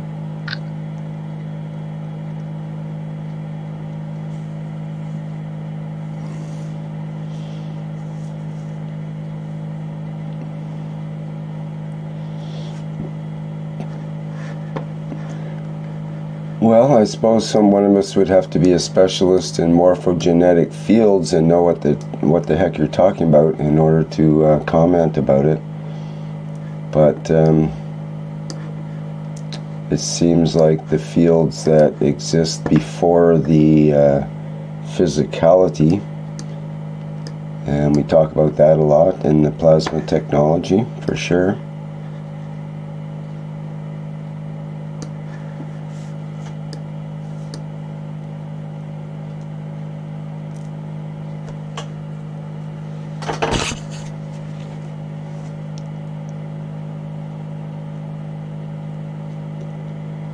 Jedi mentions in the chat natural systems or morphic units at all levels of complexity: atoms, molecules, crystals, cells, tissues, organs, organisms, and societies of organisms are animated, organized, and coordinated by morphic fields, which contain an inherent quantum cymatic plasmatic field forma.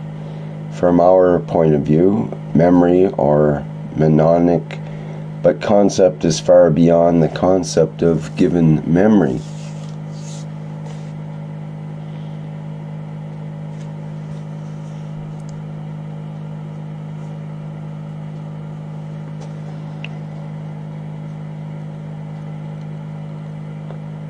Yes, thank you, Jedi. Thank you, Rick.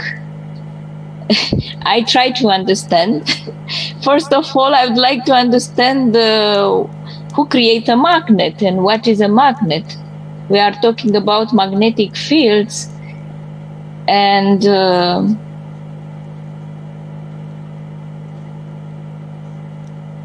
I would like to be able to explain this one day, but I don't know.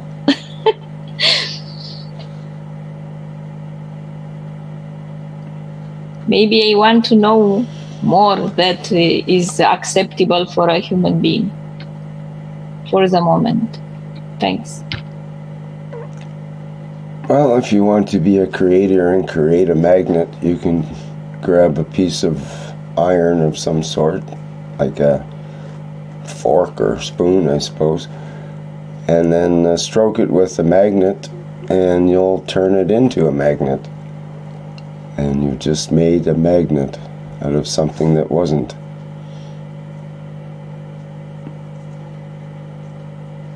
Great, I didn't know this. This is good news. I will try. Yeah, find a piece of iron that's not a magnet, and then just stroke it in one direction only. Not back and forth, but only in one direction along the length of it. And you'll turn it into a magnet. You can do that with a needle, for example, and put the needle on water by its surface tension or a piece of cork, and it'll turn into a compass and align itself with the Earth's magnetic fields.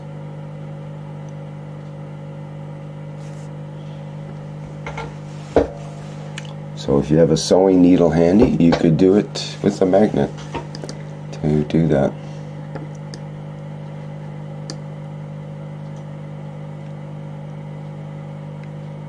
Okay, so where are we at here? Can we have some more questions for Mr. Keshe, or how would we like to proceed?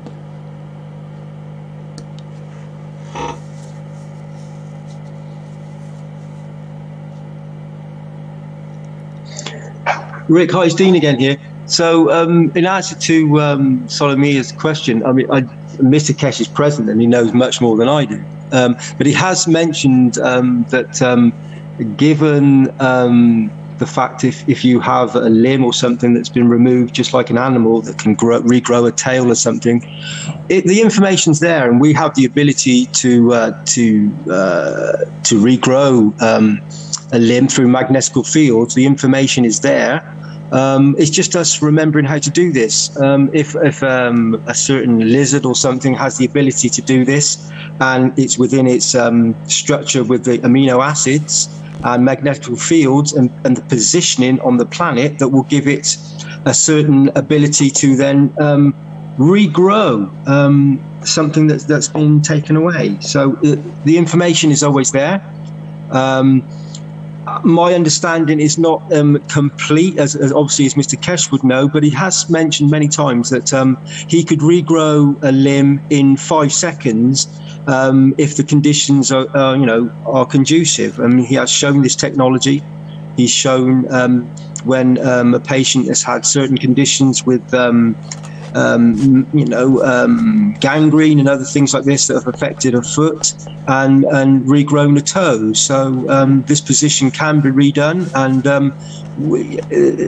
as you say, a manifestation, whether it's on a soul level, whether it's Mr. Keshe would be using his soul intentions as well as the field strength of the individual himself, and then using the matter state from a thought and an intention. To expand on it more than that, I don't know, but it's possible. Everything is possible, and it's just that we're going through a process ourselves of remembering and understanding the creation, what it's all about.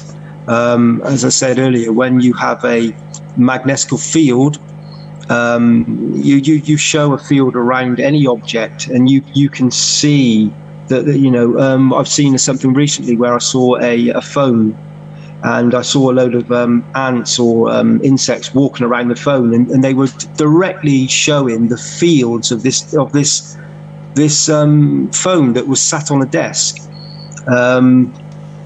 And I mentioned this last week, where an insect walked around the fields of the nano coating that I had on a particular device that I created. So the fields are always there, and my father himself, he had diabetes, and he lost his leg through this, and he always told me that he had phantom pains from his leg, and still felt his toes, very directly felt his toes, and as if they were there, and he had all the emotions of of still having the foot and going through the emotions of it, being traumatized, but probably by it not being there anymore. So, so obviously the fields are there. Then it's just connecting the soul and as I say, the fields once more, and then using the amino acids. And whether it is using certain ganses or whether it's used on a soul level, Mr. Kesh would have to answer this. I cannot go any further than that. But I know it's all possible. And this is all the sort of technology that's here and we've always had, but we now have an addition to it once more to bring this forward. It's whether humanity is ready for this, whether we come to a position where we can now start to experience a new dimension where mankind doesn't need to go through a process of aging, of deteriorating to the point of just suddenly separating the soul from the body. Maybe this can be a process where we can expand our soul so that we enjoy our physicality for as long as we desire it to be enjoyable, until we get to a point of elevation of the soul where we suddenly decide, I've had enough of my physicality. It's time for me to take a new position. So these are all possibilities, not even possibilities. These are all realities that are here and have always been here. But Mr. Kesh is bringing this technology forward for humanity and all the souls present to experience this once more. Universal knowledge. And as I said earlier to Mr. Kesh, I cannot wait. I'm the present. I understand. I've been part of this foundation and part of this knowledge for a long time, and for me, it's really exciting and very positive to know that it's there. We have enhancement units that are going to be placed around the cities of the world that are going to bring back regenerate their bodies and give them the ability to function in a completely different way, to a position, an emotion that has changed their structure because of their environment. It's the same thing as I've just spoken about with a lizard losing a tail. It's, an accident happens, and so we have the possibility to regrow it. Why would that be any different? Why would that be such a problem for humanity to not comprehend? Because when you take away the aspect of money and you take that out the window, and then you're left with, as I spoke about earlier, you have a man like Mr. Kesh, who is like a father to us all. And the same, we are like the sons and daughters. You just want to help and give. There's no reason not to give your field strength to aid another soul. And so the only way we will stop doing this is because of a situation of what we call a physical structure, and money and control. You take those two systems away and you're just left with the bare essence of humanity, a soul, a human being, or any being, a giving and receiving energy transfer. That's what it's all about. So when you give energy transfer, then all dimensions open up, and the possibility of regrowing limbs and changing the conditions of a human body are all possible. And this technology brings it forward to humanity. And we have now a TV station where we can start to show this science. We can start to implement, we can bring in the scientists, we can show the technology to them, we can experience it with them, we can learn and communicate with each other, and bring it forward so that their family members and themselves experience this and see the joy on their faces when they see somebody who's been in a position of an accident or something that's caused them to be in a certain position, that maybe they would like to then elevate and be able to physically change their position once more. Sometimes emotionally, people that are in these positions don't actually want to change. They actually quite like being, having the attention of being in a certain position. And there are other circumstances where they desperately want to be physical again and active so that they can elaborate and communicate and experience life as a human being knows it once more. It really is down to the emotion of the person and their position that they take as a soul as in a physical body, and how they want to interact. And this is in constant motion, depending on the environment that you exist in. If you have a loving, caring, giving environment, you tend to want to interact within it. When it's not like this, you tend to go back into your shell, and you want to stay there. So the choice is for humanity to take. What position do you want to take? Do you want to go back into your shell and stay there, or do you want to expand out into the fields and give your intentions and feelings and your energy transfer to the rest of creation? I'm talking about things in a broad sense, but the choice is really up to us. It always has been up to us. It's just our conscious thoughts and intentions that have put ourselves back in our cages and in our shells. Once we release the technology, once we release our own plasma within inside ourselves and connect with our soul, and everything changes. And this technology is bringing this forward to humanity. So it's here. Enjoy it. Let's embrace it and help one another and experience the wonders of plasma. It's just I find it very unusual that a soul would not want to engage with this, because it just brings forward beauty, and it's for the whole of humanity. It's for each and every nation. It's for each and every continent, the planet, and extending out. It's two ways of looking at something. You can either like a cell that starts to eat itself because the emotions or something are conducive with the environment, that contraction.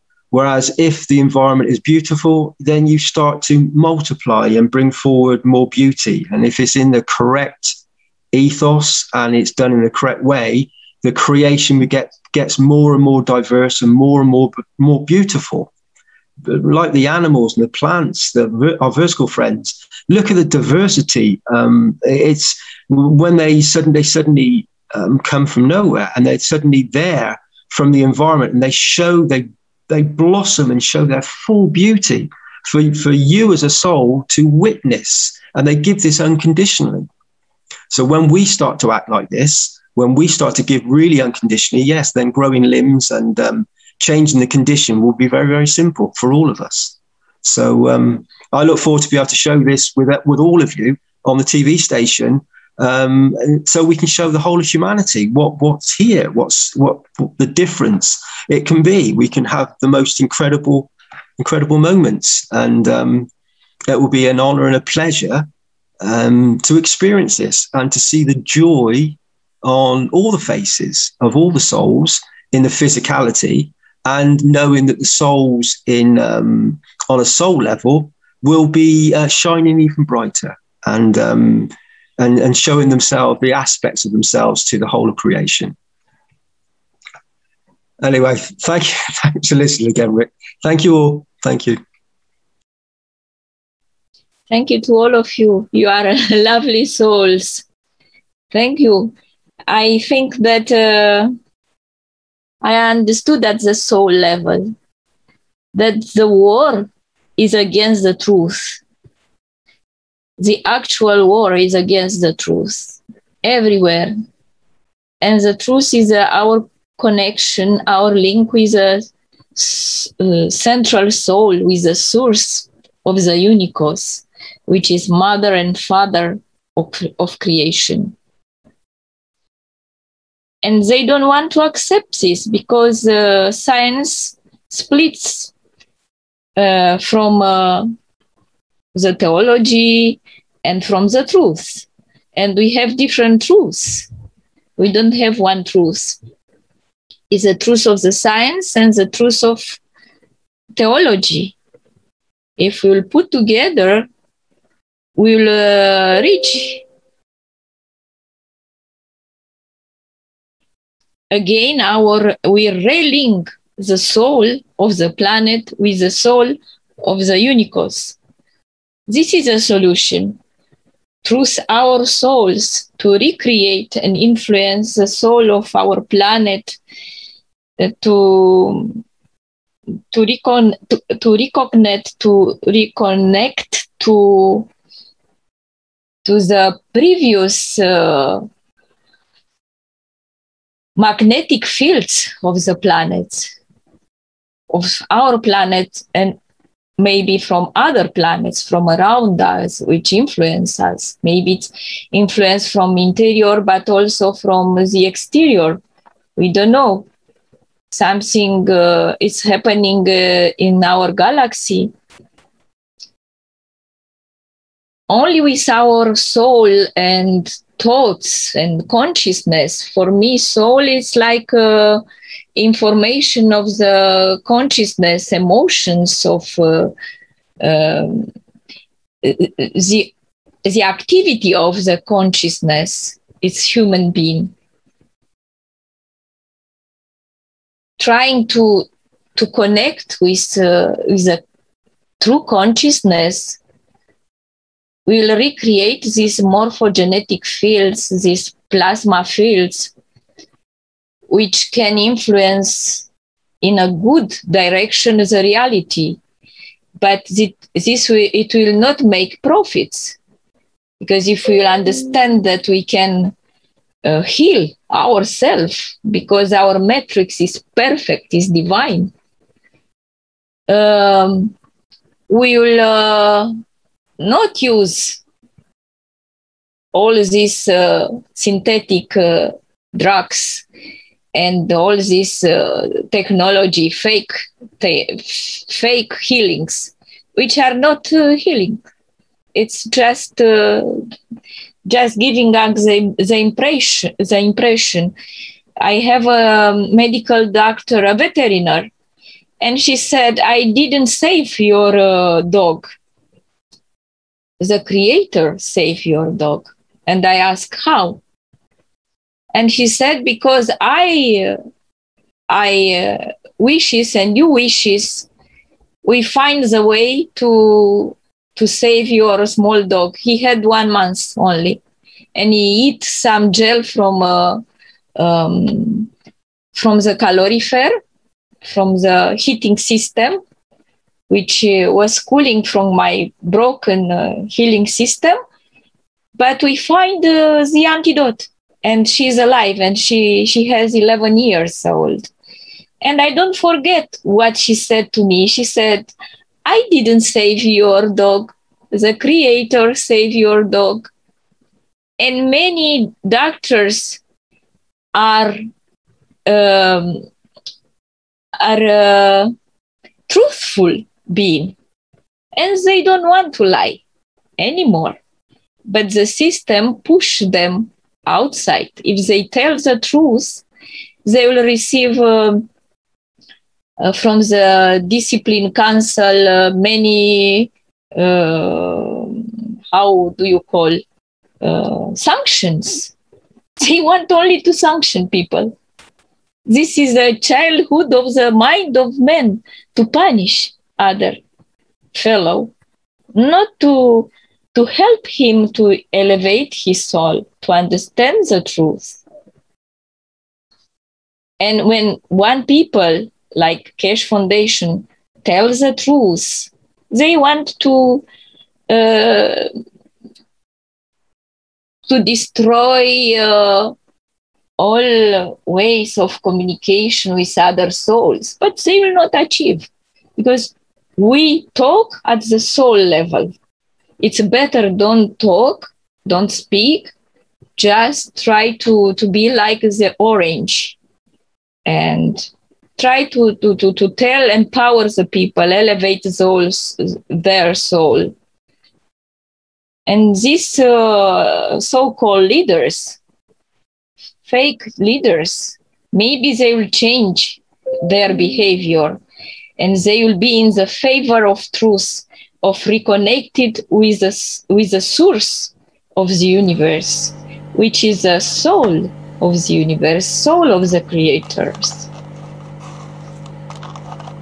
So what's we are then not drawing? only physicality, we are soul. Okay, I'm very sad what's happened now in the international level with all these conflicts. I'm just about to cry, but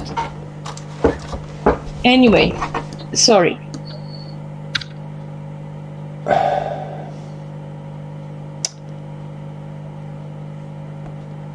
Okay, things are kind of breaking up here. I think maybe after 5.5 hours we need to wrap things up.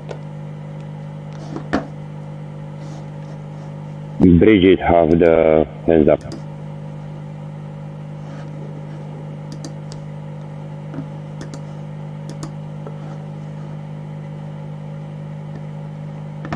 Bridget, would you like to go ahead, please? Yes, dear participants, dear Mr. Cash, before I say a little question, I want to refer to all that what I have today heard and read in the chat, and contributing with examples out of my life experience. And one little example is the rabbit that comes to you. I really had this some years ago, this experience, and not only with a rabbit, with buzzard and with a deer too. It was a great experience, and I'm very grateful. I felt so deeply connected, and there was this all-uniting love. And although I was sitting in the woods, and also I was a little bit moving and playing a rattle, the rabbit came very close, and I had the feeling I was invisible for him. And I knew it was this experience, if the animals don't have to be in fear, because you are so connected with them, and this all-uniting love, they would just come to you. And very, what would you say, calmful and, relaxed, I would say. This rabbit was hopping around. Yeah. Then I also read that we would throw away the peels or the seeds of the apple, for example.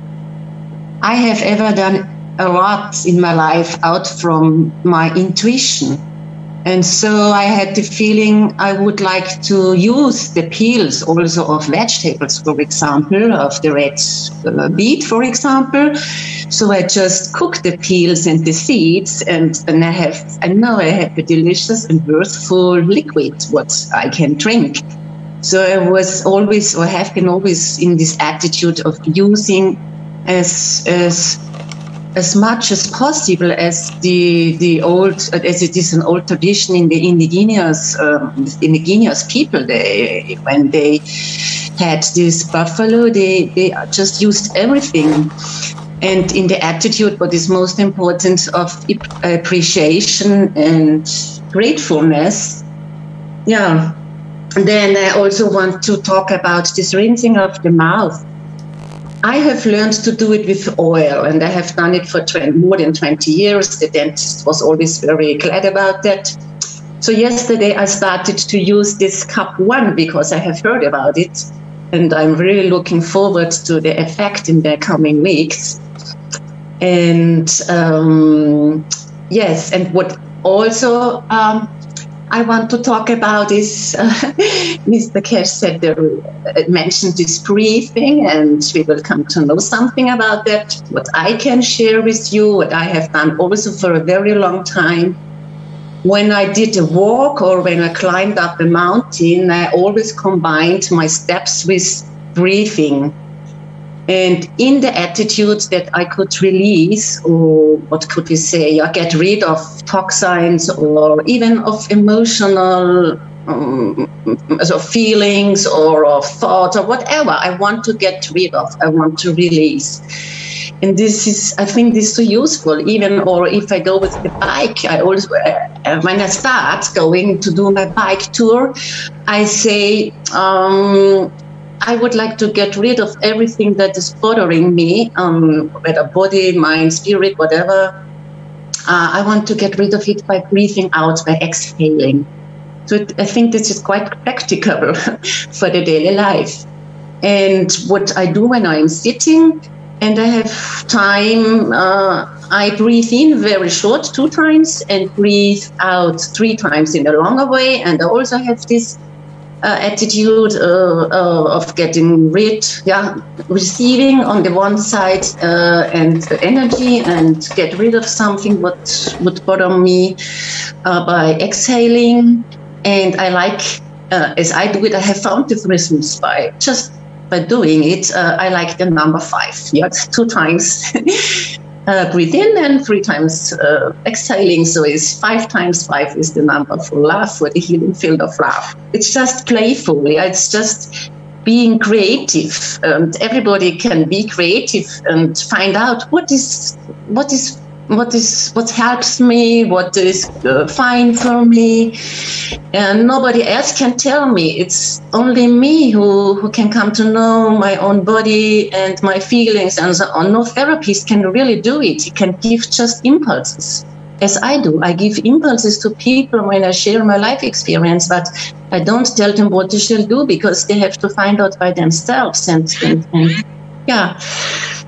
So, and what else would I like to add? This consciousness of that we are always interacting, and there are always energy fields. And I also want to refer to that what Jada said. For many, many years, I had the feeling concerning inventions, for example. It's not only the one person when this, whatever it is breaking through. I had always the feeling a lot of people, we don't even know the names of them, with all their thoughts, with all the creativity, have prepared something, have prepared what is coming out now, what can break through now. And so we can also be grateful to all those we don't know. They are somewhere in the world. Maybe they don't live anymore, most of them.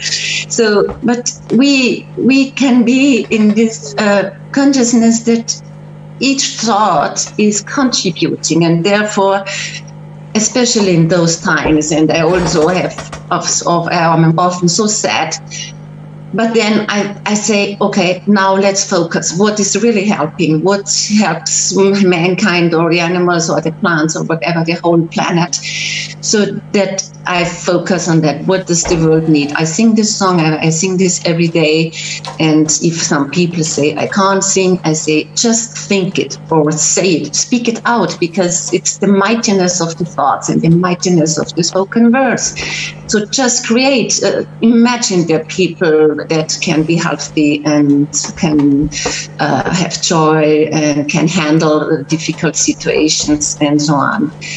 And go every time, please, let's go in this attitude. Each is a winner, not comparing, no competition anymore. Just each is a winner. Each has the possibility of being happy, because maybe some people don't want to be. But yeah, to allow it, the possibility that people can be satisfied and feel fine and create, and really that we use our energy for creating. And at the moment, I have the feeling we have to prevent so much. But at the same time, I know I'm always in this attitude of as well as, and at the same time, just let's be creative and create these energy fields that will be for the benefit of all beings, really of all beings, visible and invisible, and whatever is that we can experience this here on this planet. Yeah. So now I have the two little questions from Mr. Cash. I heard that we would need 1 drop of amino acids of CO2. And later I heard something of 3 drops a day. So I want to ask whether this is the same. And then I want to say, I have learned in my training concerning nourishment that, for example, the cells of the liver would renew every half a year. So the enhancement unit, I guess, would help, as I heard that organs can be repaired maybe in some seconds. And at the same time, I think maybe also with our consciousness, we can contribute that the cells, in fact, can be repaired every day. What I do with my song, each cell is a laughing sun. So I imagine that and I sing that, and this is that what I can give to people. And here now I want to say the last example. Last week I visited a woman. She is 86 years old. And I had, again, this experience concerning fulfillment, what I heard before. I was totally present, 100% present with her. I didn't look at the clock. I didn't know how long I was there, what time it was. I was just present with her, looking in her eyes. And after these 2.5 hours where I could give impulses, playing the flute, singing a song with her, she did that what I recommended her, that her legs that were cold could become warm again. And she just followed and just tried it. And I was so happy because she's 86 years old, but she was so open-minded and she just came along with that, what I did, and it helped her. So this is fulfillment for me. And being able and having the space doing that, what I'm here for. And when I see a smile in the face of the other person, this is really fulfillment. And I thought this was not only for her. I had the feeling we had nourished an energy field for the whole world. Yeah, because this is really a fine energy and a loving energy, and what is helping. So I always say to people, if you do something very beautiful, we nourish the field for the whole world. It's not only for us. Or if we sing together in the group, it's not only for the group, it's not only for the place, it's for the whole world. This is what I feel. Okay, thank you.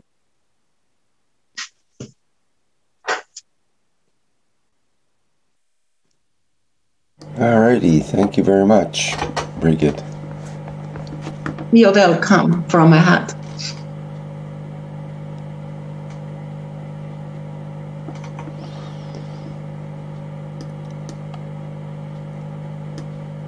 Anybody else have something they'd like to bring up or say? Mr. Kesh, is there anything else you'd like to remind us of? No, I'm just here like you, listening and learning.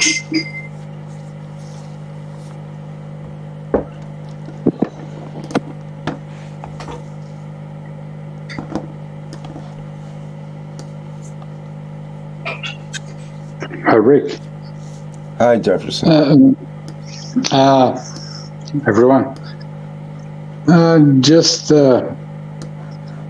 what we have heard tonight and every wonderful night and days. It depends. I'd like to know if the sun energy in the north or south from the earth are so different, or is just like a range between two different matters in kind of strength of the atomic mass. I mean, we will be contacting with each other here in a huge energy. That's I feel myself very strong.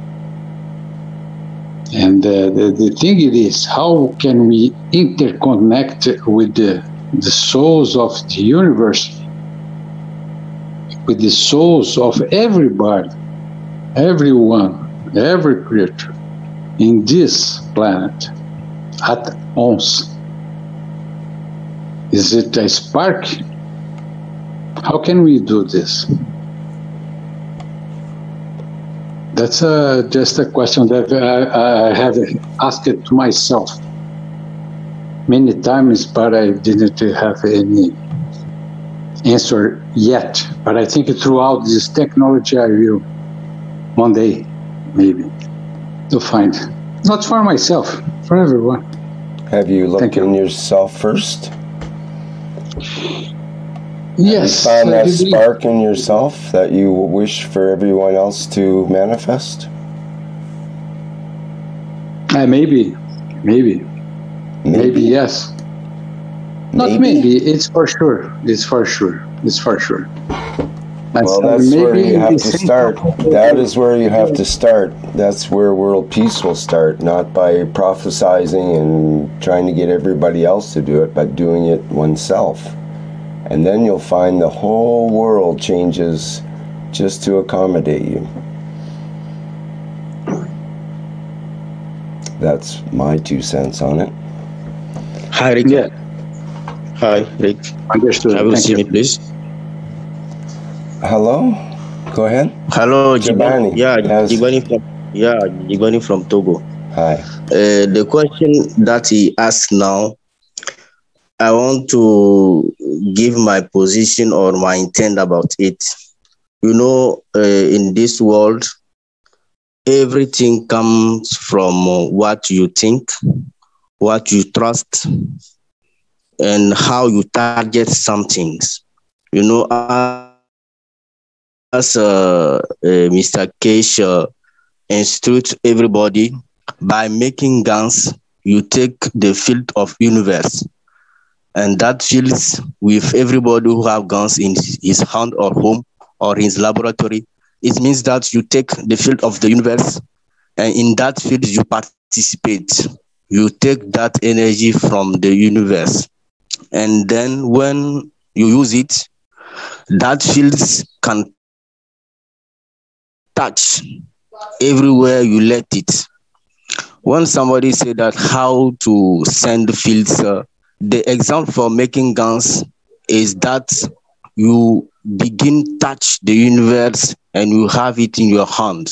So that's taking guns past. And he teach us how this was the example.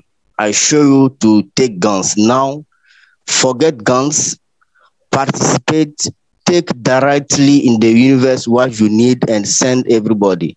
If I want to send the energy to somebody, I have to position myself, to believe, to trust, to target. And when I send that energy, only by words, by thinking, and by belief, that energy will reach the point I target. And I release that energy, and the person begin instantly, automatically get it. The problem is that what you don't believe, you don't trust, how can you send that energy? You are a man of the universe. You have that power. You have that thought. Take it, send it, target. Like if I close my ears and I want to see something like an object, I have to develop that capacity. When I found that object, I say, okay, I send that field. Everything's in the universe makes by words, by thinking. When I speak, like I'm speaking, I can touch something by speaks. So that's why I want to add. If you want to send something like energy fields to others, just target the object, point it, send it by words, trust, and that energy go instantly. Thank you. While we have you on the line, Giovanni, what about how does one produce peace in Togo, for example? I think you have an example of that, correct? Yeah.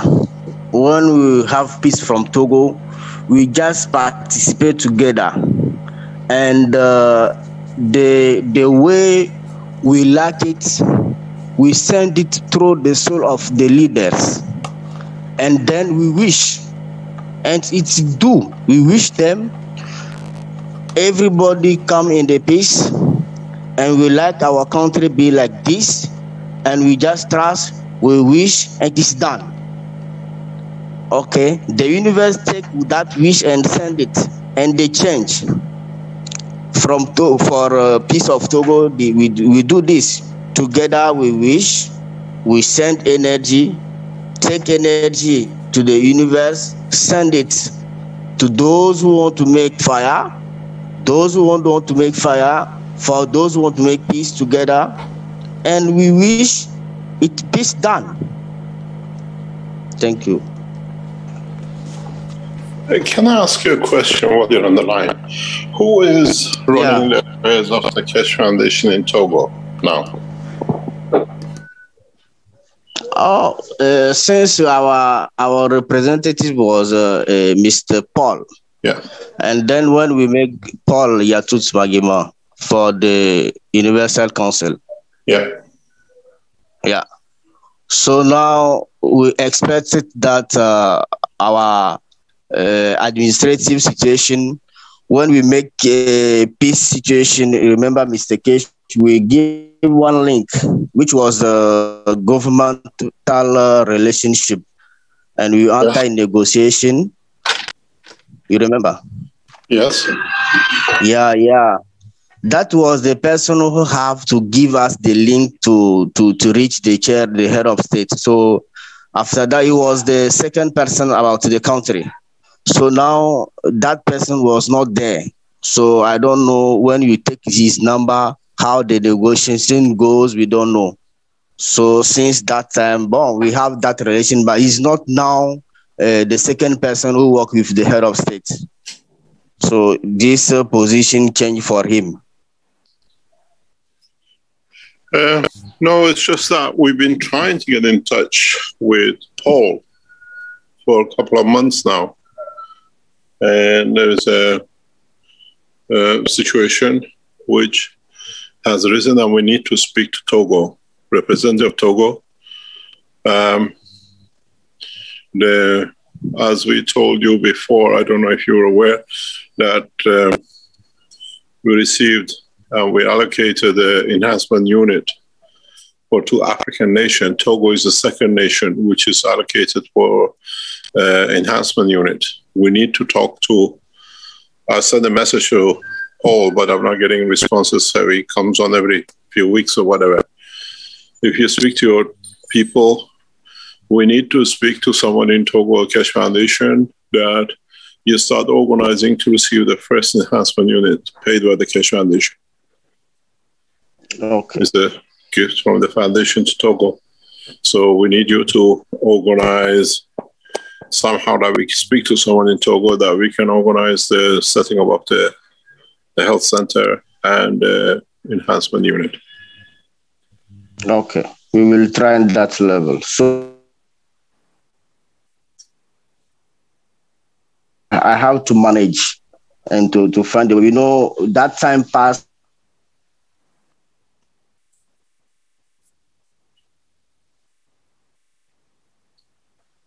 Togo team peace. So, please. Yeah, I say that as Mr. Case is talking now, we try to organize that team, because after peace level and we take administrative level, we give the number to Mr. Case for this second person of head of state.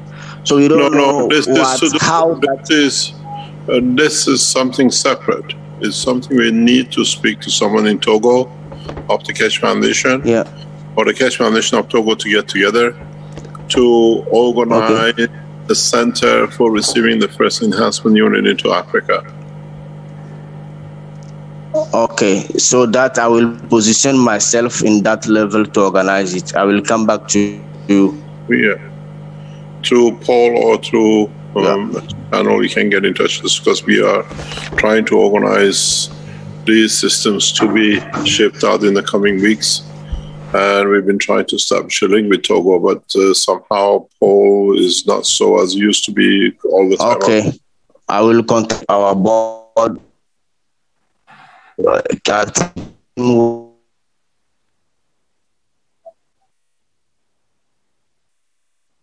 Thank you very much. Thank you, Mr. Kish. Thank you very much.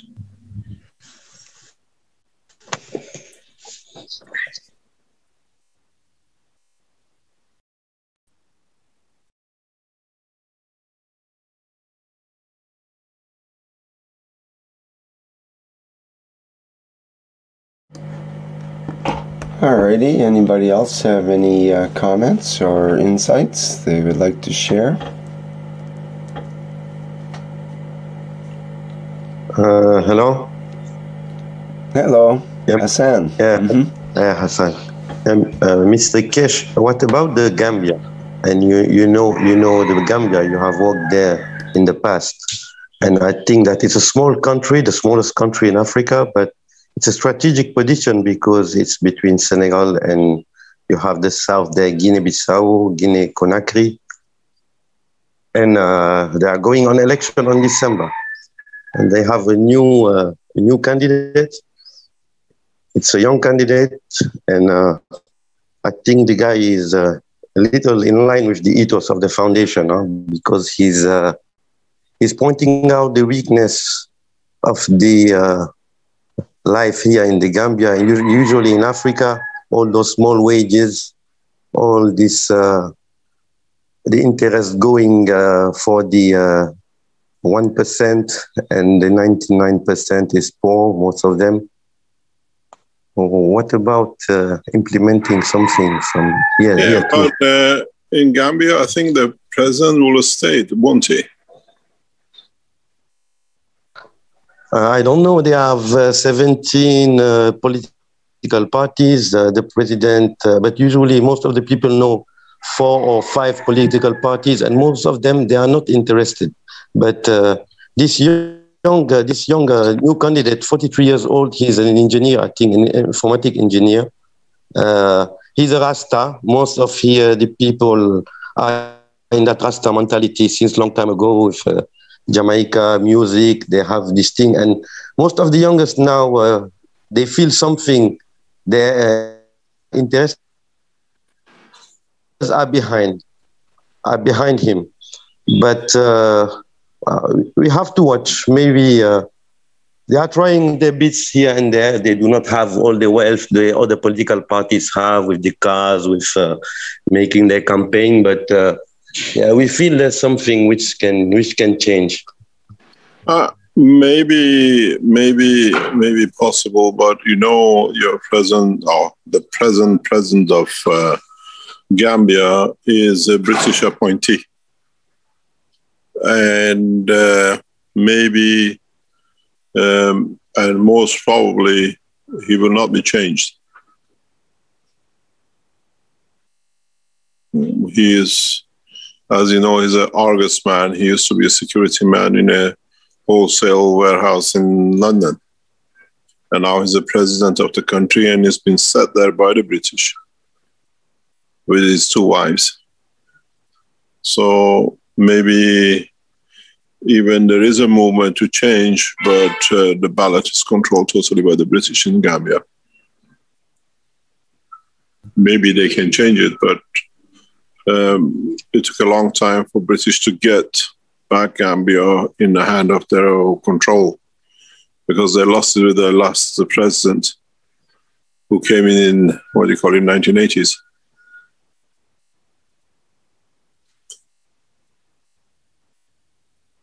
We still have our position in Gambia, but not much interaction.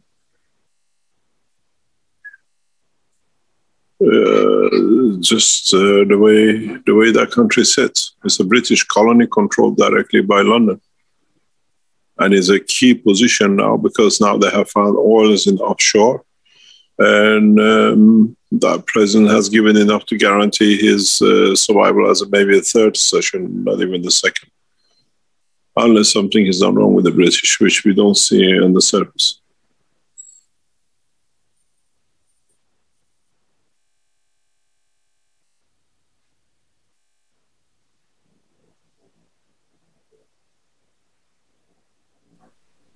Who is there responsible in the Gambia? You say that you still have your position there. I have private investments in Gambia. It's nothing to do with the foundations from my past. I have a huge investment in Gambia. Because now I moved to the Gambia. You're back. Where do you live? Since January, I moved to the Gambia. I was in Senegal, Hassan Halal. I know. Where do you live in Gambia? In Banjul? No, I'm not living in Banjul. I'm in Gunjur. Gunjur is remote area a little bit, but now nothing is remote because too many people, things are, price of land are going up, and you have to go a little more far to be able to have a good position. I'm looking for land just to be able to grow and try plasma agriculture in there. I'm renting a home in Gunjur. I'm renting a house, maybe 40 by 40, and a small gardening going up in here. Yeah, I'm trying to get in touch with the new candidate, and even if not for election purpose, but maybe by showing them what we can do with plasma, by trying at home. And people which come at home, I have 2 or 3 friends which come and they get surprised with the growings, how they are growing fast. I did not start long time ago, maybe 1 month ago, and we'll see.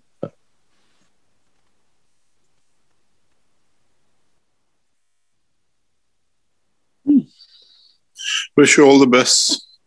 But now Gambia has become an oil-rich country with the licenses they've sold offshore, and this was expected to be. And the reason they brought the new president was to sell all the offshore licenses to BP. And since all of it has gone, all the offshore certificates to be issued and the one granted, BP is wiping it out. I don't think they will change the what do you call it, the leadership, unless he's gone totally opposite to what it was planned when he was put in there.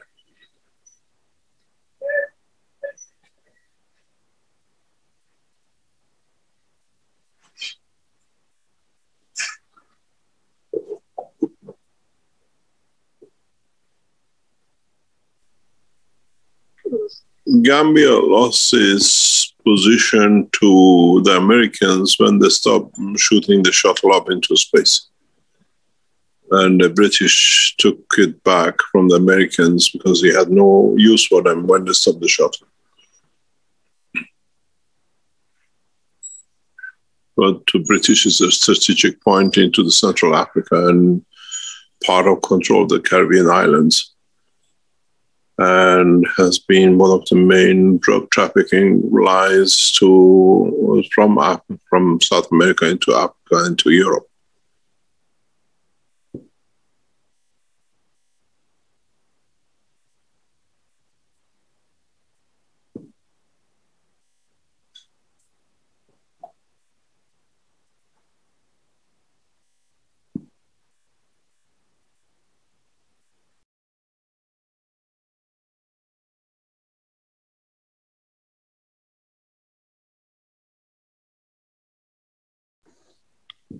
Mr. Cash, sorry, I have another question, or rather, something was circulating in a TikTok social media. It was about a news which was a tech science news or a tech news from Trinidad Tobago. The presenter was saying that the Trinidadian scientists have or stated to the Americans that we are sending a rocket to the sun. And apparently the American replied that how are you going to do that? It's going to melt. And the Trinidadians, I can't pronounce the word, scientists replied that, well, we are not going to shoot the rocket during the day, but we're going to send it at night. I mean, obviously, you can't stop seeing the humorous part of it or the funny aspect of it.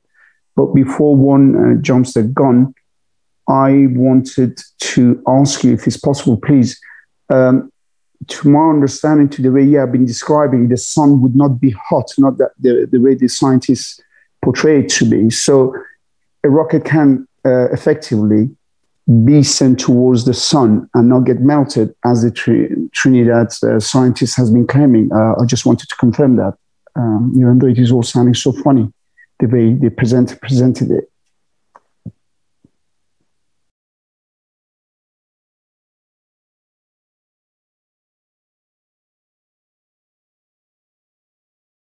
Sorry, I was trying to find the microphone button. you can go into the center of any sun, you can interact with any heat as much as cold. It's just knowing how to create the magnetic field shielding, or a combination that you can become transparent to the field. And once you learn a technique, you don't need to do much. You can become plasmatic transparent, or you can become balanced with, which is both the same way. You allow when the heat is created when you have an interaction. When you don't create an interaction or you create a balanced condition, you don't have the rubbing and the heating. And it can be done. You can travel into the depth of the universe and in the depth of the stars without any condition, any damage. As long as you can allow the plasma to transfer the fields through it, or you create a strong enough to match that they don't rub, they become part of. Knowledge of plasma is there. We have tested this, and now we see it even in, as I said before, very recently, in the depth of the oceans with the animals living at a high temperature. That's not a problem. Once you understand the science, you don't need to fly at night. I think that the knowledge and the technology, you understand. You see, there is a very fine word in understanding, is when a knowledge application becomes a technology. It's a knowledge as long as you haven't done something with it. It's intellect. Once you made something to show the intellect, it becomes technology. And now we have the intellect and the technology. We have converted the knowledge into it.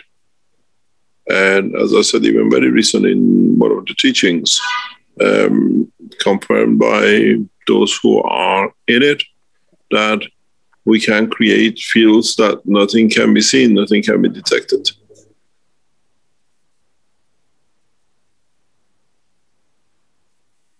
We create a dome around the object. We can create a dome in an environment too.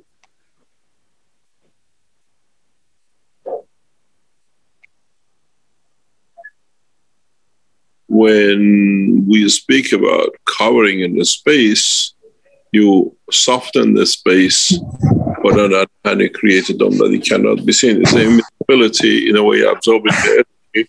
But when you absorb energy, you have to put it somewhere. So you have to find a way out of it.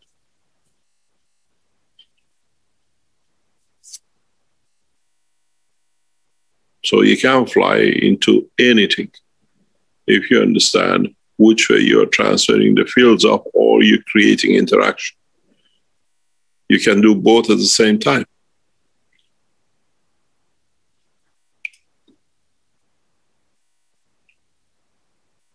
So, Mr. Kesh, sorry, is the sun as hot as what our scientists claim it to be?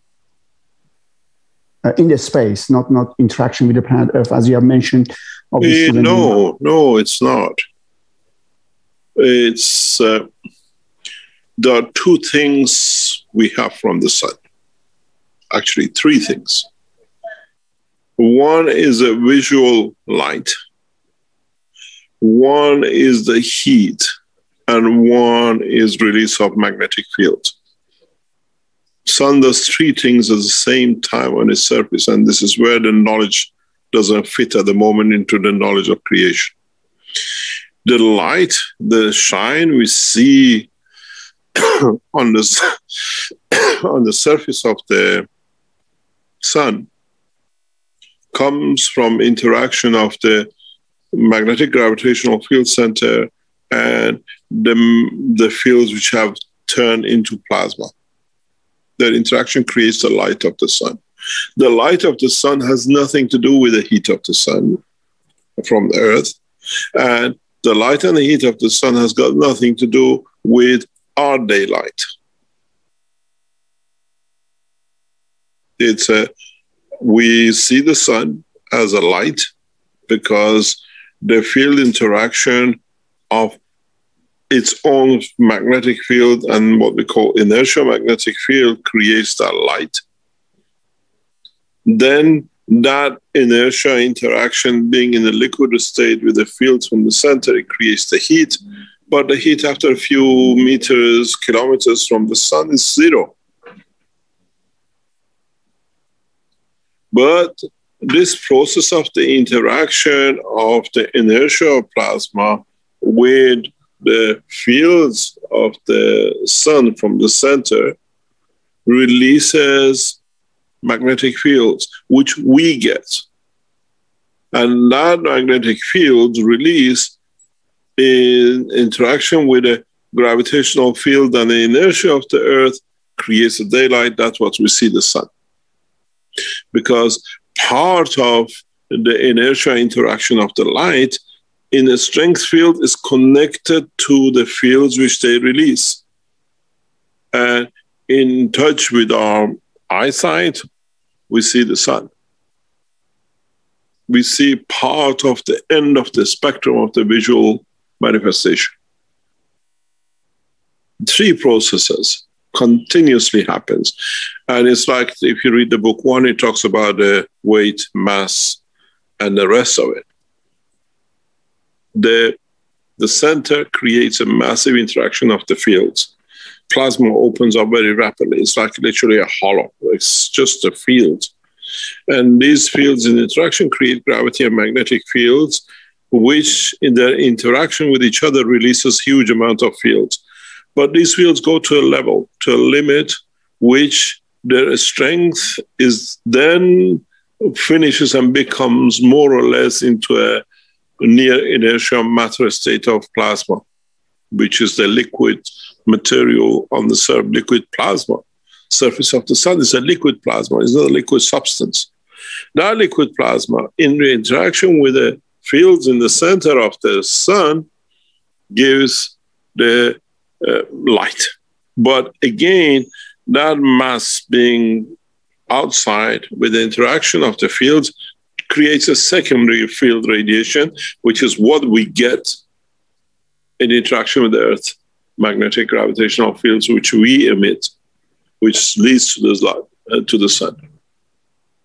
If the bandwidth of the interaction of the plasma fields on the surface of the sun was not connected, and it happens most of the time, to the transition of the fields, we see what we call a black hole. Because the connection is not there. But the center of the sun still radiates fields, interacts with the fields of the plasma of the surface, and we see the manifestation of the dark star, what we call a black hole.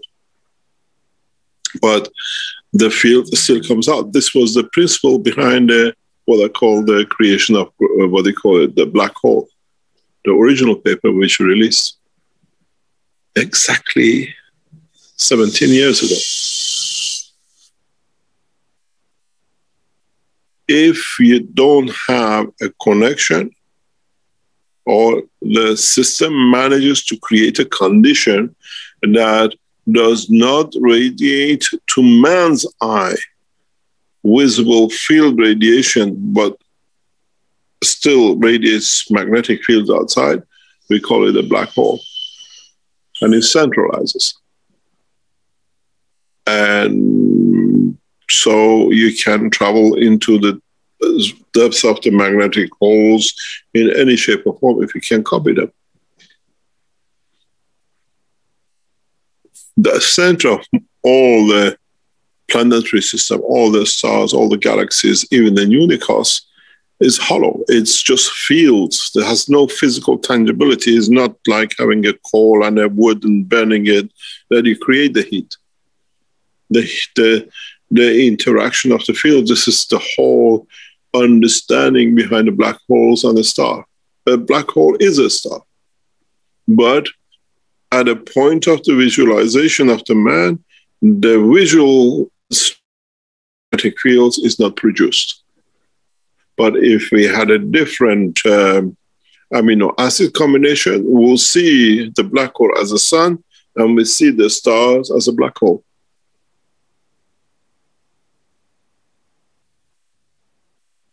It's just the strength of the observation. That's why we say universe is full. It's no point in the universe empty.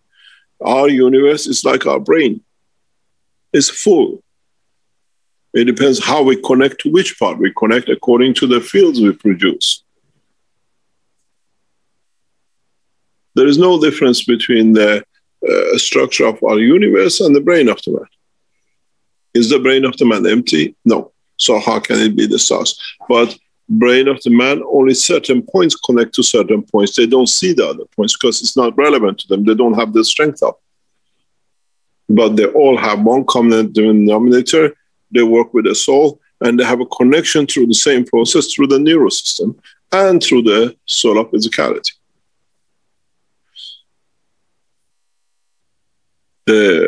If you had a different dimension amino acid strength, the minute you walked on this planet, you would have bumped into somebody else. We only are aware of existence and confirm the existence of the matters which are as the strength of observation and our amino acid strength. No more. You walk from the chair to the door and you walk into empty space. No way. There is all structures between you and the door. But in the amino acid we live in, this is irrelevant. This is not, it's a different strength. It becomes as a gas. If we had a slightly different amino acid, they would have walked into the wall, or we most probably walk like as we walk in the liquid.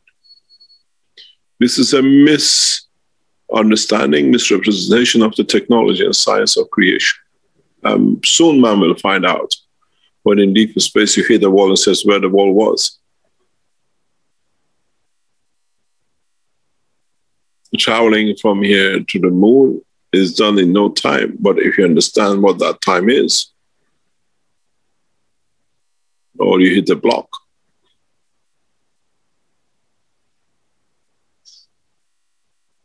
This gaseous condition we have is because of the gravitational field center of the Earth. The same gaseous condition somewhere else is a solid block of ice. We know this, so we understand the process. And we need to be aware of the new way to look at technologies.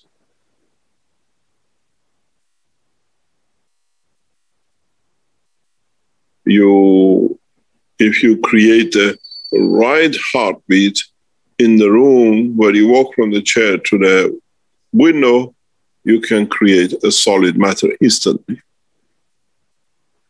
You don't need to change anything else.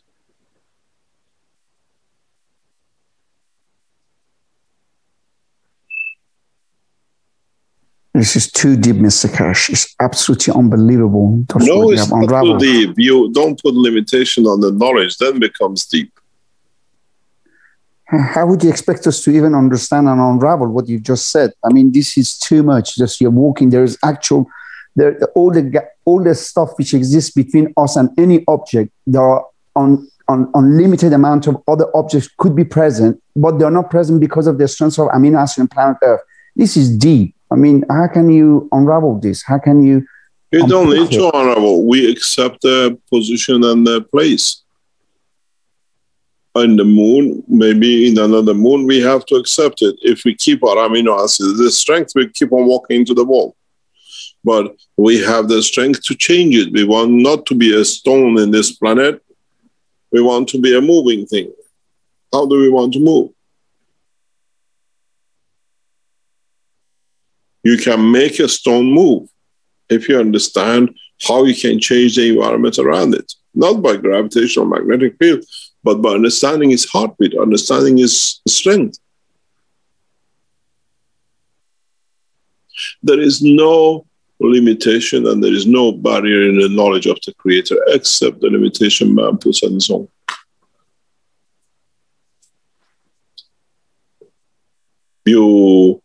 How come you have a water, you put it in a freezer and it becomes ice and solid, and you hit somebody with it and it dies? You throw as much water as you to someone, would you kill them? No.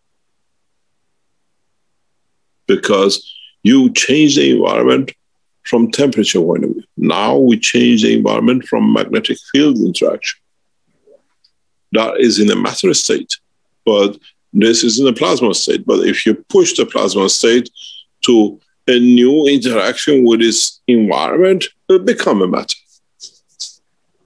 This is how the fields of the sun in a specific way become dust and the sand and the air on this planet.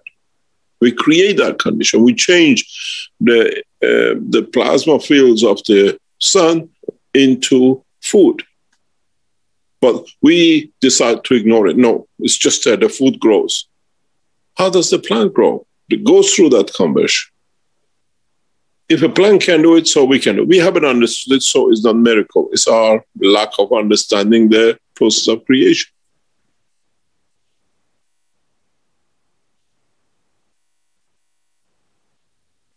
We have to understand the system, how to produce it. We know we want the ice. We have to create a compression in the gas. But then we put it in the tubes. The compression creates coldness, and then it becomes ice. So now we have to understand how to change the plasma, in what process to put it, in what machine to put it, in what condition to put it, that plasma becomes matter when we want it, we can convert it. GANs boxes are one of them. The emotion and thoughts is the other one of them. And we have to learn this. We have no choice. The way we are teaching this technology, man has no choice but to jump the barrier. We have to cross the knowledge from matter into fields, and then we have the freedom of the universe. As long as we connect everything to the matter state or to the GANs matter state, which is if it's flexible physicality like ours, we have a problem. But once we start understanding this and developing technologies for it, then we change. 50 years ago, 100 years ago, computers were something people could not even imagine. Now we cannot live without it. But what is the next step for the new computers coming up? Do we need all these hardwares? We will laugh in a very short time. We will laugh with the hardware we have as computers. We are on the verge of developing knowledge that why do you need a computer at home to store where you can use your own brain for storage because it has unlimited capacity. But we didn't know how up to now. Now we know how. Why do you need to carry a computer with you to learn something or somebody gives it to you? We call it memory. Now we know how to develop that memory, how to access that memory. Then you have a mobile computer on your head. It's called your brain. Why do you buy an object which is so laborious and needs so much that has a pinpoint capacity of your brain? We are getting to that process. So we had to go through the computer system to understand it, to go next step. And then which one of you would like to give his or her brain as a server with the capacity? I'm prepared to sell or put my brain as a server. Anybody would like to use it and see how they can access it? There is no limitation to the knowledge. It's just man is not ready for us to release it. How do people of the universe carry the whole knowledge of the universe? Same way.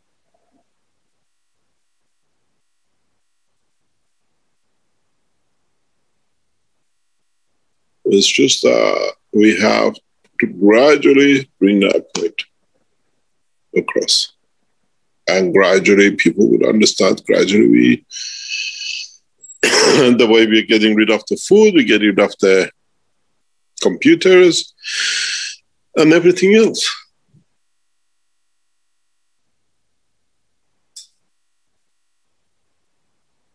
We call it consciousness. What is consciousness? It's a magnetic field. How much are we conscious of the information we carry? None, because if something is there, we never wanted to understand. I could see this in a very beautiful way when we ran the trials with Nella, and the Israelis developed the helmet. And they were looking in their helmet for something else, and I was looking for, for something else. They were looking for field interaction. I was looking for understanding of what we call the body of the man, or for security reasons or whatever. I try to show you this helmet. I think we've shown it before. Can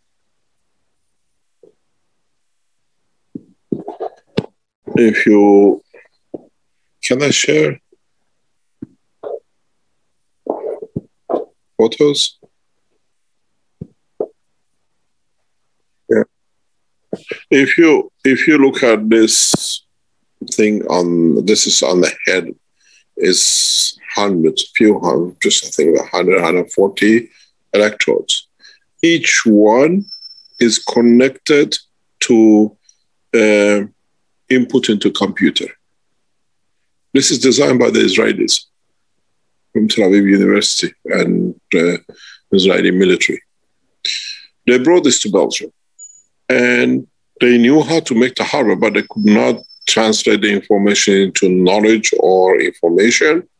So in the background, without us knowing, the Israelis and the British wanted to understand my technology. So they developed the software to read every electrode which was coming out of this bunch, these electrodes. And we managed to do it. They were looking for positioning of the understanding, if the person is alive and how it responds. And I was interested to understand how these fields interact in the way I wanted to see it. And if you look at it, this is the data from those electric points on the head, if you can read it. So now we have a measure for fields, for emotions. But instead of using it or creating it electronically, we can create it plasmatically. That's why we can enter the brain of the man. That's why with ganses, you can interact with the emotion. We have found the match. We have found the process.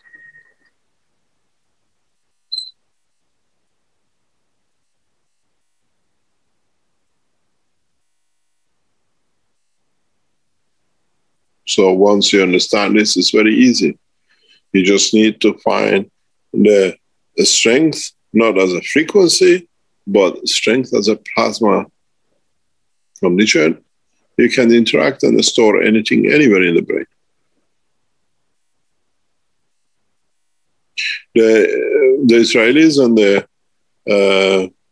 Belgians and the British who built this system could have done this test without me knowing. They wanted explanation how I have managed to bring a dead body back to life. This girl was dead, clinically dead. They wanted to switch the machine up. And the machine now says, clinically, she's alive. She recognizes, she has interaction, she has emotion.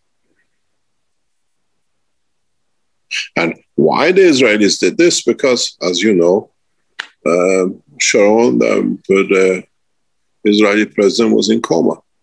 When they saw me bringing her back into life, They wanted to bring him back to life, but they made a mistake. They killed the guy.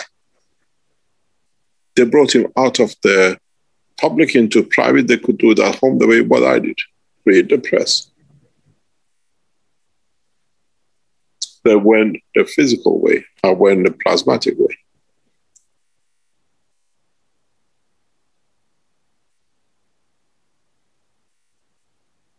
So if you understand the plasma, you can store the whole knowledge of universe in one GANS.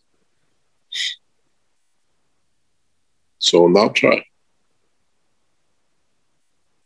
And isn't that GANS what we call the creator? That single GANS.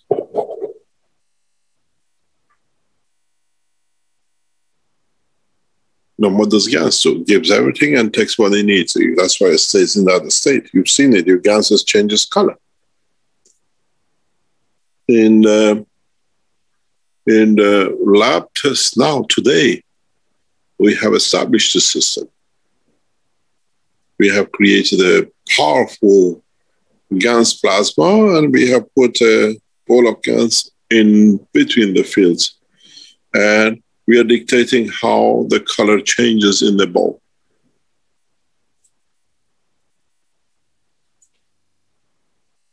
Because then it tells us how we can change copper to zinc, zinc to anything else without doing it. Yeah, I can give you the picture of it just now. It's already in the lab, but it's taken a lot of research to develop these machines. This is how in the new enhancement units, which will come out, you will see it maybe in 6 weeks' time. You will see we convert the cancer cell copper to zinc, and then the cancer is not there.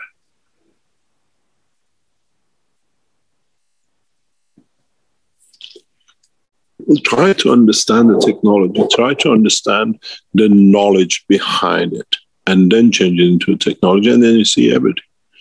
And there's no limitation. It's just us, we put that limit on us that we don't understand.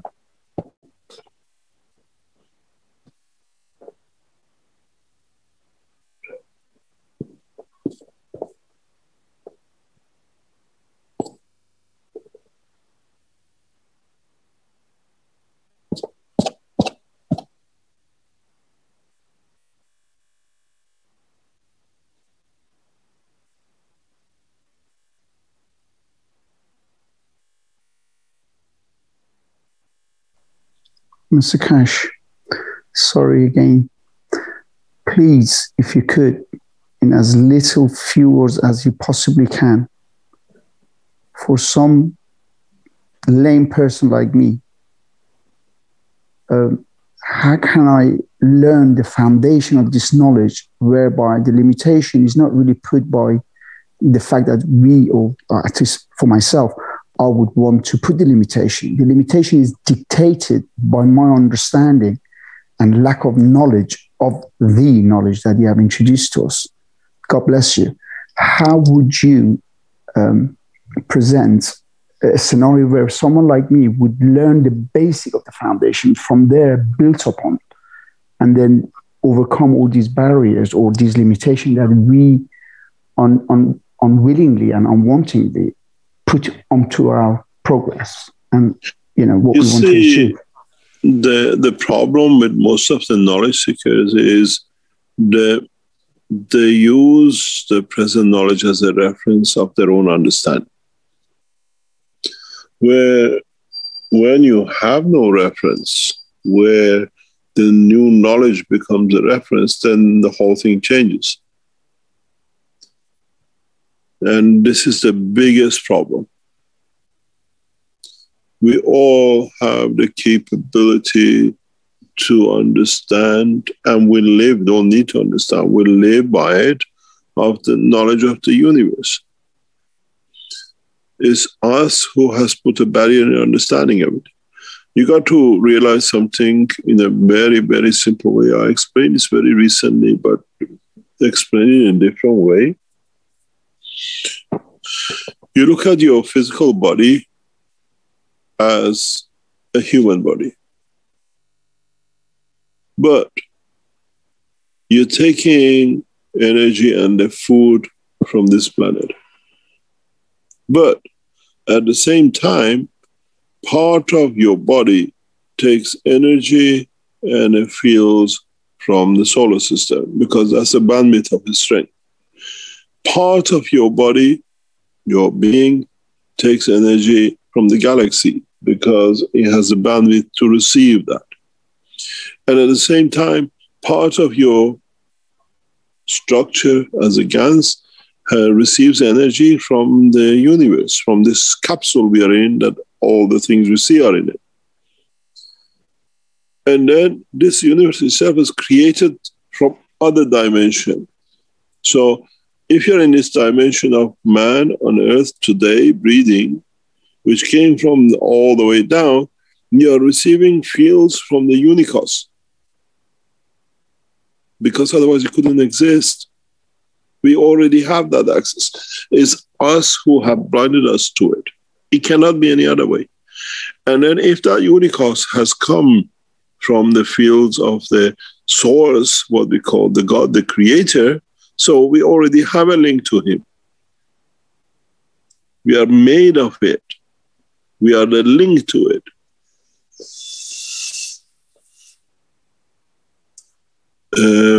It's very much, I explain this to children. Children understand. They laugh their head off when you tell them. God is like a dough. Everything is in it. You put the cheese in it, you put the salt in it, you put the pepper in it, all in it. And then you put this dough into a press and you make it like thick, what do you call, spaghettis. Now, where does that single spaghetti goes? If you push that single spaghetti coming out of the main dough system into another string, you can pull it and divide it to more, if you can imagine that. And then this process carries on. But you're still connected to the dough machine at the beginning.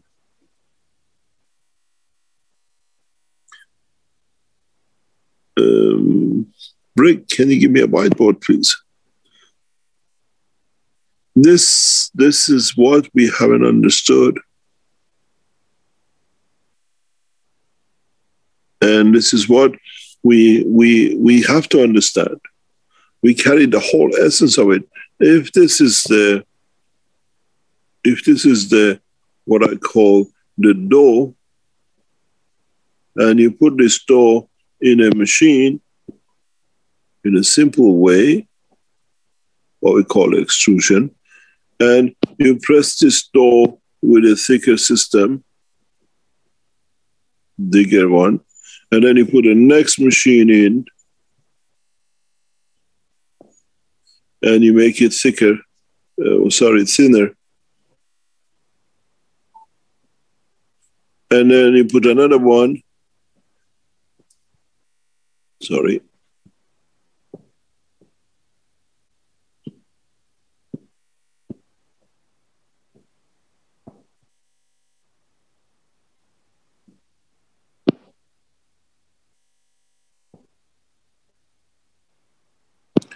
the system goes on its own. And you realize that from the beginning to the end, we are connected. It's just us who has compartmentalized the understanding. We don't want to see what is beyond this. And at the end of this, we make a nugget out of it. This nugget is us, because now we collected it. But if you look at it, we are all the way, have been, will be, shall be connected to the door.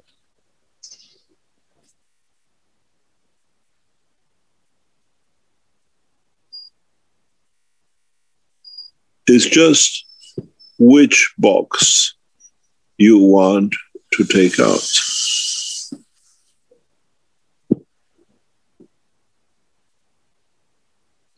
And then you see the knowledge. It's you who have put that box. But in fact, the door has always been all the way through. We decided to play magic game.